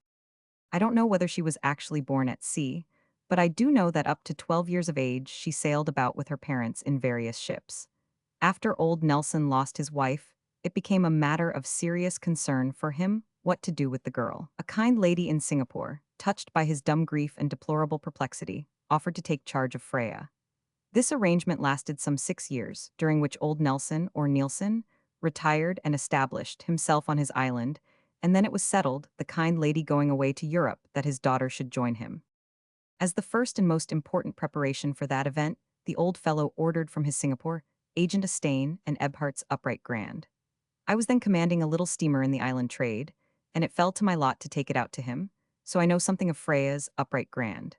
We landed the enormous packing case with difficulty on a flat piece of rock amongst some bushes, nearly knocking the bottom out of one of my boats in the course of that nautical operation. Then, all my crew assisting, engineers and firemen included, by the exercise of much anxious ingenuity, and by means of rollers, levers, tackles, and inclined planes of soaked planks, toiling in the sun like ancient Egyptians at the building of a pyramid, we got it as far as the house and up onto the edge of the west veranda, which was the actual drawing room of the bungalow. There, the case being ripped off cautiously, the beautiful rosewood monster stood revealed at last. In reverent excitement, we coaxed it against the wall and drew the first free breath of the day. It was certainly the heaviest movable object on that islet since the creation of the world. The volume of sound it gave out in that bungalow, which acted as a sounding board, was really astonishing. It thundered sweetly right over the sea. Jasper Allen told me that early of a morning on the deck of the Bonito, his wonderfully fast and pretty brig, he could hear Freya playing her scales quite distinctly. But the fellow always anchored foolishly close to the point, as I told him more than once. Of course, these seas are almost uniformly serene, and the Seven Isles is a particularly calm and cloudless spot as a rule. But still, now and again, an afternoon thunderstorm over Banka, or even one of these vicious thick squalls from the distant Sumatra coast, would make a sudden sally upon the group, enveloping it for a couple of hours in whirlwinds and bluish-black murk of a particularly sinister aspect. Then, with the lowered rattan screens rattling desperately in the wind and the bungalow shaking all over, Freya would sit down to the piano and play fierce Wagner music in the flicker of blinding flashes, with thunderbolts falling all round, enough to make your hair stand on end. And Jasper would remain stock still on the veranda, adoring the back view of her supple, swaying figure, the miraculous sheen of her fair head, the rapid hands on the keys, the white nape of her neck, while the brig, down at the point there, surged at her cables within 100 yards of nasty, shiny black rockheads. And this, if you please, for no reason but that, when he went on board at night and laid his head on the pillow, he should feel that he was as near as he could conveniently get to his Freya slumbering in the bungalow. Did you ever? And mind, this brig was the home to be, their home, the floating paradise which he was gradually fitting out like a yacht to sail his life blissfully away in with Freya. Imbecile, but the fellow was always taking chances. One day, I remember I watched with Freya on the veranda, the brig approaching the point from the northward. I suppose Jasper made the girl out with his long glass. What does he do? Instead of standing on for another mile and a half along the shoals, and then tacking for the anchorage in a proper and seamanlike manner, he spies a gap between two disgusting old jagged reefs, puts the helm down suddenly, and shoots the brig through, with all her sails shaking and rattling, so that we could hear the racket on the veranda. I drew my breath through my teeth, I can tell you, and Freya swore. Yes, she clenched her capable fists and stamped with her pretty brown boot and said, "Damn." Then, looking at me with a little heightened color, "Not much," she remarked. "I forgot you were there," and laughed. To be sure, to be sure. When Jasper was in sight, she was not likely to remember that anybody else in the world was there. In my concern at this mad trick, I couldn't help appealing to her sympathetic common sense. "Isn't he a fool?" I said with feeling. "Perfect idiot," she agreed warmly, looking at me straight with her wide-open, earnest eyes and the dimple of a smile on her cheek. "And that," I pointed out to her, "just to save 20 minutes or so in meeting you." We heard the anchor go down, and then she became very resolute and threatening. "Wait a bit, I'll teach him." She went into her own room and shut the door, leaving me alone on the veranda with my instructions. Long before the brig's sails were furled, Jasper came up 3 steps at a time, forgetting to say how d'ye do, and looking right and left eagerly. Where's Freya? Wasn't she here just now? When I explained to him that he was to be deprived of Miss Freya's presence for a whole hour, just to teach him, he said I had put her up to it, no doubt, and that he feared he would have yet to shoot me some day. She and I were getting too thick together. Then he flung himself into a chair and tried to talk to me about his trip. But the funny thing was that the fellow actually suffered. I could see it. His voice failed him, and he sat there dumb, looking at the door with the face of a man in pain. Fact. And the next still funnier thing was that the girl calmly walked out of her room in less than 10 minutes. And then I left. I mean to say that I went away to seek old Nelson, or Nielsen, on the back veranda, which was his own special nook in the distribution of that house, with the kind purpose of engaging him in conversation, lest he should start roaming about and intrude unwittingly where he was not wanted just then. He knew that the brig had arrived, though he did not know that Jasper was already with his daughter. I suppose he didn't think it was possible in the time. A father naturally wouldn't. He suspected that Alan was sweet on his girl, the fowls of the air and the fishes of the sea, most of the traders in the archipelago, and all sorts and conditions of men in the town of Singapore were aware of it, but he was not capable of appreciating how far the girl was gone on the fellow. He had an idea that Freya was too sensible to ever be gone on anybody. I mean to an unmanageable extent. No, it was not that which made him sit on the back veranda and worry himself in his unassuming manner during Jasper's visits. What he worried about were the Dutch authorities. For it is a fact that the Dutch looked askance at the doings of Jasper Allen, owner and master of the brig Benito. They considered him much too enterprising in his trading. I don't know that he ever did anything illegal, but it seems to me that his immense activity was repulsive to their stolid character and slow-going methods. Anyway, in old Nelson's opinion, the captain of the Benito was a smart sailor, and a nice young man, but not a desirable acquaintance upon the whole. Somewhat compromising, you understand.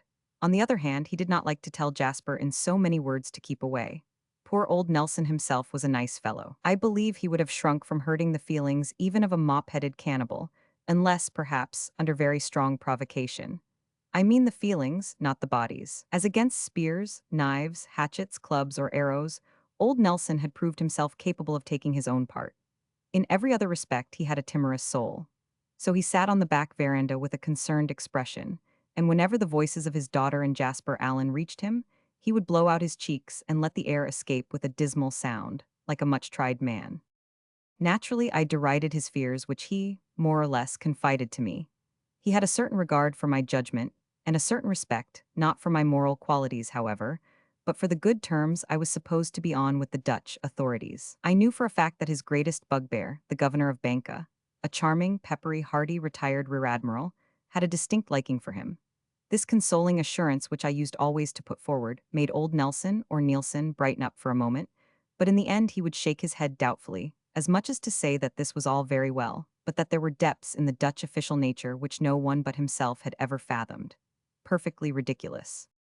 On this occasion I am speaking of, old Nelson was even fretty. For while I was trying to entertain him with a very funny and somewhat scandalous adventure which happened to a certain acquaintance of ours in Saigon, he exclaimed suddenly, "What the devil he wants to turn up here for?" Clearly he had not heard a word of the anecdote, and this annoyed me because the anecdote was really good. I stared at him. "Come, come," I cried, "don't you know what Jasper Allen is turning up here for?" This was the first open allusion I had ever made to the true state of affairs between Jasper and his daughter. He took it very calmly. "Oh, Freya is a sensible girl?" he murmured absently, his mind's eye obviously fixed on the authorities. No, Freya was no fool. He was not concerned about that. He didn't mind it in the least. The fellow was just company for her. He amused the girl, nothing more. When the perspicacious old chap left off mumbling, all was still in the house. The other two were amusing themselves very quietly, and no doubt very heartily. What more absorbing and less noisy amusement could they have found than to plan their future? Side by side on the veranda, they must have been looking at the brig, the third party in that fascinating game. Without her, there would have been no future. She was the fortune and the home, and the great free world for them. Who was it that likened a ship to a prison? May I be ignominiously hanged at a yardarm if that's true.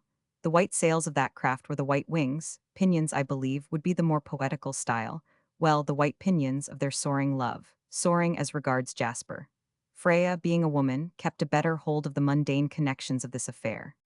But Jasper was elevated in the true sense of the word ever since the day when, after they had been gazing at the brig, in one of those decisive silences that alone establish a perfect communion between creatures gifted with speech, he proposed that she should share the ownership of that treasure with him. Indeed, he presented the brig to her altogether. But then his heart was in the brig since the day he bought her in Manila from a certain middle-aged Peruvian, in a sober suit of black broadcloth, enigmatic and sententious, who, for all I know, might have stolen her on the South American coast, whence he said he had come over to the Philippines for family reasons. This, for family reasons, was distinctly good. No true caballero would care to push on inquiries after such a statement. Indeed, Jasper was quite the caballero.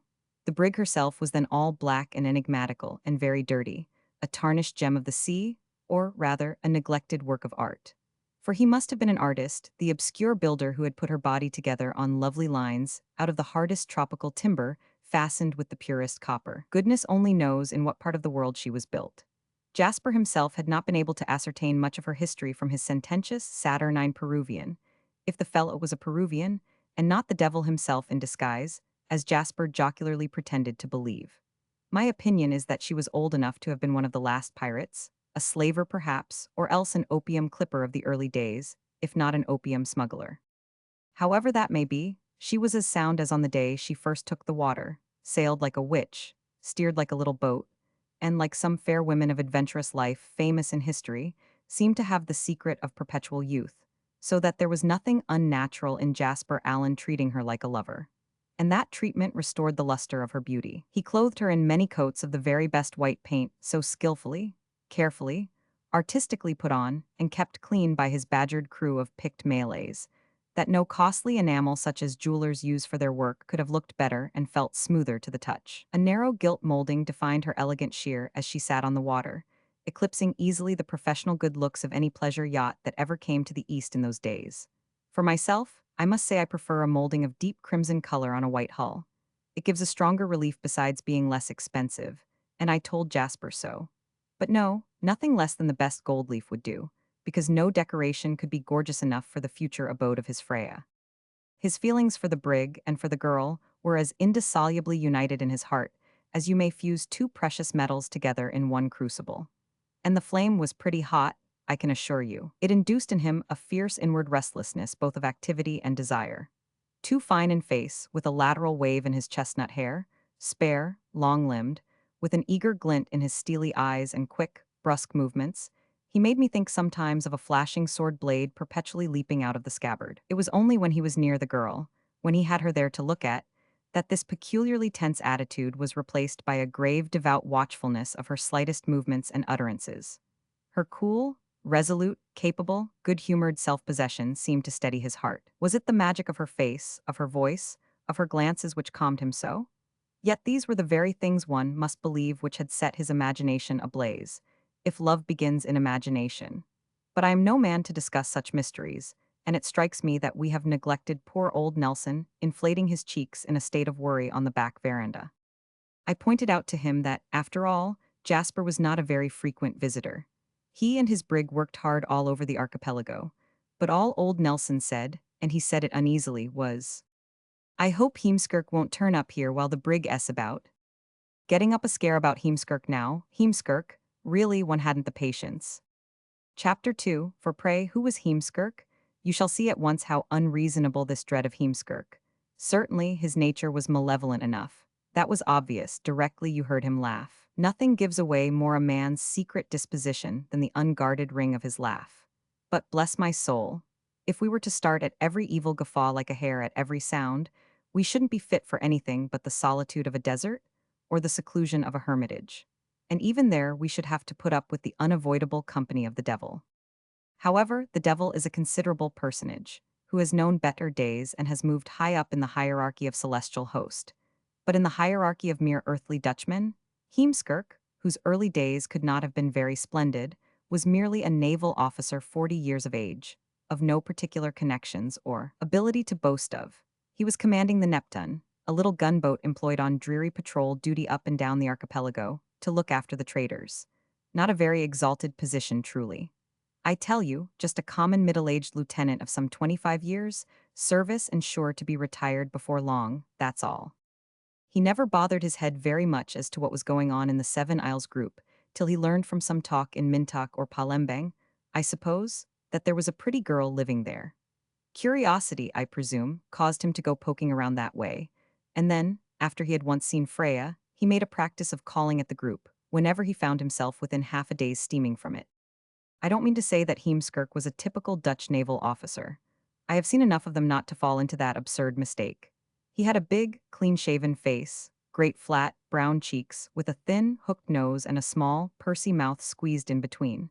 There were a few silver threads in his black hair, and his unpleasant eyes were nearly black, too. He had a surly way of casting side glances without moving his head, which was set low on a short, round neck. A thick, round trunk in a dark undress jacket with gold shoulder straps was sustained by a straddly pair of thick, round legs in white drill trousers.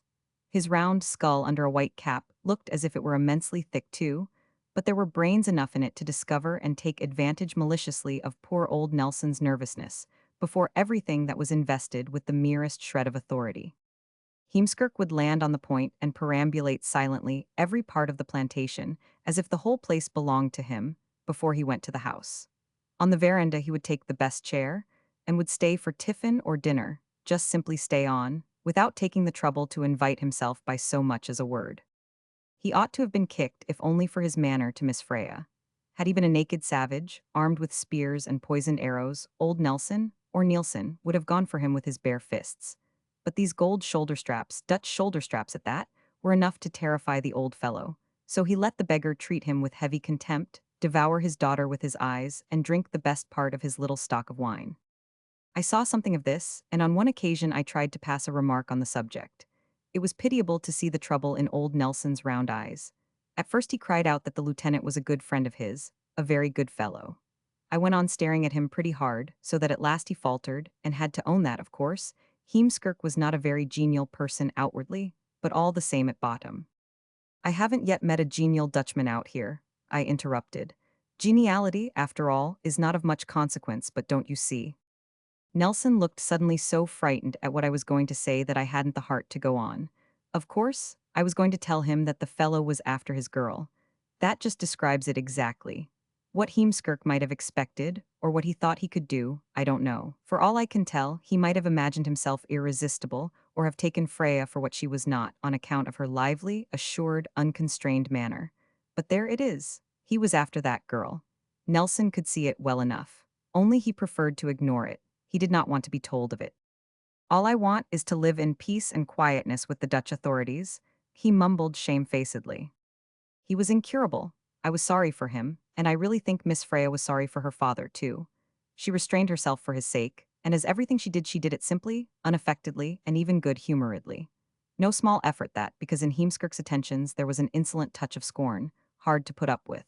Dutchmen of that sort are overbearing to their inferiors, and that officer of the king looked upon old Nelson and Freya as quite beneath him in every way. I can't say I felt sorry for Freya. She was not the sort of girl to take anything tragically.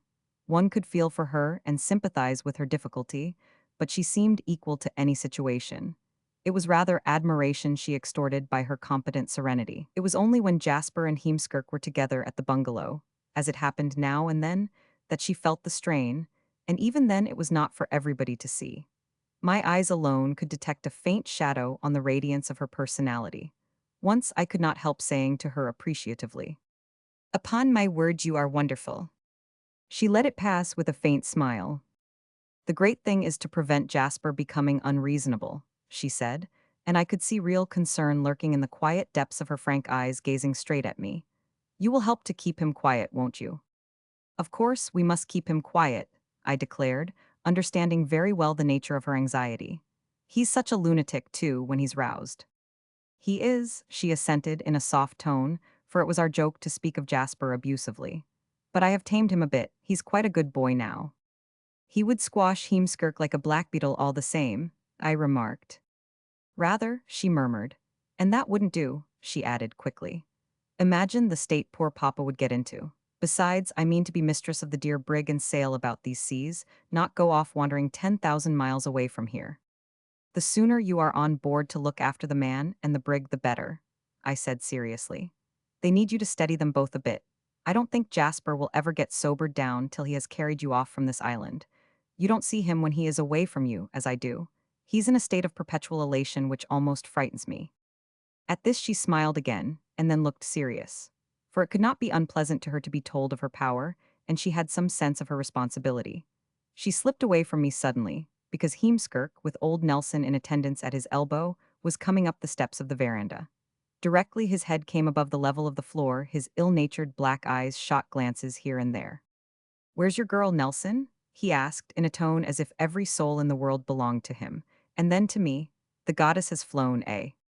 Nelson's Cove, as we used to call it, was crowded with shipping that day. There was first my steamer, then the Neptune gunboat further out, and the Bonito, brig, anchored as usual so close inshore that it looked as if, with a little skill and judgment, one could shy a hat from the veranda on to her scrupulously holy-stoned quarterdeck. Her brasses flashed like gold, her white body paint had a sheen like a satin robe. The rake of her varnished spars and the big yards, squared to a hair, gave her a sort of martial elegance. She was a beauty. No wonder that in possession of a craft like that and the promise of a girl like Freya, Jasper lived in a state of perpetual elation fit, perhaps, for the seventh heaven, but not exactly safe in a world like ours. I remarked politely to Heemskirk that, with 3 guests in the house, Miss Freya had no doubt domestic matters to attend to. I knew, of course, that she had gone to meet Jasper at a certain cleared spot on the banks of the only stream on Nelson's little island. The commander of the Neptune gave me a dubious black look, and began to make himself at home, flinging his thick, cylindrical carcass into a rocking chair and unbuttoning his coat. Old Nelson sat down opposite him in a most unassuming manner, staring anxiously with his round eyes and fanning himself with his hat. I tried to make conversation to while the time away, not an easy task with a morose, enamored Dutchman constantly looking from one door to another and answering one's advances either with a jeer or a grunt. However, the evening passed off all right. Luckily, there is a degree of bliss too intense for elation. Jasper was quiet and concentrated silently in watching Freya. As we went on board our respective ships, I offered to give his brig a tow out next morning. I did it on purpose to get him away at the earliest possible moment. So in the first cold light of the dawn, we passed by the gunboat lying black and still without a sound in her at the mouth of the glassy cove. But with tropical swiftness, the sun had climbed twice its diameter above the horizon before we had rounded the reef and got abreast of the point. On the biggest boulder there stood Freya, all in white and in her helmet, like a feminine and martial statue with a rosy face, as I could see very well with my glasses. She fluttered an expressive handkerchief, and Jasper, running up the main rigging of the white and warlike brig, waved his hat in response. Shortly afterwards we parted, I to the northward, and Jasper heading east with a light wind on the quarter, for Banjarmassen and 2 other ports, I believe it was, that trip. This peaceful occasion was the last on which I saw all these people assembled together. The charmingly fresh and resolute Freya, the innocently round-eyed old Nelson, Jasper, keen, long-limbed, lean-faced, admirably self-contained in his manner, because inconceivably happy under the eyes of his. Freya, all 3 tall, fair, and blue-eyed in varied shades, and amongst them the swarthy, arrogant, black-haired Dutchman, shorter nearly by a head, and so much thicker than any of them that he seemed to be a creature capable of inflating itself, a grotesque specimen of mankind from some other planet. The contrast struck me all at once as we stood in the lighted veranda, after rising from the dinner table. I was fascinated by it for the rest of the evening, and I remember the impression of something funny and illumined at the same time in it to this day. Chapter 3. A few weeks later, coming early one morning into Singapore, from a journey to the southward, I saw the brig lying at anchor in all her usual symmetry and splendor of aspect, as though she had been taken out of a glass case and put delicately into the water that very moment. She was well out in the roadstead, but I steamed in and took up my habitual berth close in front of the town. Before we had finished breakfast, a quartermaster came to tell me that Captain Allen's boat was coming our way. His smart gig dashed alongside, and in 2 bounds he was up our accommodation ladder and shaking me by the hand with his nervous grip, his eyes snapping inquisitively, for he supposed I had called at the 7 Isles group on my way. I reached into my pocket for a nicely folded little note, which he grabbed out of my hand without ceremony and carried off on the bridge to read by himself. After a decent interval, I followed him up there and found him pacing to and fro, for the nature of his emotions made him restless even in his most thoughtful moments. He shook his head at me triumphantly. "Well, my dear boy," he said, I shall be counting the days now. I understood what he meant. I knew that those young people had settled already on a runaway match without official preliminaries. This was really a logical decision. Old Nelson, or Nielsen, would never have agreed to give up Freya peaceably to this compromising Jasper. Heavens, what would the Dutch authorities say to such a match? It sounds too ridiculous for words. But there's nothing in the world more selfishly hard than a timorous man in a fright about his little estate, as old Nelson used to call it in apologetic accents. A heart permeated by a particular sort of funk is proof against sense, feeling, and ridicule. It's a flint. Jasper would have made his request all the same and then taken his own way. But it was Freya who decided that nothing should be said, on the ground that Papa would only worry himself to distraction. He was capable of making himself ill, and then she wouldn't have the heart to leave him. Here you have the sanity of feminine outlook and the frankness of feminine reasoning. And for the rest, Miss Freya could read Poor Dear Papa in the way a woman reads a man, like an open book. His daughter once gone, old Nelson would not worry himself. He would raise a great outcry and make no end of lamentable fuss, but that's not the same thing. The real agonies of indecision, the anguish of conflicting feelings would be spared to him. And as he was too unassuming to rage, he would, after a period of lamentation, devote himself to his little estate and to keeping on good terms with the authorities. Time would do the rest, and Freya thought she could afford to wait while ruling over her own home in the beautiful brig and over the man who loved her. This was the life for her who had learned to walk on a ship's deck. She was a ship child, a sea girl if ever there was one. And of course she loved Jasper and trusted him, but there was a shade of anxiety in her pride. It is very fine and romantic to possess for your very own a finely tempered and trusty sword blade, but whether it is the best weapon to counter with the common cudgelplay of fate, that's another question. She knew that she had the more substance of the two. You needn't try any cheap jokes. I am not talking of their weights. She was just a little anxious while he was away, and she had me who, being a tried confidant, took the liberty to whisper frequently, the sooner the better. But there was a peculiar vein of obstinacy in Miss Freya, and her reason for delay was characteristic. Not before my 21st birthday, so that there shall be no mistake in people's minds as to me being old enough to know what I am doing. Jasper's feelings were in such subjection that he had never even remonstrated against the decree. She was just splendid, whatever she did or said, and there was an end of it for him. I believe that he was subtle enough to be even flattered at bottom, at times. And then to console him, he had the brig which seemed pervaded by the spirit of Freya, since whatever he did on board was always done under the supreme sanction of his love. Yes, I'll soon begin to count the days, he repeated. 11 months more, I'll have to crowd 3 trips into that. Mind you don't come to grief trying to do too much, I admonished him, but he dismissed my caution with a laugh and an elated gesture. Pooh, nothing could happen to the brig, he cried, as if the flame of his heart could light up the dark nights of uncharted seas, and the image of Freya serve for an unerring beacon amongst hidden shoals.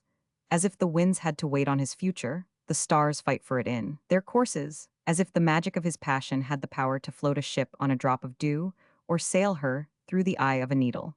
Simply because it was her magnificent lot to be the servant of a love so full of grace as to make all the ways of the earth safe, resplendent, and easy. I suppose, I said, after he had finished laughing at my innocent enough remark, I suppose you will be off today. That was what he meant to do. He had not gone at daylight only because he expected me to come in. And only fancy what has happened yesterday, he went on. My mate left me suddenly, had to, and as there's nobody to be found at a short notice, I am going to take Schultz with me. The notorious Schultz, why don't you jump out of your skin? I tell you I went and unearthed Schultz late last evening after no end of trouble. I am your man, Captain, he says in that wonderful voice of his, but I am sorry to confess I have practically no clothes to my back. I have had to sell all my wardrobe to get a little food from day to day. What a voice that man has got. Talk about moving stones, but people seem to get used to it. I had never seen him before, and upon my word, I felt suddenly tears rising to my eyes. Luckily it was dusk.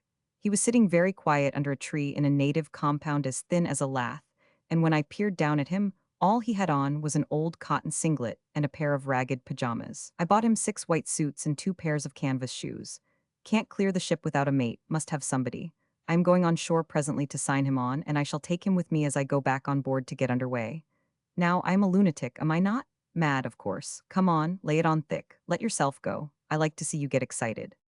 He so evidently expected me to scold that I took a special pleasure, in exaggerating the calmness of my attitude. The worst that can be brought up against Schultz, I began, folding my arms and speaking dispassionately, is an awkward habit of stealing the stores of every ship he has ever been in. He will do it. That's really all that's wrong. I don't credit absolutely that story Captain Robinson tells of Schultz conspiring in Cannabon with some ruffians in a Chinese junk to steal the anchor off the starboard bow of the Bohemian Girl schooner. Robinson's story is too ingenious altogether. That other tale of the engineers of the Nanshan finding Schultz at midnight in the engine room, busy hammering at the brass bearings, to carry them off for sale on shore, seems to me more authentic. Apart from this little weakness, let me tell you that Schultz is a smarter sailor than many who never took a drop of drink in their lives, and perhaps no worse morally than some men, you and I know, who have never stolen the value of a penny. He may not be a desirable person to have on board one's ship, but since you have no choice, he may be made to do, I believe. The important thing is to understand his psychology. Don't give him any money till you have done with him. Not a cent, if he begs ever so. For as sure as fate, the moment you give him any money, he will begin to steal. Just remember that. I enjoyed Jasper's incredulous surprise. The devil he will, he cried. What on earth for? Aren't you trying to pull my leg, old boy? No, I'm not. You must understand Schultz's psychology. He's neither a loafer nor a cadger. He's not likely to wander about looking for somebody to stand him drinks. But suppose he goes on shore with $5, or 50 for that matter, in his pocket? After the third or fourth glass, he becomes fuddled and charitable. He either drops his money all over the place, or else distributes the lot around, gives it to anyone who will take it. Then it occurs to him that the night is young yet, and that he may require a good many more drinks for himself and his friends before morning. So he starts off cheerfully for his ship.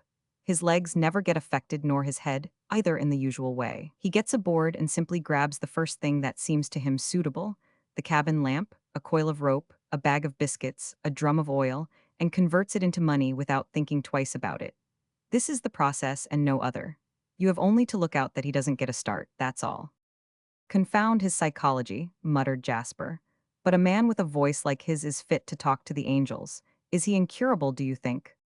I said that I thought so. Nobody had prosecuted him yet, but no one would employ him any longer. His end would be, I feared, to starve in some hole or other. Ah, well, reflected Jasper. The Benito isn't trading to any ports of civilization. That'll make it easier for him to keep straight. That was true. The brig's business was on uncivilized coasts, with obscure rajas dwelling in nearly unknown bays, with native settlements up mysterious rivers opening their somber, forest-lined estuaries among a welter of pale green reefs and dazzling sandbanks, in lonely straits of calm blue water all aglitter with sunshine. Alone, far from the beaten tracks, she glided, all white, round dark, frowning headlands stole out, silent like a ghost, from behind points of land stretching out all black in the moonlight, or lay hove to, like a sleeping seabird, under the shadow of some nameless mountain waiting for a signal. She would be glimpsed suddenly on misty, squally days dashing disdainfully aside the short aggressive waves of the Java Sea, or be seen far, far away, a tiny dazzling white speck flying across the brooding purple masses of thunderclouds piled up on the horizon. Sometimes on the rare mail tracks where civilization brushes against wild mystery, when the naive passengers crowding along the rail exclaimed, pointing at her with interest, "Oh, here's a yacht." The Dutch captain with a hostile glance would grunt contemptuously, "Yacht, no, that's only English Jasper, a peddler." "A good seaman, you say?" ejaculated Jasper, still in the matter of the hopeless Schultz with the wonderfully touching voice. "First rate, ask anyone, quite worth having, only impossible," I declared.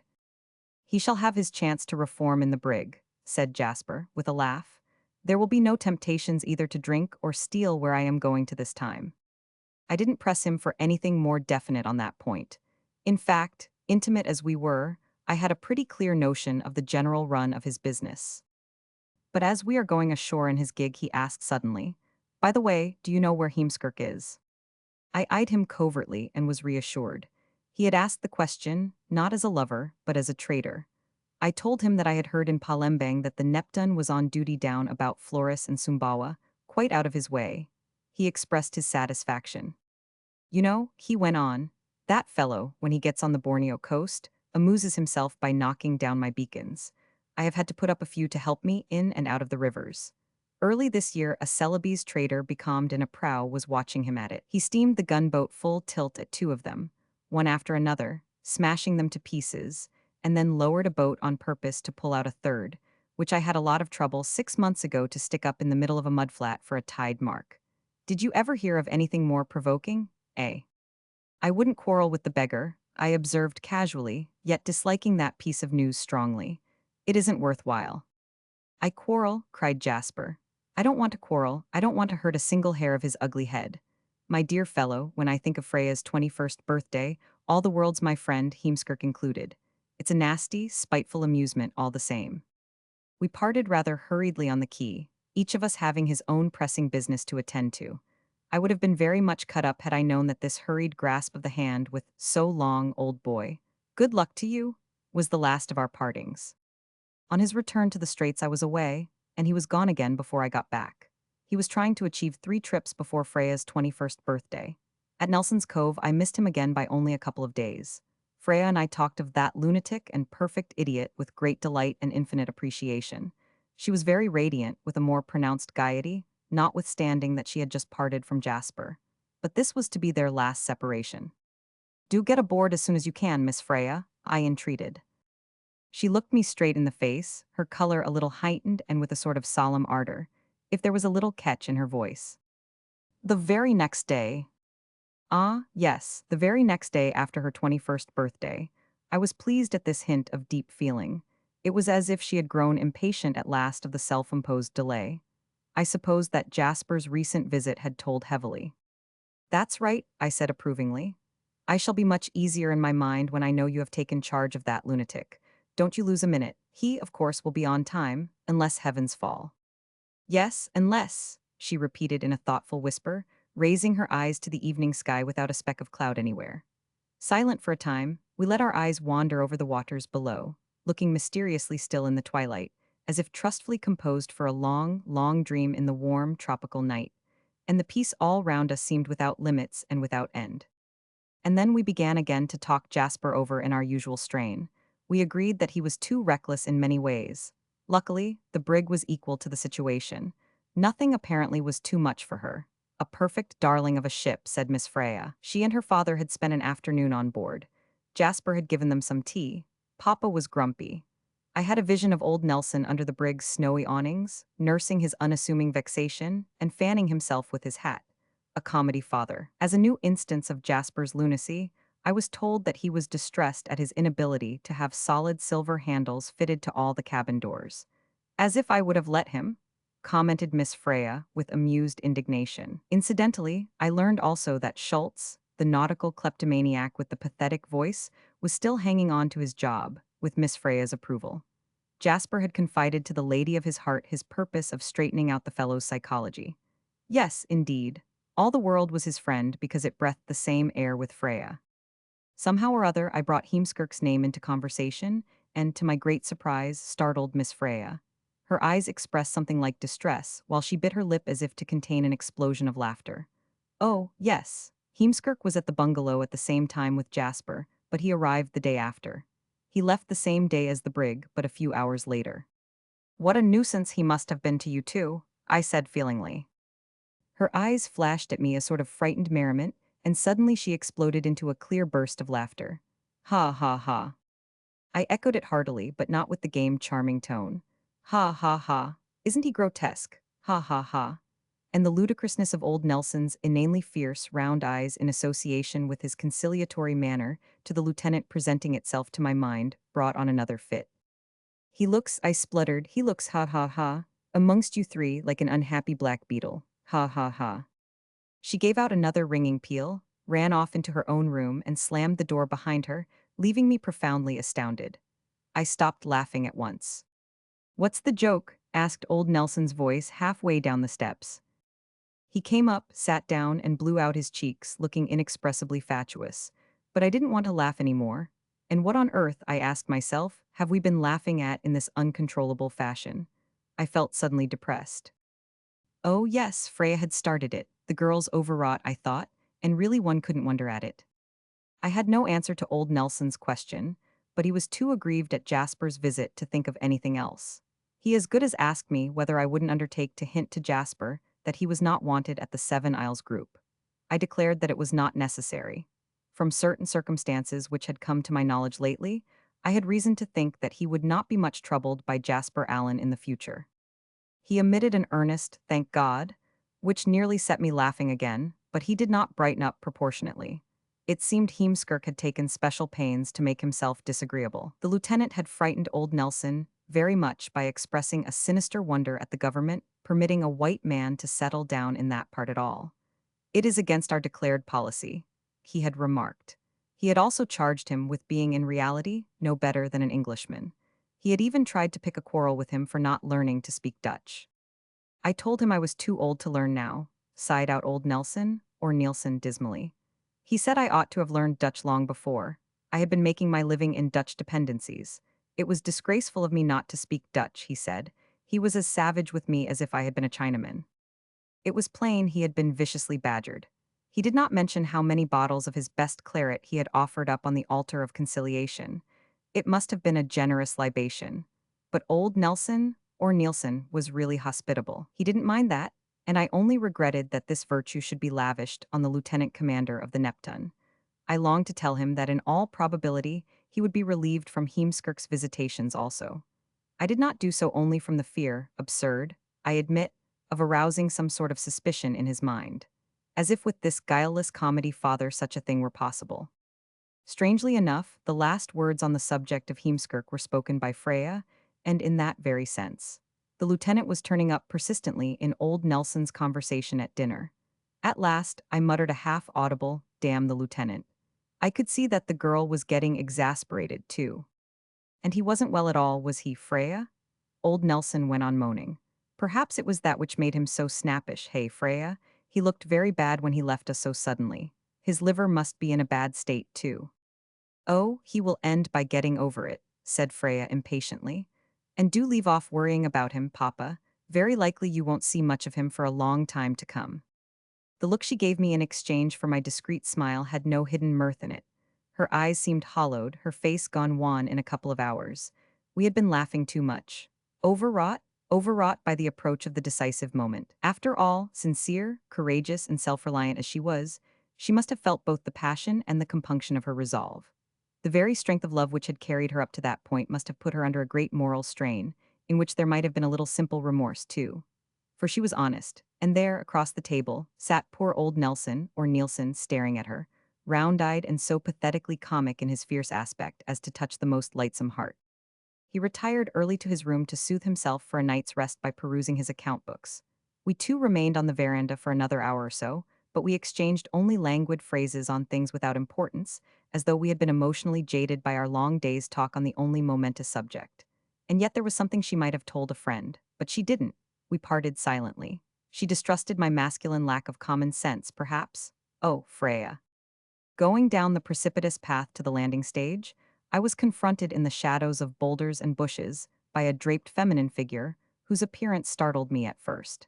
It glided into my way suddenly from behind a piece of rock, but in a moment it occurred to me that it could be no one else but Freya's maid, a half-caste Malacca Portuguese. One caught fleeting glimpses of her olive face and dazzling white teeth about the house. I had observed her at times from a distance, as she sat within call under the shade of some fruit trees, brushing and plaiting her long raven locks. It seemed to be the principal occupation of her leisure hours. We had often exchanged nods and smiles, and a few words, too. She was a pretty creature, and once I had watched her approvingly make funny and expressive grimaces behind Heemskirk's back. I understood from Jasper that she was in the secret, like a comedy camerista. She was to accompany Freya on her irregular way to matrimony and ever-after happiness. Why should she be roaming by night near the cove, unless on some love affair of her own? I asked myself. But there was nobody suitable within the Seven Isles group, as far as I knew. It flashed upon me that it was myself she had been lying in wait for. She hesitated, muffled from head to foot, shadowy and bashful. I advanced another pace, and how I felt is nobody's business. "What is it?" I asked very low. "Nobody knows I am here," she whispered. "And nobody can see us," I whispered back. The murmur of words "I've been so frightened" reached me. Just then 40 feet above our head, from the yet lighted veranda, unexpected and startling, Freya's voice rang out in a clear, imperious call. "Gantonia!" With a stifled exclamation, the hesitating girl vanished out of the path. A bush nearby rustled, then silence. I waited wondering. The lights on the veranda went out. I waited a while longer, then continued down the path to my boat, wondering more than ever. I remember the occurrences of that visit especially, because this was the last time I saw the Nelson bungalow. On arriving at the Straits, I found cable messages, which made it necessary for me to throw up my employment at a moment's notice and go home at once. I had a desperate scramble to catch the mailboat which was due to leave next day, but I found time to write two short notes, one to Freya, the other to Jasper. Later on I wrote at length, this time to Alan alone. I got no answer. I hunted up then his brother, or rather half-brother, a solicitor in the city, a sallow, calm little man who looked at me over his spectacles thoughtfully. Jasper was the only child of his father's second marriage, a transaction which had failed to commend itself to the first, grown-up family. "You haven't heard for ages," I repeated with secret annoyance. "May I ask what for ages means in this connection?" "It means that I don't care whether I ever hear from him or not," retorted the little man of law, turning nasty suddenly. I could not blame Jasper for not wasting his time in correspondence with such an outrageous relative. But why didn't he write to me? A decent sort of friend, after all. Enough of a friend to find for his silence the excuse of forgetfulness, natural to a state of transcendental bliss? I waited indulgently, but nothing ever came. And the East seemed to drop out of my life without an echo, like a stone falling into a well of prodigious depth. Chapter 4. I suppose praiseworthy motives are a sufficient justification almost for anything. What could be more commendable in the abstract than a girl's determination that poor papa should not be worried, and her anxiety that the man of her choice should be kept by any means from every occasion of doing something rash, something which might endanger the whole scheme of their happiness? Nothing could be more tender and more prudent. We must also remember the girl's self-reliant temperament and the general unwillingness of women, I mean women of sense, to make a fuss over matters of that sort. As has been said already, Heemskirk turned up some time after Jasper's arrival at Nelson's Cove. The sight of the brig lying right under the bungalow was very offensive to him. He did not fly ashore before his anchor touched the ground, as Jasper used to do. On the contrary, he hung about his quarterdeck mumbling to himself, and when he ordered his boat to be manned, it was in an angry voice. Freya's existence, which lifted Jasper out of himself into a blissful elation, was for Heemskirk a cause of secret torment, of hours of exasperated brooding. While passing the brig, he hailed her harshly and asked if the master was on board. Schultz, smart and neat in a spotless white suit, leaned over the taffrail, finding the question somewhat amusing. He looked humorously down into Heemskirk's boat and answered in the most amiable modulations of his beautiful voice, "Captain Allen is up at the house, sir." But his expression changed suddenly at the savage growl, "What the devil are you grinning at?" which acknowledged that information.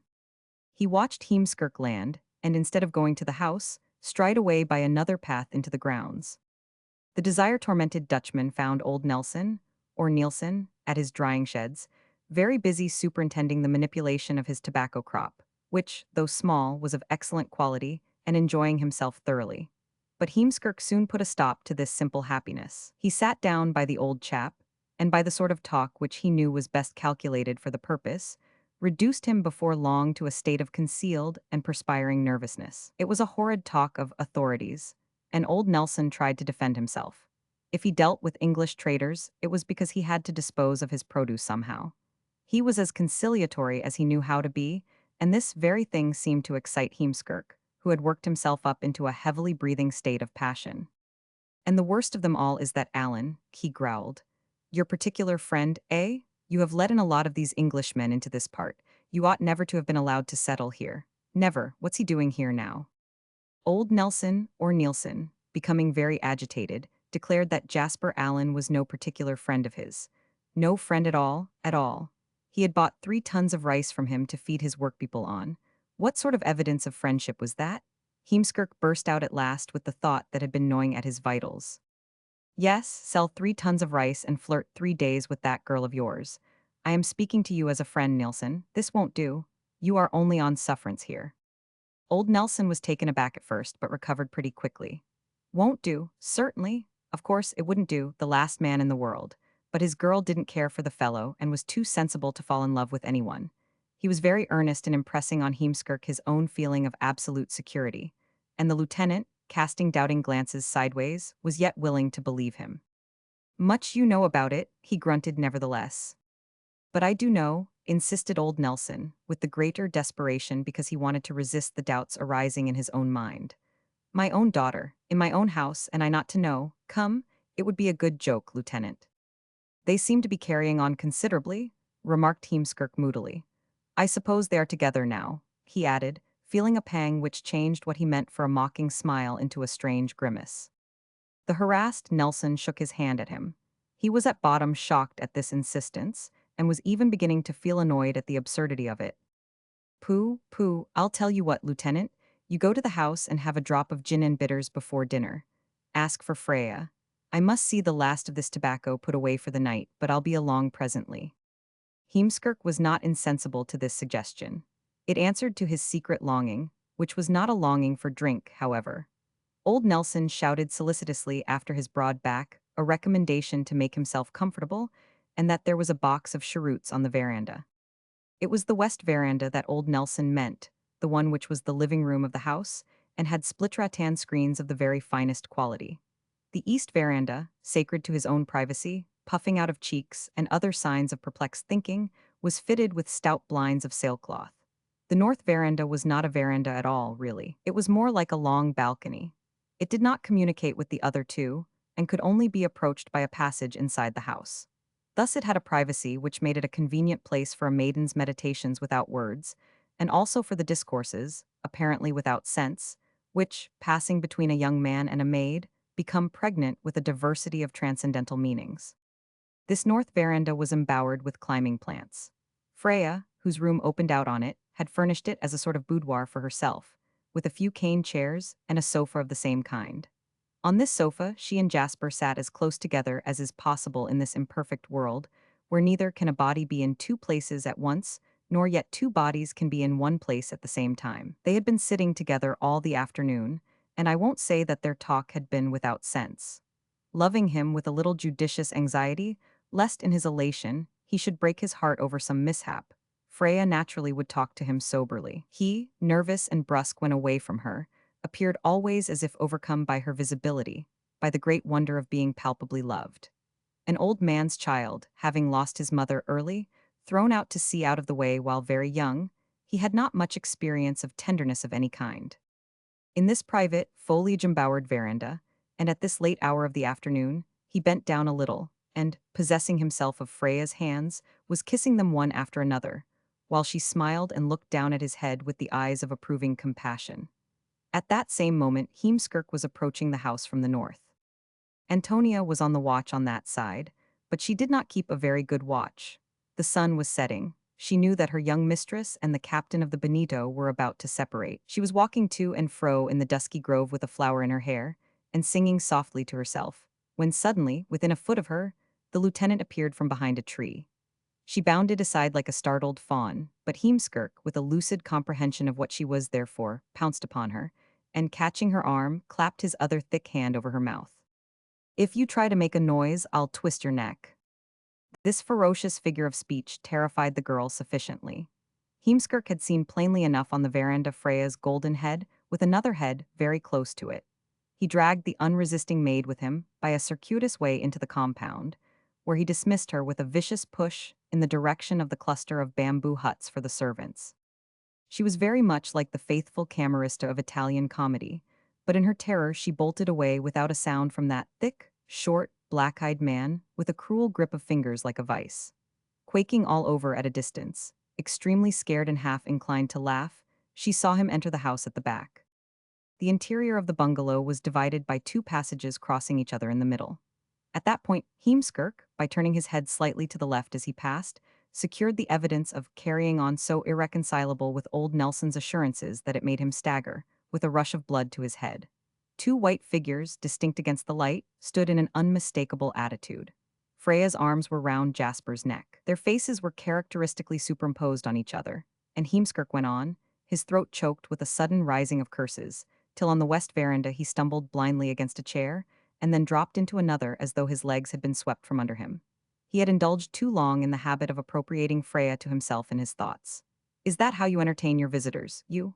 He thought, so outraged that he could not find a sufficiently degrading epithet. Freya struggled a little and threw her head back. Somebody has come in, she whispered.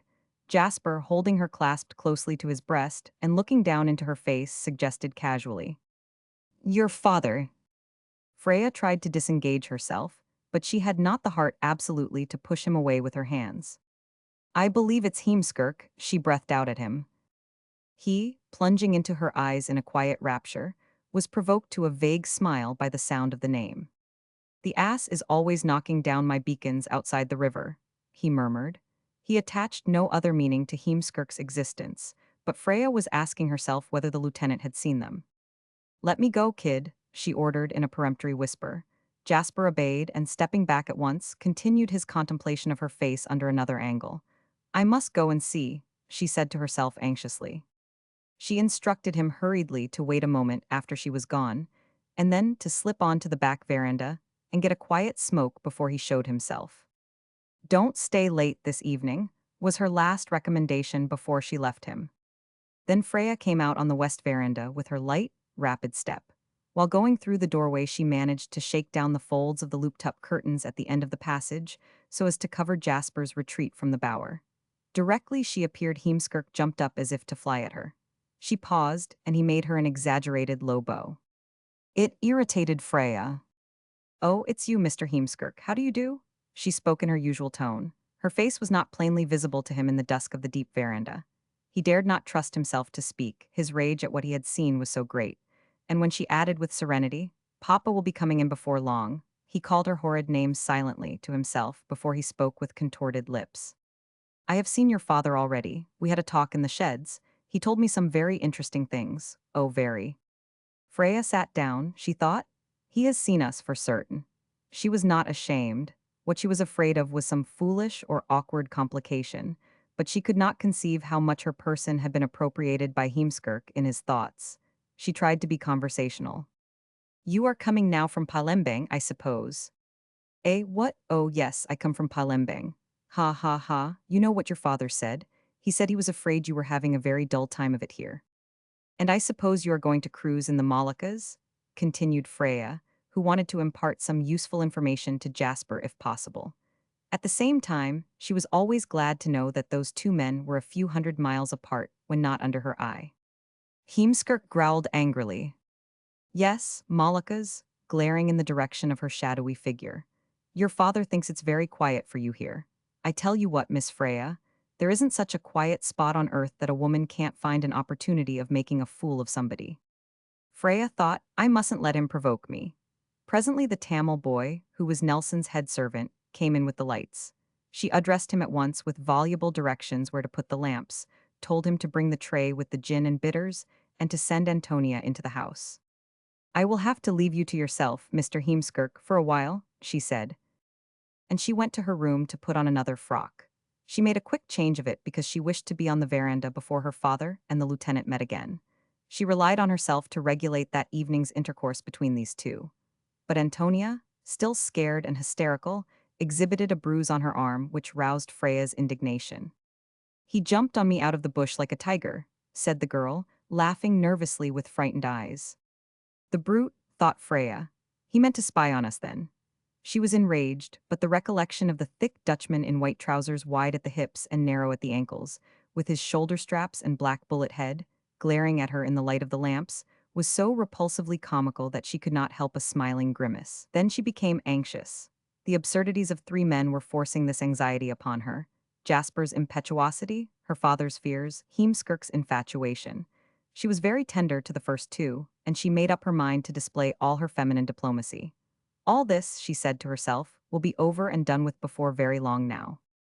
Heemskirk on the veranda, lolling in a chair, his legs extended and his white cap reposing on his stomach, was lashing himself into a fury of an atrocious character altogether incomprehensible to a girl like Freya. His chin was resting on his chest, his eyes gazed stonily at his shoes.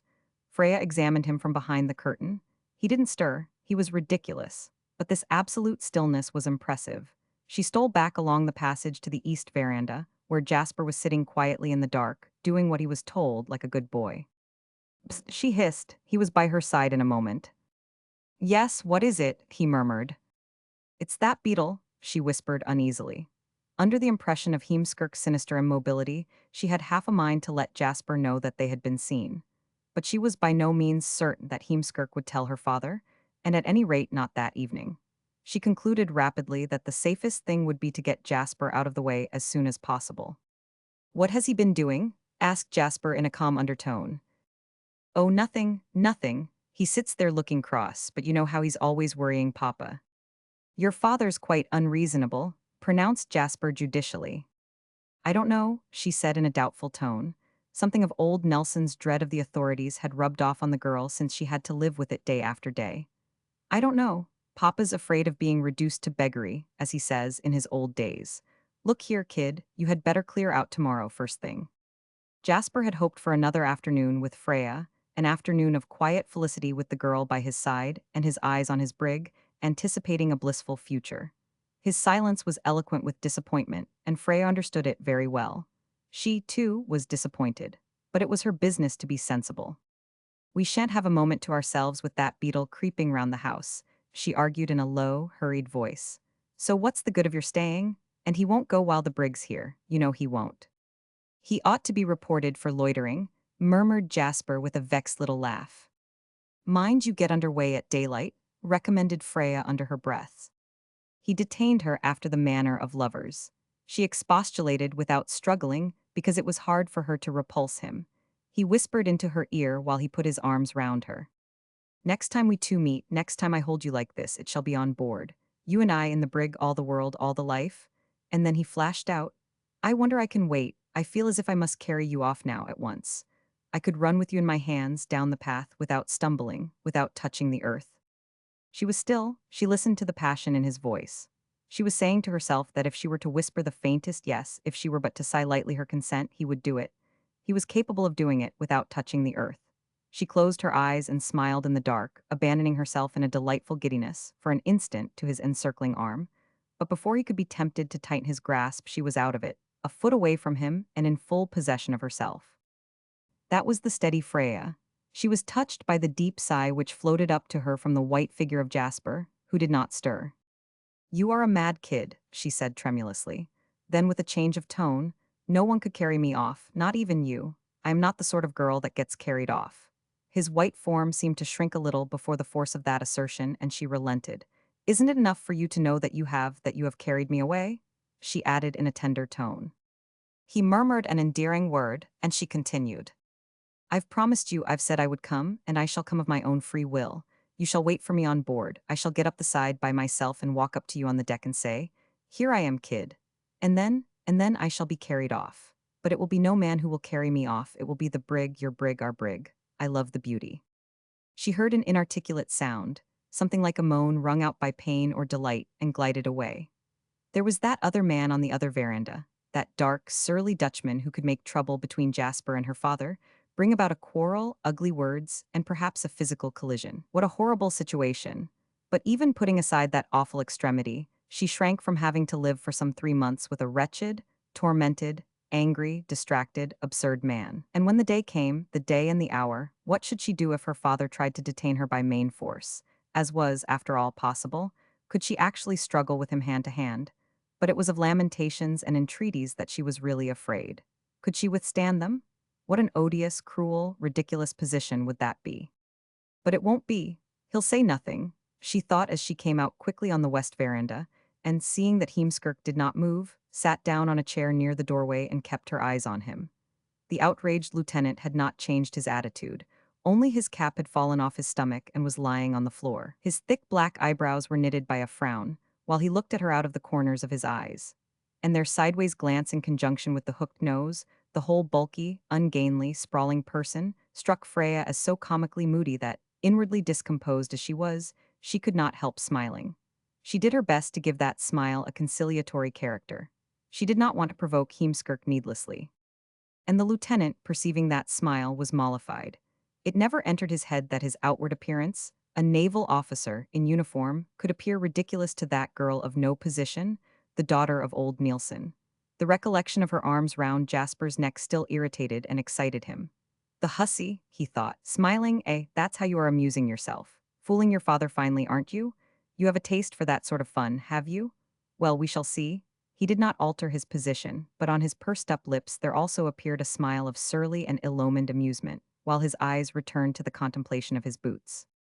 Freya felt hot with indignation. She sat radiantly fair in the lamplight, her strong, well-shaped hands lying one on top of the other in her lap. Odious creature, she thought, her face colored with sudden anger. You have scared my maid out of her senses, she said aloud. What possessed you? He was thinking so deeply of her that the sound of her voice, pronouncing these unexpected words, startled him extremely. He jerked up his head and looked so bewildered that Freya insisted impatiently. I mean, Antonia, you have bruised her arm. What did you do it for? Do you want to quarrel with me? He asked thickly with a sort of amazement. He blinked like an owl. He was funny. Freya, like all women, had a keen sense of the ridiculous in outward appearance. Well, no, I don't think I do. She could not help herself. She laughed outright, a clear, nervous laugh in which Heemskirk joined suddenly with a harsh ha ha ha. Voices and footsteps were heard in the passage, and Jasper, with old Nelson, came out. Old Nelson looked at his daughter approvingly, for he liked the lieutenant to be kept in good humor. And he also joined sympathetically in the laugh. Now, Lieutenant, we shall have some dinner, he said, rubbing his hands cheerily. Jasper had gone straight to the balustrade. The sky was full of stars, and in the blue velvety night the cove below had a denser blackness, in which the riding lights of the brig and of the gunboat glimmered redly, like suspended sparks. Next time this riding light glimmers down there, I'll be waiting for her on the quarterdeck to come and say, "Here I am," Jasper thought, and his heart seemed to grow bigger in his chest, dilated by an oppressive happiness that nearly wrung out a cry from him. There was no wind. Not a leaf below him stirred, and even the sea was but a still uncomplaining shadow. Far away on the unclouded sky, the pale lightning, the heat lightning of the tropics, played tremulously amongst the low stars in short, faint, mysteriously consecutive flashes, like incomprehensible signals from some distant planet. The dinner passed off quietly. Freya sat facing her father, calm but pale. Heemskirk affected to talk only to old Nelson. Jasper's behavior was exemplary. He kept his eyes under control, basking in the sense of Freya's nearness, as people bask in the sun without looking up to heaven. And very soon after dinner was over, mindful of his instructions, he declared that it was time for him to go on board his ship. Heemskirk did not look up. Ensconced in the rocking chair and puffing at a cheroot, he had the air of meditating surlily over some odious outbreak. So at least it seemed to Freya. Old Nelson said at once, "I'll stroll down with you." He had begun a professional conversation about the dangers of the New Guinea coast, and wanted to relate to Jasper some experience of his own over there.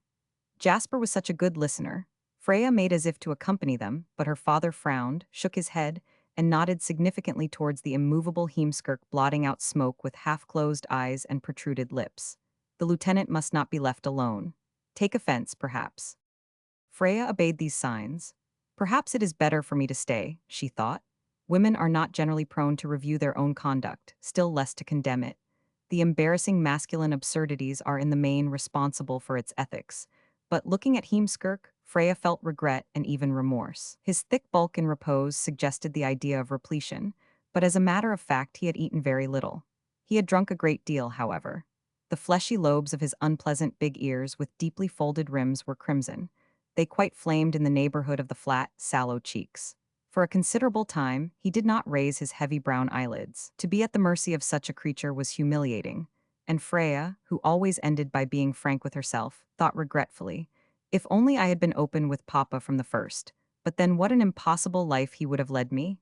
Yes, men were absurd in many ways. Lovably like Jasper, impracticably like her father, odiously like that grotesquely supine creature in the chair. Was it possible to talk him over?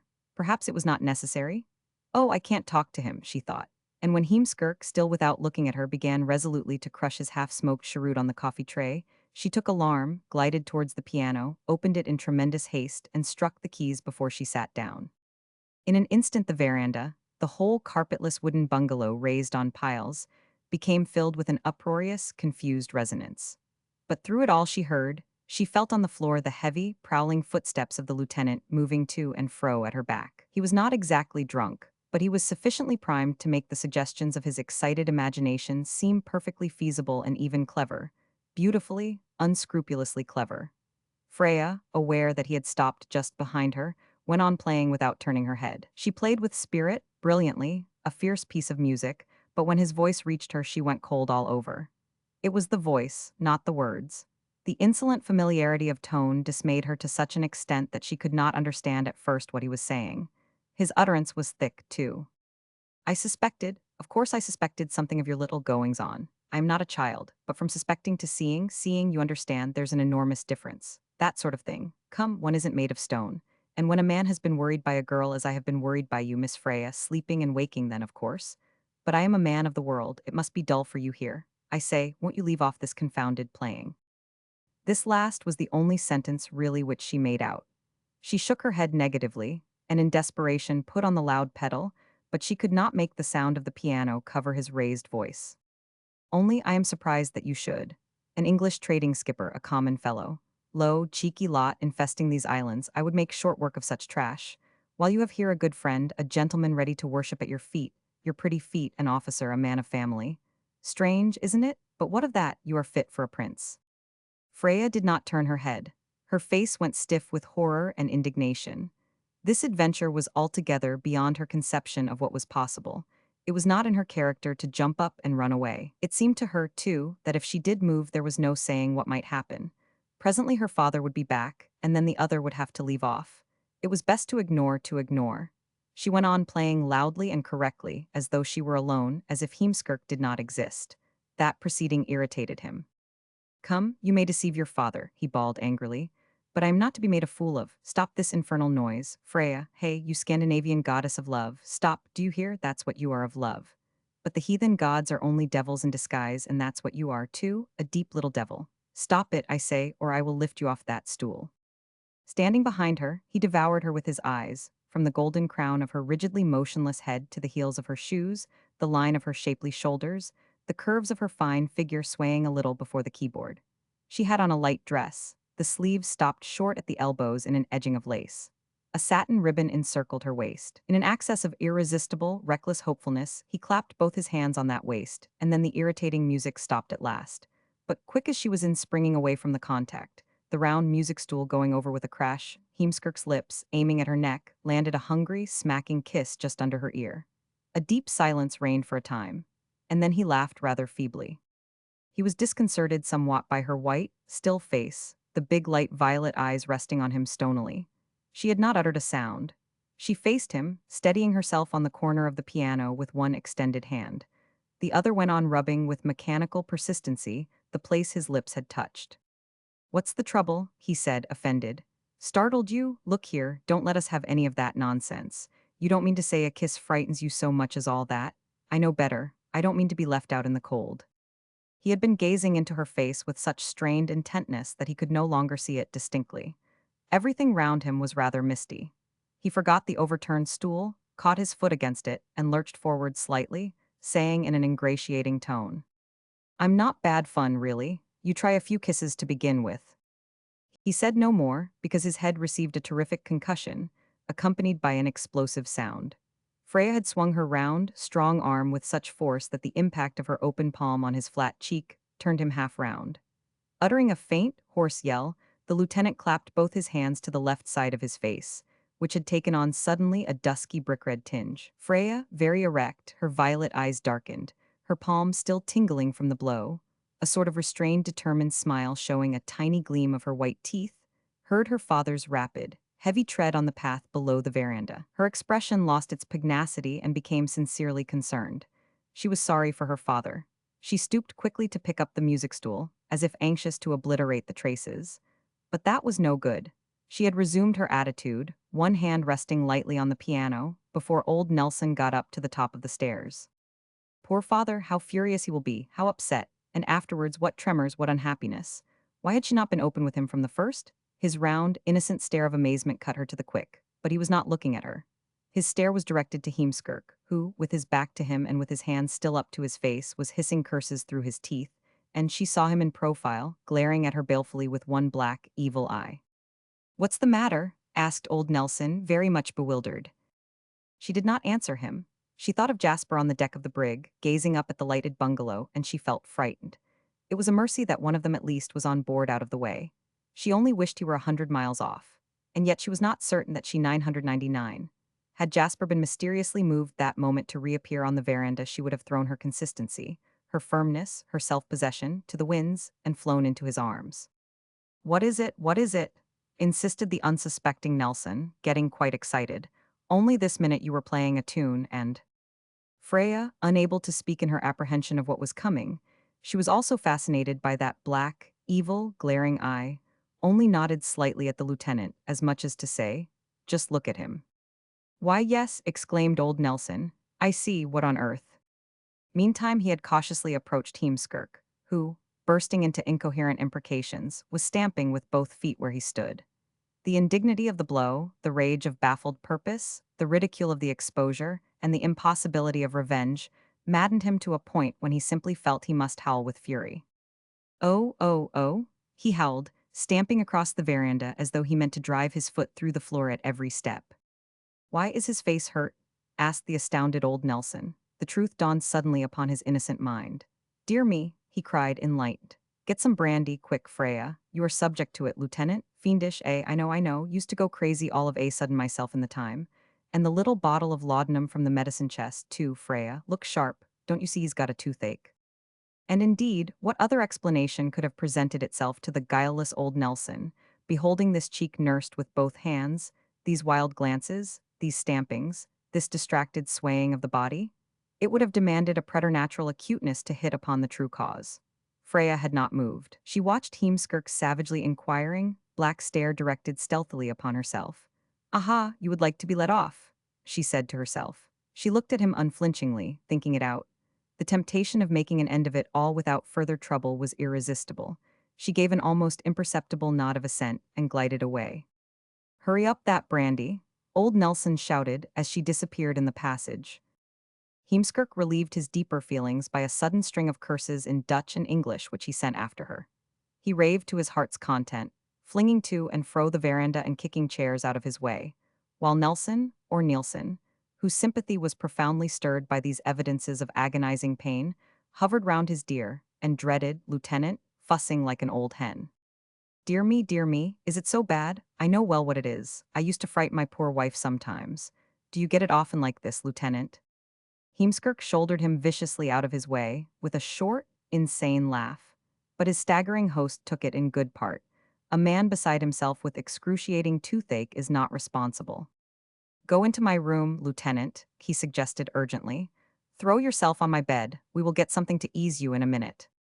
He seized the poor sufferer by the arm and forced him gently onwards to the very bed, on which Heemskirk, in a renewed access of rage, flung himself down with such force that he rebounded from the mattress to the height of quite a foot. Dear me, exclaimed the scared Nelson, and incontinently ran off to hurry up the brandy and the laudanum, very angry that so little alacrity was shown in relieving the tortures of his precious guest. In the end, he got these things himself. Half an hour later, he stood in the inner passage of the house, surprised by faint, spasmodic sounds of a mysterious nature, between laughter and sobs. He frowned, then went straight towards his daughter's room and knocked at the door.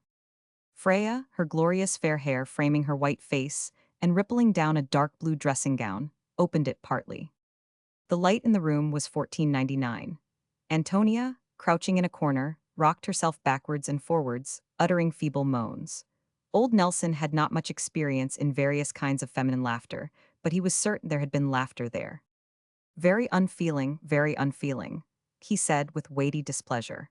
What is there so amusing in a man being in pain? I should have thought a woman, a young girl.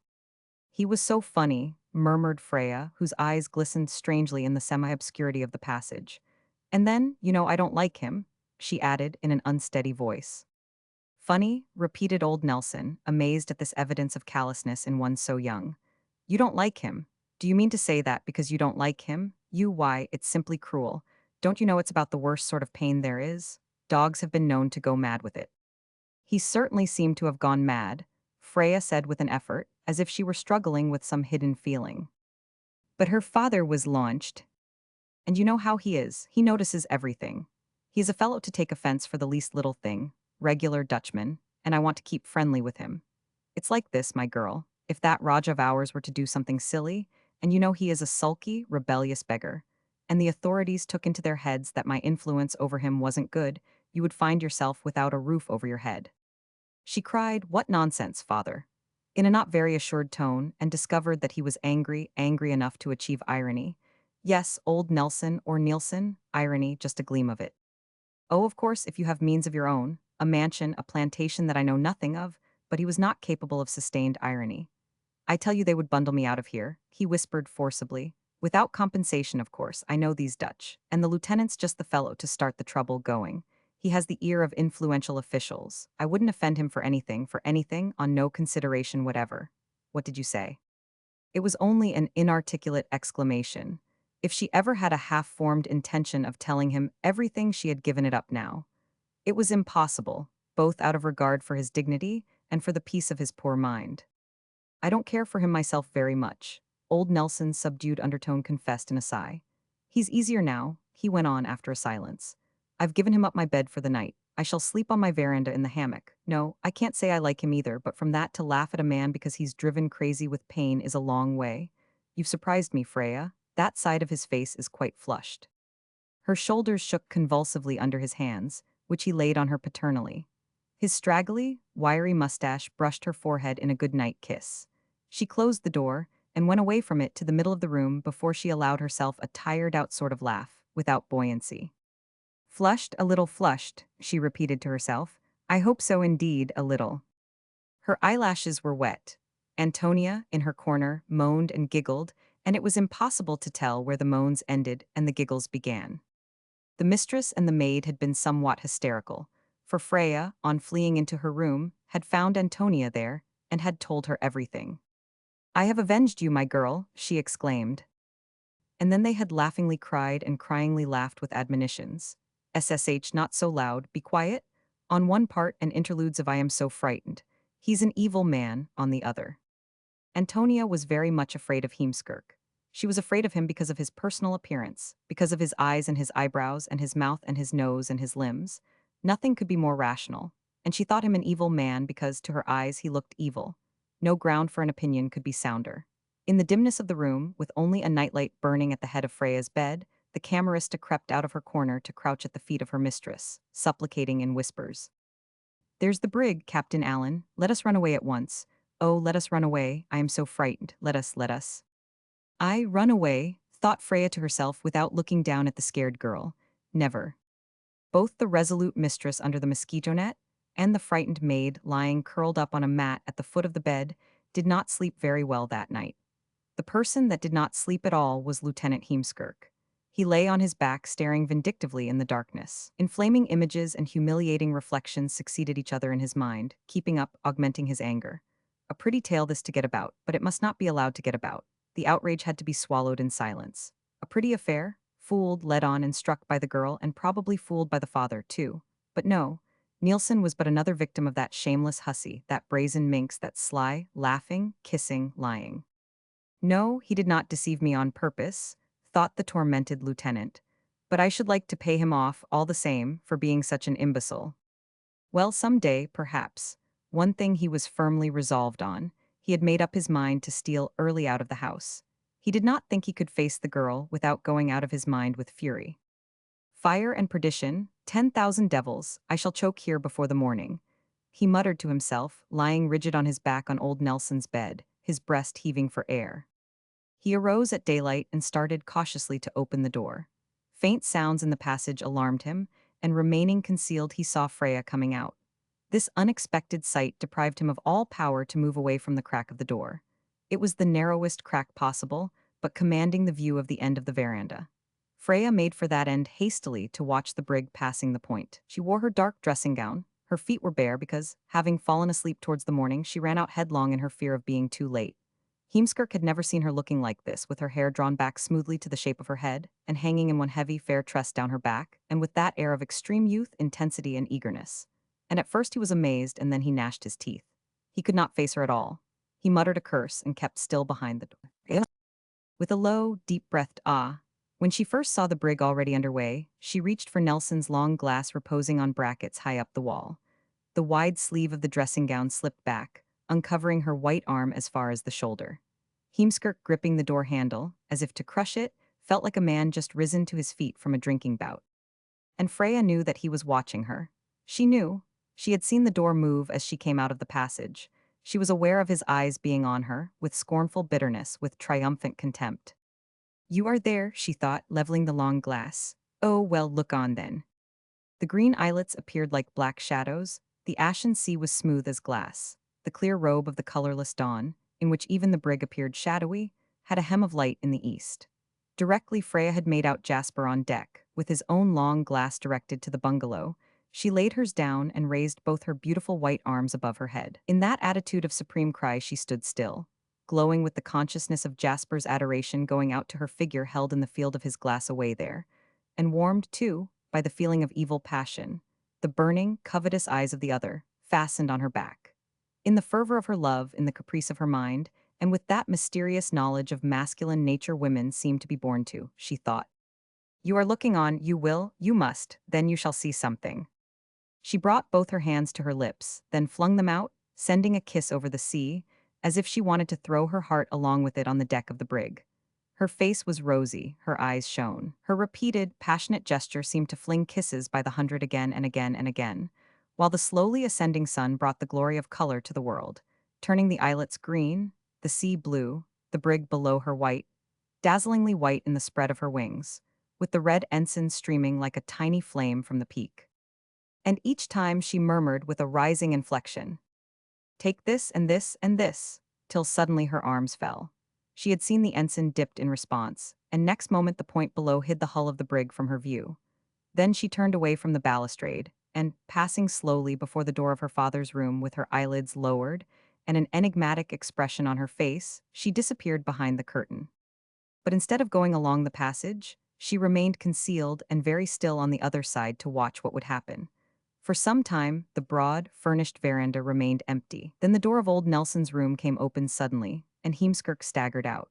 His hair was rumpled, his eyes bloodshot, his unshaven face looked very dark.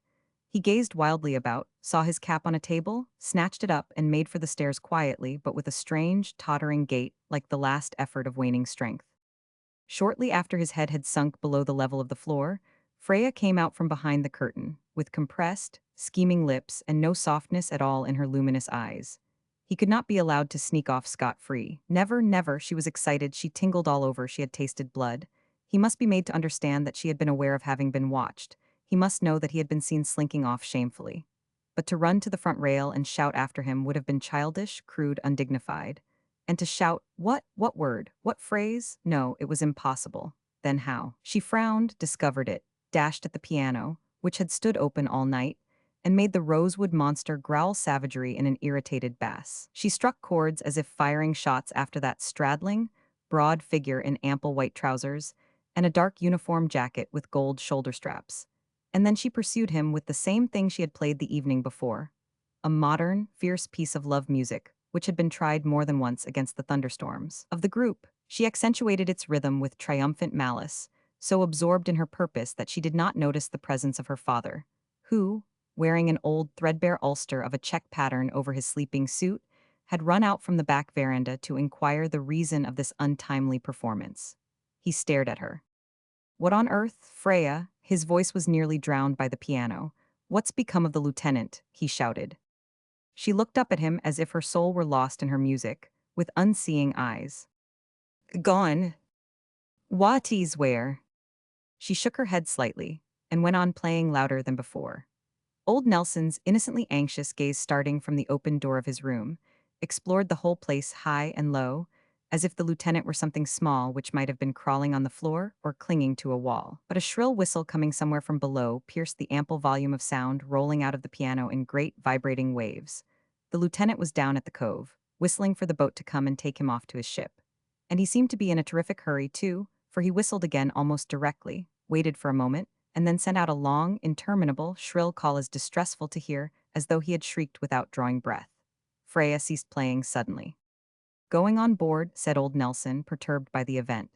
What could have made him clear out so early? Queer chap, devilishly touchy too. I shouldn't wonder if it was your conduct last night that hurt his feelings.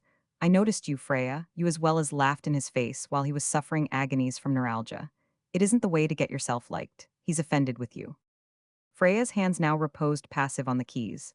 She bowed her fair head, feeling a sudden discontent, a nervous lassitude, as though she had passed through some exhausting crisis. Old Nelson, or Nielsen, looking aggrieved, was revolving matters of policy in his bald head. I think it would be right for me to go on board just to inquire sometime this morning, he declared fussily. Why don't they bring me my morning tea? Do you hear, Freya? You have astonished me, I must say. I didn't think a young girl could be so unfeeling. And the lieutenant thinks himself a friend of ours, too? What? No. Well, he calls himself a friend, and that's something to a person in my position. Certainly. Oh, yes, I must go on board. Must you? Murmured Freya listlessly, then added in her thought, poor man. Chapter 5. In respect of the next 7 weeks, all that is necessary to say is, first, that old Nelson, or Nielsen, failed in paying his politic call.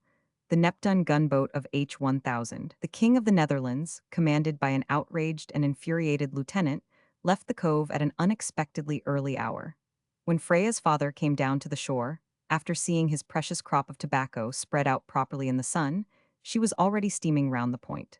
Old Nelson regretted the circumstance for many days. Now, I don't know in what disposition the man went away, he lamented to his hard daughter. He was amazed at her hardness. He was almost frightened by her indifference. Next, it must be recorded that the same day the gunboat Neptune, steering east, passed the brig Benito becalmed in sight of Karamata, with her head to the eastward, too. Her captain, Jasper Allen, giving himself up consciously to a tender, possessive reverie of his Freya, did not get out of his long chair on the poop to look at the Neptune, which passed so close that the smoke belching out suddenly from her short black funnel rolled between the masts of the Benito, obscuring for a moment the sunlit whiteness of her sails, consecrated to the service of love. Jasper did not even turn his head for a glance, but Heemskirk on the bridge had gazed long and earnestly at the brig from the distance, gripping hard the brass rail in front of him, till, the two ships closing, he lost all confidence in himself, and retreating to the chart-room, pulled the door to with a crash. There, his brows knitted, his mouth drawn on one side in sardonic meditation, he sat through many still hours, a sort of Prometheus in the bonds of unholy desire, having his very vitals torn by the beak and claws of humiliated passion. That species of fowl is not to be shooed off as easily as a chicken. Fooled, cheated, deceived, led on, outraged, mocked at beak and claws. A sinister bird, the lieutenant had no mind to become the talk of the archipelago as the naval officer who had had his face slapped by a girl. Was it possible that she really loved that rascally traitor? He tried not to think, but worse than thoughts, definite impressions beset him in his retreat. He saw her, a vision plain, close to, detailed, plastic, colored, lighted up. He saw her hanging round the neck of that fellow. And he shut his eyes, only to discover that this was no remedy. Then a piano began to play nearby, very plainly, and he put his fingers to his ears with no better effect. It was not to be borne, not in solitude. He bolted out of the chart-room, and talked of indifferent things somewhat wildly with the officer of the watch on the bridge, to the mocking accompaniment of a ghostly piano. The last thing to be recorded is that Lieutenant Heemskirk, instead of pursuing his course towards Ternate, where he was expected, went out of his way to call at Macassar, where no one was looking for his arrival. Once there, he gave certain explanations and laid a cert proposal before the governor or some other authority, and obtained permission to do what he thought fit in these matters. Thereupon the Neptune, giving up Ternate altogether, steamed north in view of the mountainous coast of Celebes, and then crossing the broad straits took up her station on the low coast of virgin forests, inviolate and mute, in waters phosphorescent at night, deep blue in daytime with gleaming green patches over the submerged reefs. For days the Neptune could be seen moving smoothly up and down the somber face of the shore, or hanging about with a watchful air near the silvery breaks of broad estuaries, under the great luminous sky never softened, never veiled, and flooding the earth with the everlasting sunshine of the tropics. That sunshine which, in its unbroken splendor, oppresses the soul with an inexpressible melancholy more intimate, more penetrating, more profound than the gray sadness of the northern mists. The trading brig Benito appeared gliding round a somber forest-clad point of land on the silvery estuary of a great river. The breath of air that gave her motion would not have fluttered the flame of a torch. She stole out into the open from behind a veil of unstirring leaves, mysteriously silent, ghostly white, and solemnly stealthy in her imperceptible progress. And Jasper, his elbow in the main rigging and his head leaning against his hand, thought of Freya. Everything in the world reminded him of her. The beauty of the loved woman exists in the beauties of nature. The swelling outlines of the hills, the curves of a coast, the free sinuosities of a river are less suave than the harmonious lines of her body. And when she moves, gliding lightly, the grace of her progress suggests the power of occult forces which rule the fascinating aspects of the visible world. Dependent on things as all men are, Jasper loved his vessel, the house of his dreams. He lent to her something of Freya's soul. Her deck was the foothold of their love. The possession of his brig appeased his passion in a soothing certitude of happiness already conquered. The full moon was some way up, perfect and serene, floating in air as calm and limpid as the glance of Freya's eyes. There was not a sound in the brig. Here she shall stand by my side on evenings like this, he thought with rapture. And it was at that moment, in this peace, in this serenity, under the full, benign gaze of the moon propitious to lovers, on a sea without a wrinkle, under a sky without a cloud, as if all nature had assumed its most clement mood in a spirit of mockery, that the gunboat Neptune, detaching herself from the dark coast under which she had been lying invisible, steamed out to intercept the trading brig Benito standing out to sea. Directly the gunboat had been made out emerging from her ambush, Schultz, of the fascinating voice, had given signs of strange agitation. All that day, ever since leaving the Malay town up the river, he had shown a haggard face, going about his duties like a man with something weighing on his mind. Jasper had noticed it, but the mate, turning away as though he had not liked being looked at, had muttered shamefacedly of a headache and a touch of fever. He must have had it very badly when, dodging behind his captain, he wondered aloud, "What can that fellow want with us?" A naked man standing in a freezing blast and trying not to shiver could not have spoken with a more harshly uncertain intonation. But it might have been fever, a cold fit. "He wants to make himself disagreeable, simply," said Jasper, with perfect good humor. "He has tried it on me before, however, we shall soon see."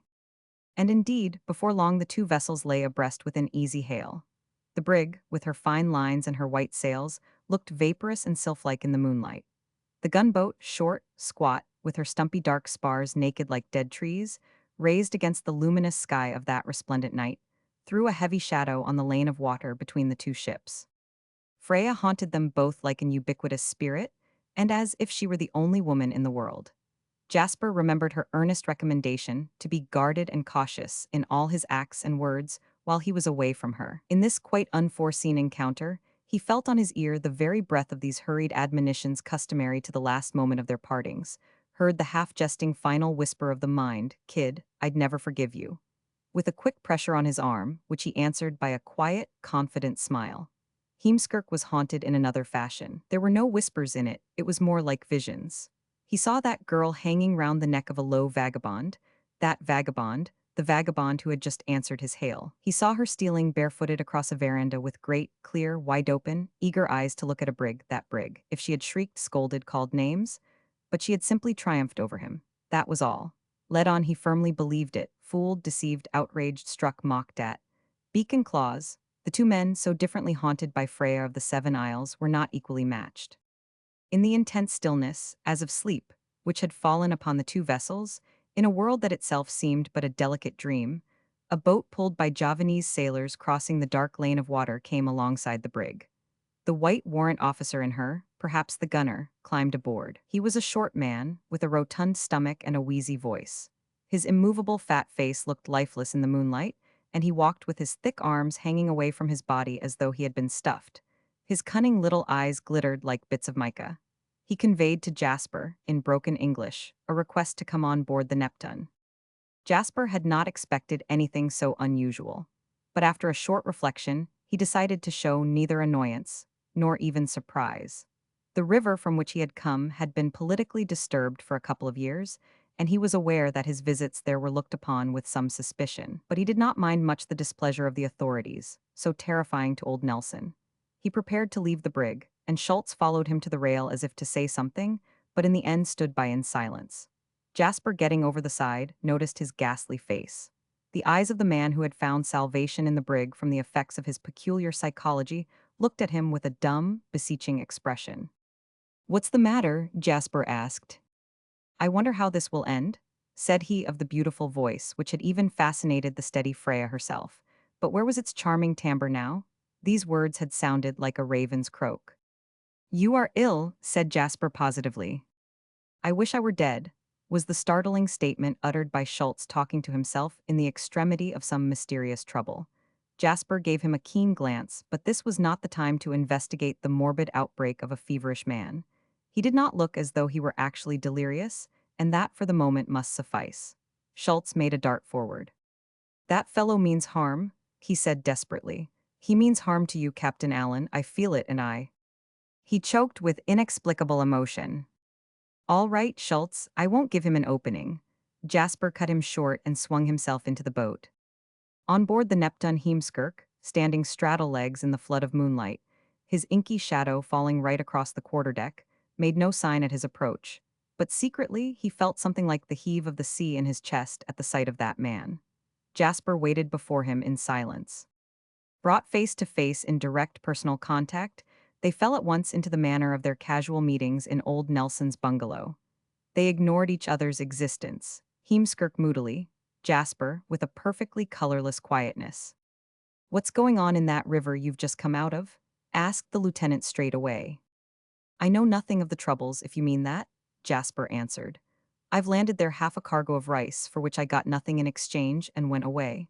There's no trade there now, but they would have been starving in another week, if I hadn't turned up. Meddling, English meddling, and suppose the rascals don't deserve anything better than to starve, eh? There are women and children there, you know," observed Jasper in his even tone. "Oh, yes, when an Englishman talks of women and children, you may be sure there's something fishy about the business. Your doings will have to be investigated." They spoke in turn, as though they had been disembodied spirits, mere voices in empty air, for they looked at each other as if there had been nothing there, or, at most, with as much recognition as one gives to an inanimate object and no more. But now a silence fell. Heemskirk had thought, all at once, "She will tell him all about it, she will tell him while she hangs round his neck laughing." And the sudden desire to annihilate Jasper on the spot almost deprived him of his senses by its vehemence. He lost the power of speech, of vision. For a moment he absolutely couldn't see Jasper, but he heard him inquiring, as of the world at large. "Am I, then, to conclude that the brig is detained?" Heemskirk made a recovery in a flush of malignant satisfaction. "She is. I am going to take her to Macassar in tow." "The courts will have to decide on the legality of this," said Jasper, aware that the matter was becoming serious, but with assumed indifference. "Oh yes, the courts, certainly, and as to you, I shall keep you on board here." Jasper's dismay at being parted from his ship was betrayed by a stony immobility. It lasted but an instant. Then he turned away and hailed the brig. Mr. Schultz answered. "Yes, sir." "Get ready to receive a tow rope from the gunboat. We are going to be taken to Macassar." "Good God, what's that for, sir?" came an anxious cry faintly. "Kindness, I suppose," Jasper, ironical, shouted with great deliberation. "We might have been becalmed in here for days, and hospitality. I am invited to stay on board here." The answer to this information was a loud ejaculation of distress. Jasper thought anxiously, "Why, the fellow's nerve-'s gone to pieces," and with an awkward uneasiness of a new sort, looked intently at the brig. The thought that he was parted from her, for the first time since they came together, shook the apparently careless fortitude of his character to its very foundations, which were deep. All that time neither Heemskirk nor even his inky shadow had stirred in the least. "I am going to send a boat's crew and an officer on board your vessel," he announced to no one in particular. Jasper, tearing himself away from the absorbed contemplation of the brig, turned round, and without passion, almost without expression in his voice, entered his protest against the whole of the proceedings. What he was thinking of was the delay. He counted the days. Macassar was actually on his way, and to be towed there really saved time. On the other hand, there would be some vexing formalities to go through, but the thing was too absurd. "The beetle's gone mad," he thought. "I'll be released at once. And if not, Messman must enter into a bond for me." Messman was a Dutch merchant with whom Jasper had had many dealings, a considerable person in Macassar. "You protest, H.M.?" Heemskirk muttered, and for a little longer remained motionless, his legs planted well apart, and his head lowered as though he were studying his own comical, deeply split shadow. Then he made a sign to the rotund gunner, who had kept at hand, motionless like a vilely stuffed specimen of a fat man, with a lifeless face and glittering little eyes. The fellow approached and stood at attention. "You will board the brig with a boat's crew." "Ja, mynheer." "You will have one of your men to steer her all the time," went on Heemskirk, giving his orders in English, apparently for Jasper's edification. "You hear?" "Ja, mynheer." "You will remain on deck and in charge all the time." "Ja, mynheer." Jasper felt as if, together with the command of the brig, his very heart were being taken out of his breast. Heemskirk asked, with a change of tone, "What weapons have you on board?" At one time, all the ships trading in the China seas had a license to carry a certain quantity of firearms for purposes of defense. Jasper answered, 18 rifles with their bayonets, which were on board when I bought her 4 years ago. They have been declared. Where are they kept? For cabin, mate has the key. You will take possession of them, said Heemskirk to the gunner. Ja, Minher. What is this for? What do you mean to imply? Cried out Jasper, then bit his lip. It's monstrous, he muttered. Heemskirk raised for a moment a heavy, as if suffering glance. You may go, he said to his gunner. The fat man saluted and departed. During the next 30 hours, the steady towing was interrupted once. At a signal from the brig, made by waving a flag on the forecastle, the gunboat was stopped. The badly stuffed specimen of a warrant officer, getting into his boat, arrived on board the Neptune and hurried straight into his commander's cabin, his excitement at something he had to communicate being betrayed by the blinking of his small eyes.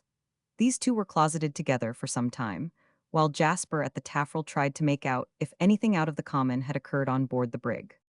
But nothing seemed to be amiss on board.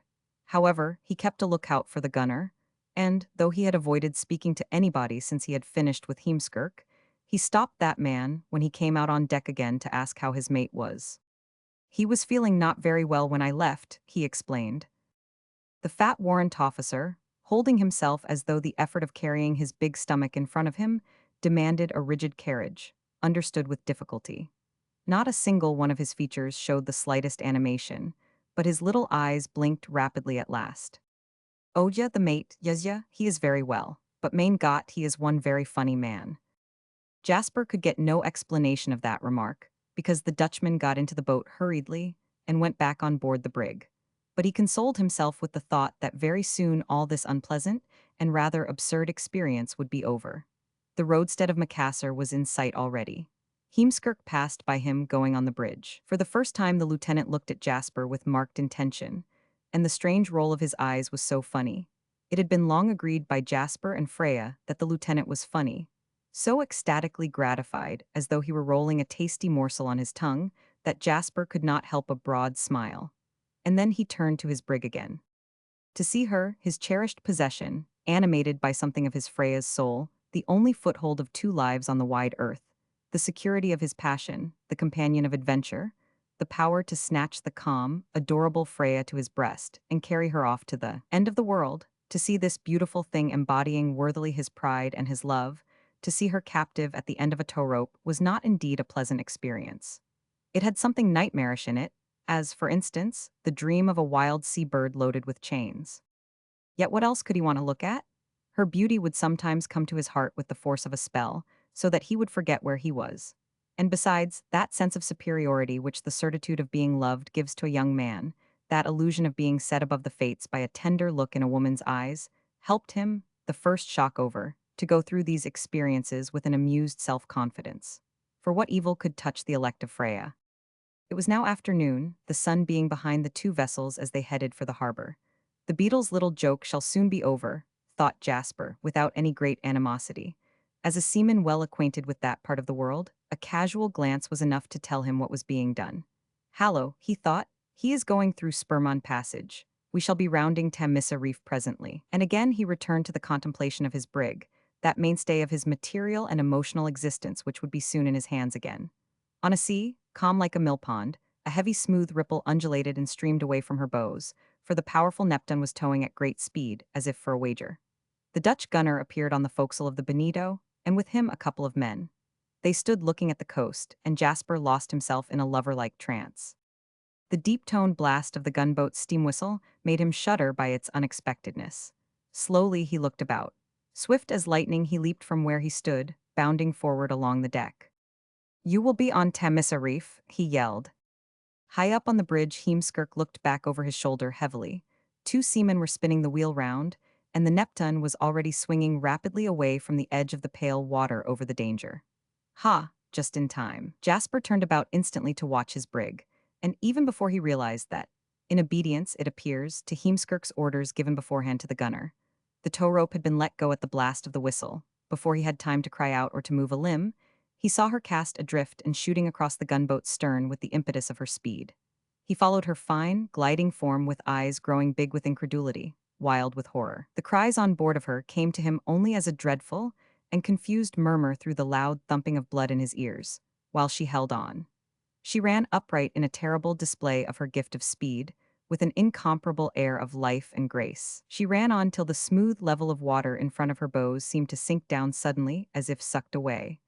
And, with a strange, violent tremor of her mastheads, she stopped, inclined her lofty spars a little, and lay still. She lay still on the reef, while the Neptune, fetching a wide circle, continued at full speed up Spermont Passage, heading for the town.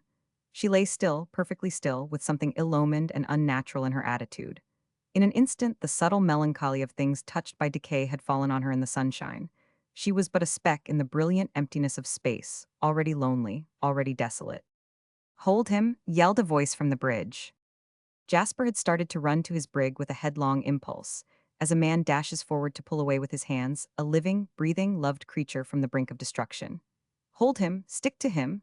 vociferated the lieutenant at the top of the bridge ladder, while Jasper struggled madly without a word, only his head emerging from the heaving crowd of the Neptune's seamen, who had flung themselves upon him obediently. "Hold! I would not have that fellow drown himself for anything now." Jasper ceased struggling. One by one, they let go of him. They fell back gradually farther and farther, in attentive silence, leaving him standing unsupported in a widened, clear space, as if to give him plenty of room to fall after the struggle. He did not even sway perceptibly. Half an hour later, when the Neptune anchored in front of the town, he had not stirred yet, had moved neither head nor limb as much as a hair's breadth. Directly the rumble of the gunboat's cable had ceased, Heemskirk came down heavily from the bridge. "Call a sampan," he said, in a gloomy tone, as he passed the sentry at the gangway, and then moved on slowly towards the spot where Jasper, the object of many odd glances, stood looking at the deck, as if lost in a brown study. Heemskirk came up close and stared at him thoughtfully, with his fingers over his lips. Here he was, the favored vagabond, the only man to whom that infernal girl was likely to tell the story. But he would not find it funny.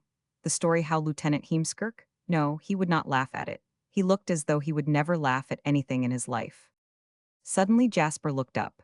His eyes, without any other expression but bewilderment, met those of Heemskirk, observant and somber.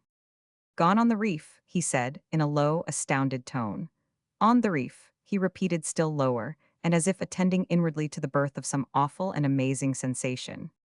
On the very top of high water, spring tides, Heemskirk struck in, with a vindictive, exulting violence which flashed and expired. He paused, as if weary, fixing upon Jasper his arrogant eyes, over which secret disenchantment, the unavoidable shadow of all passion, seemed to pass like a saddening cloud.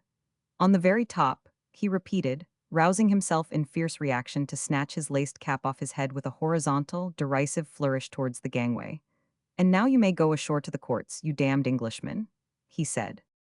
Chapter 6. The affair of the brig Benito was bound to cause a sensation in Macassar, the prettiest, and perhaps the cleanest looking of all the towns in the islands, which however knows few occasions for excitement. The front, with its special population, was soon aware that something had happened.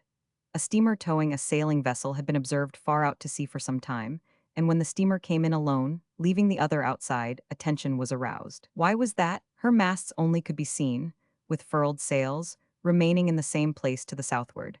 And soon the rumor ran all along the crowded seashore street that there was a ship on Tamisa Reef.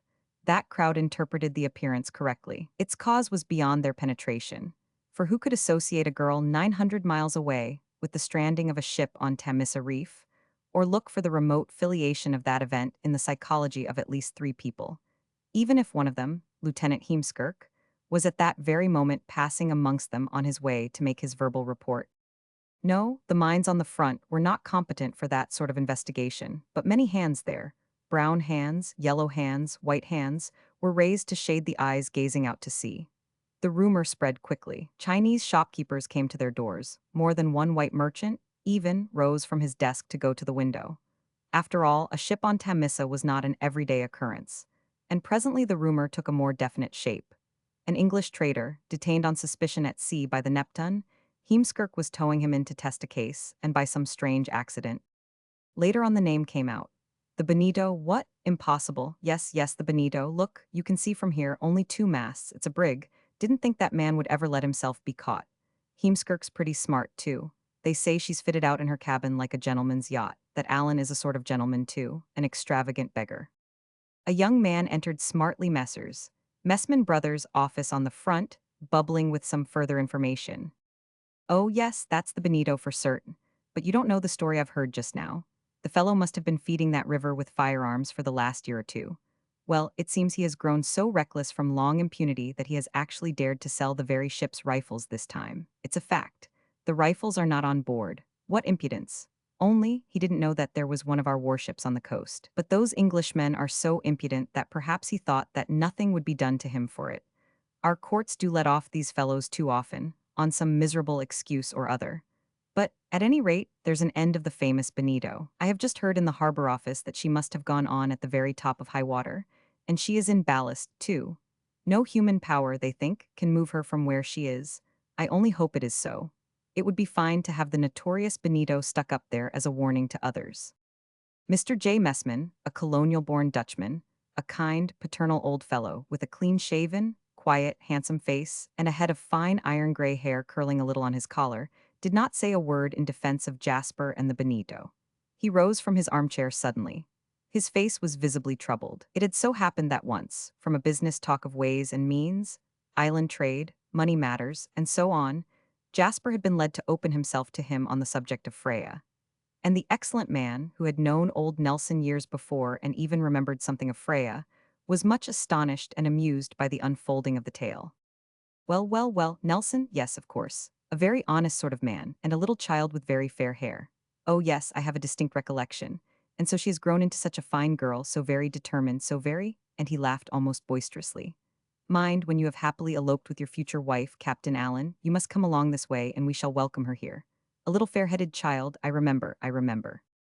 It was that knowledge which had brought trouble to his face at the first news of the wreck. He took up his hat. Where are you going, Mr. Messman? I am going to look for Allen. I think he must be ashore. Does anybody know? No one of those present knew, and Mr. Messman went out on the front to make inquiries. The other part of the town, the part near the church and the fort, got its information in another way. The first thing disclosed to it was Jasper himself, walking rapidly, as though he were pursued. And, as a matter of fact, a Chinaman, obviously a sampan man, was following him at the same headlong pace. Suddenly, while passing Orange House, Jasper swerved and went in, or rather, rushed in, startling Gomez, the hotel clerk, very much.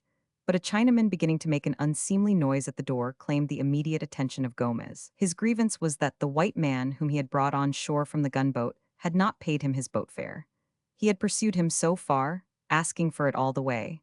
But the white man had taken no notice whatever of his just claim. Gomez satisfied the coolie with a few coppers, and then went to look for Jasper, whom he knew very well. He found him standing stiffly by a little round table. At the other end of the veranda, a few men sitting there had stopped talking, and were looking at him in silence. Two billiard players, with cues in their hands, had come to the door of the billiard room and stared, too. On Gomez coming up to him, Jasper raised one hand to point at his own throat. Gomez noted the somewhat soiled state of his white clothes, then took one look at his face, and fled away to order the drink for which Jasper seemed to be asking. Where he wanted to go, or what purpose? Where he, perhaps, only imagined himself to be going, when a sudden impulse or the sight of a familiar place had made him turn into Orange House, it is impossible to say. He was steadying himself lightly with the tips of his fingers on the little table. There were on that veranda two men whom he knew well personally, but his gaze roaming incessantly as though he were looking for a way of escape, passed and repassed over them without a sign of recognition. They, on their side, looking at him, doubted the evidence of their own eyes. It was not that his face was distorted. On the contrary, it was still, it was set. But its expression, somehow, was unrecognizable. Can that be him? They wondered with awe. In his head there was a wild chaos of clear thoughts, perfectly clear. It was this clearness which was so terrible in conjunction with the utter inability to lay hold of any single one of them all. He was saying to himself, or to them, "Steady, steady." A China boy appeared before him with a glass on a tray. He poured the drink down his throat and rushed out. His disappearance removed the spell of wonder from the beholders. One of the men jumped up and moved quickly to that side of the veranda from which almost the whole of the roadstead could be seen. At the very moment when Jasper, issuing from the door of the Orange House, was passing under him in the street below, he cried to the others excitedly. That was Allen right enough, but where is his brig? Jasper heard these words with extraordinary loudness. The heavens rang with them, as if calling him to account, for those were the very words Freya would have to use. It was an annihilating question. It struck his consciousness like a thunderbolt and brought a sudden night upon the chaos of his thoughts even as he walked. He did not check his pace. He went on in the darkness for another 3 strides and then fell. The good messman had to push on as far as the hospital before he found him. The doctor there talked of a slight heat stroke. Nothing very much. Out in 3 days. It must be admitted that the doctor was right. In 3 days, Jasper Allen came out of the hospital and became visible to the town, very visible indeed, and remained so for quite a long time, long enough to become almost one of the sights of the place, long enough to become disregarded at last, long enough for the tale of his haunting visibility to be remembered in the islands to this day.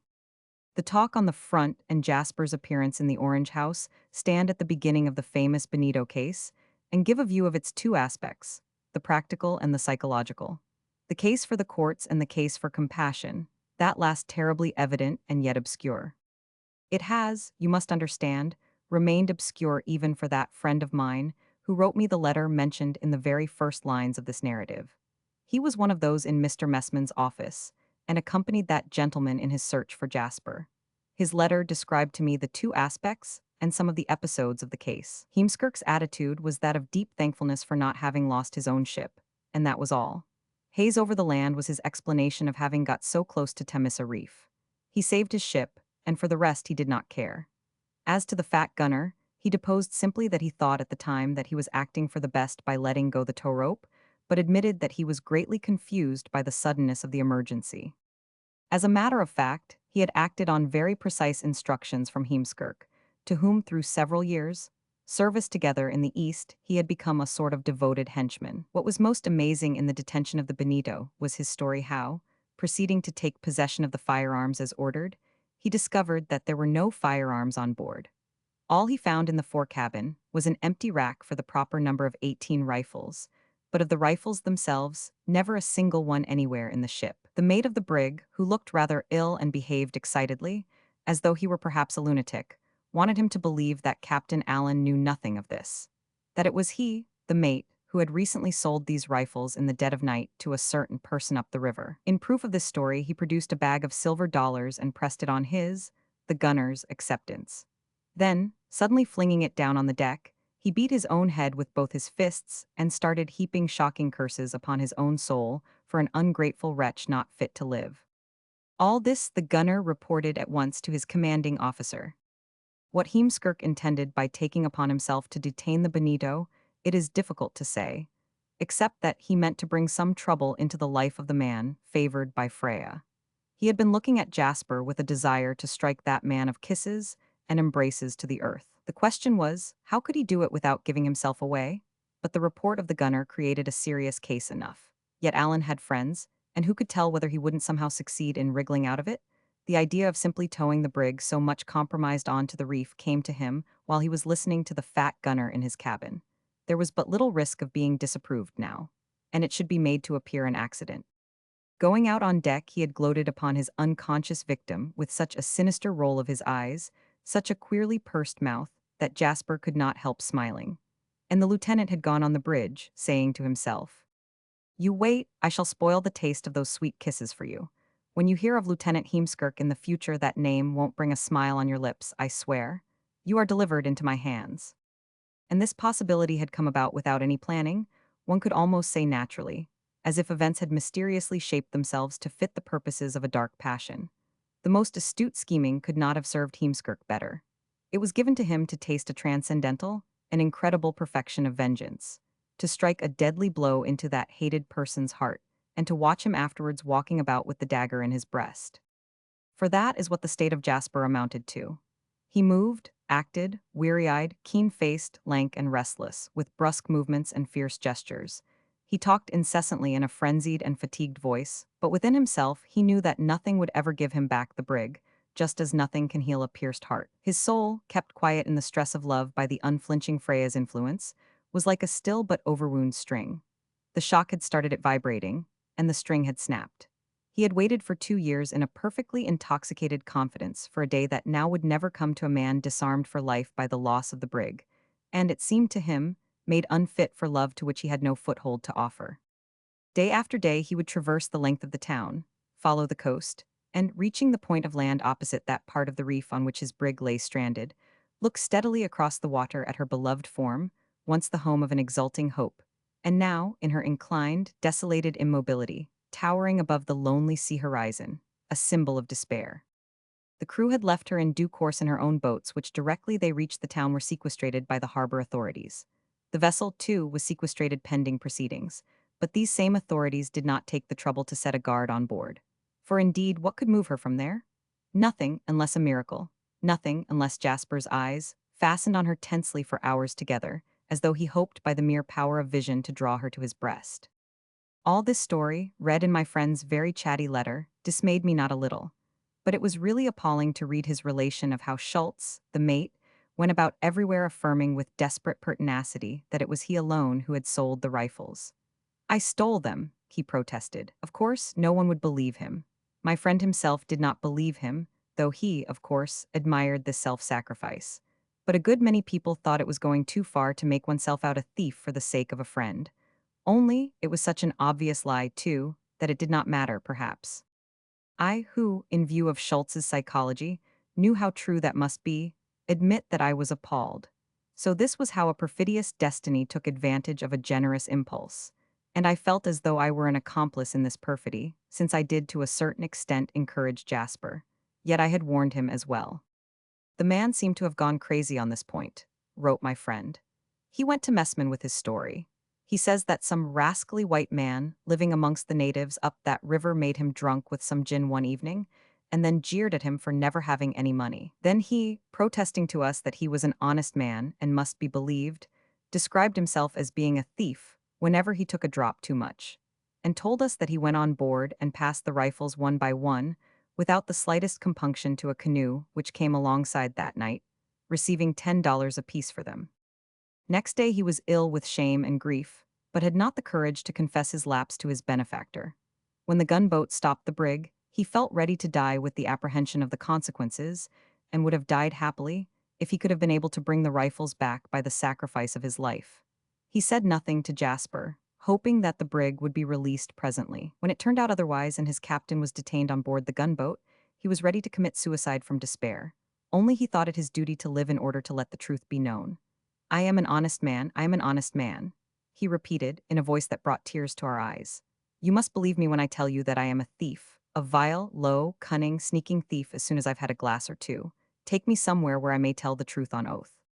When we had at last convinced him that his story could be of no use to Jasper, for what Dutch court, having once got hold of an English traitor, would accept such an explanation? And, indeed, how, when, where could one hope to find proofs of such a tale? He made as if to tear his hair in handfuls, but, calming down, said, "Goodbye then, gentlemen," and went out of the room so crushed that he seemed hardly able to put one foot before the other.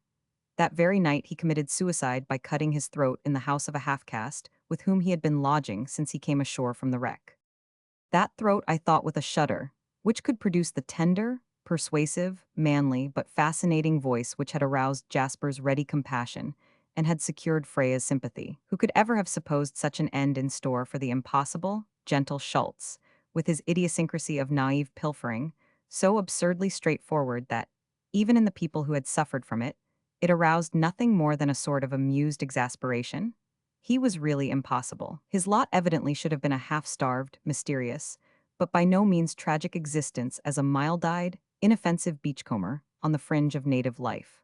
There are occasions when the irony of fate, which some people profess to discover in the working out of our lives, wears the aspect of crude and savage jesting.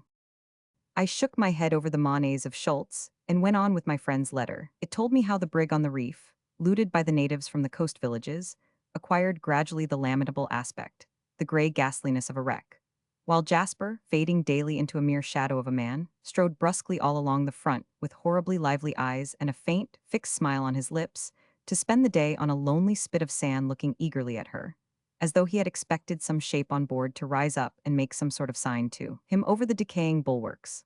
The messmanes were taking care of him as far as it was possible. The Benito case had been referred to Batavia, where no doubt it would fade away in a fog of official papers. It was heartrending to read all this. That active and zealous officer, Lieutenant Heemskirk, his air of sullen, darkly pained self-importance, not lightened by the approval of his action conveyed to him unofficially, had gone on to take up his station in the Moluccas. Then, at the end of the bulky, kindly meant epistle, dealing with the island news of half a year at least, my friend wrote, "A couple of months ago, old Nelson turned up here, arriving by the mailboat from Java. Came to see Messman, it seems. A rather mysterious visit, and extraordinarily short after coming all that way. He stayed just 4 days at the Orange House, with apparently nothing in particular to do, and then caught the south-going steamer for the Straits. I remember people saying at one time that Alan was rather sweet on old Nelson's daughter, the girl that was brought up by Mrs. Harley, and then went to live with him at the Seven Isles group. Surely you remember old Nelson." "Remember old Nelson, rather." The letter went on to inform me further that old Nelson, at least, remembered me, since some time after his flying visit to Macassar, he had written to the Messmans asking for my address in London. That old Nelson, or Nielsen, the note of whose personality was a profound, echoless irresponsiveness to everything around him, should wish to write, or find anything to write about to anybody, was in itself a cause for no small wonder. And to me, of all people, I waited with uneasy impatience for whatever disclosure could come from that naturally benighted intelligence.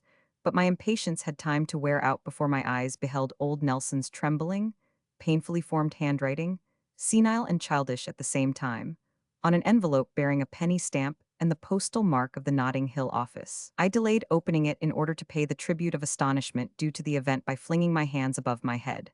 So he had come home to England to be definitely Nelson, or else was on his way home to Denmark, where he would revert forever to his original Nielsen. But old Nelson, or Nielsen, out of the tropics seemed unthinkable. And yet he was there, asking me to call.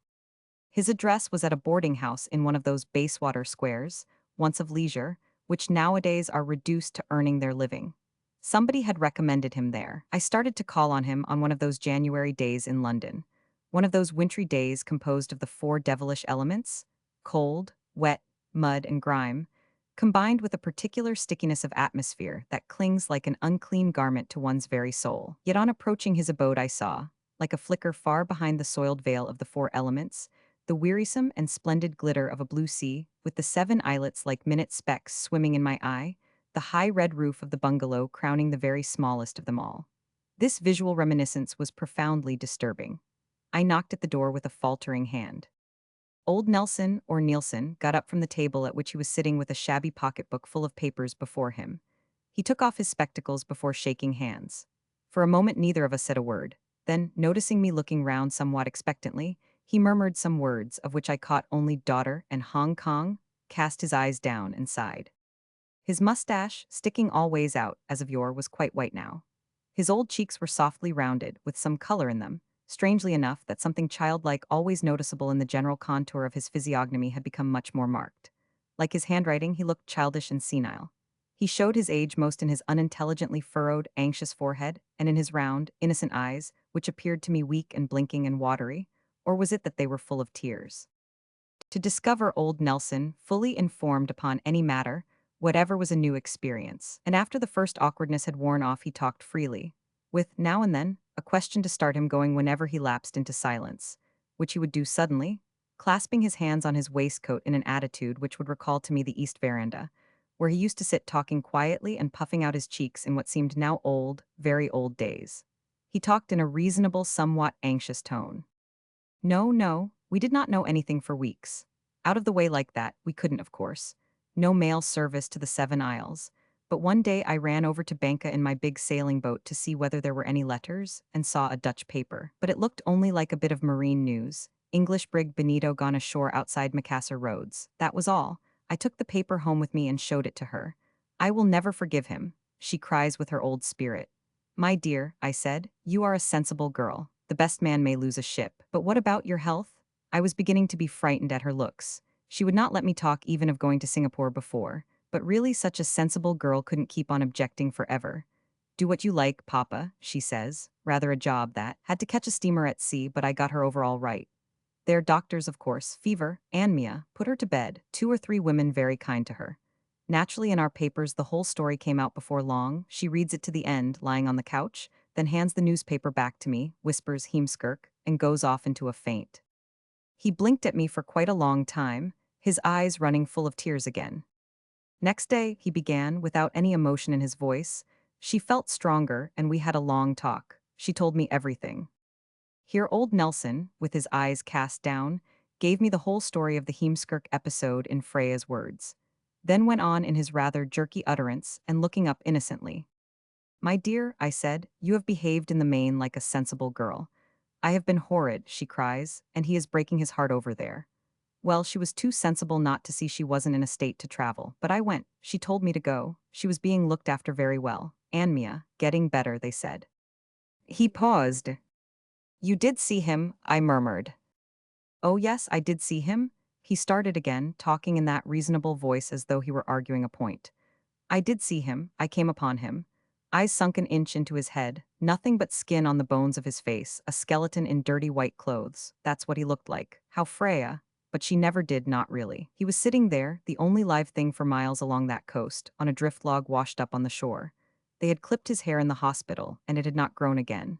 He stared, holding his chin in his hand, and with nothing on the sea between him and the sky but that wreck. When I came up to him, he just moved his head a bit. Is that you, old man? Says he like that. If you had seen him, you would have understood at once how impossible it was for Freya to have ever loved that man.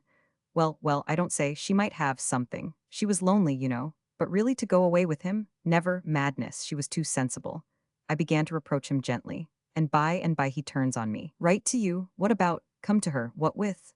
If I had been a man, I would have carried her off, but she made a child, a happy child of me. Tell her that the day the only thing I had belonging to me in the world perished on this reef, I discovered that I had no power over her. Has she come here with you? He shouts, blazing at me suddenly with his hollow eyes. I shook my head. Come with me indeed, and Mia. Aha, you see? Go away then, old man, and leave me alone here with that ghost, he says, jerking his head at the wreck of his brig.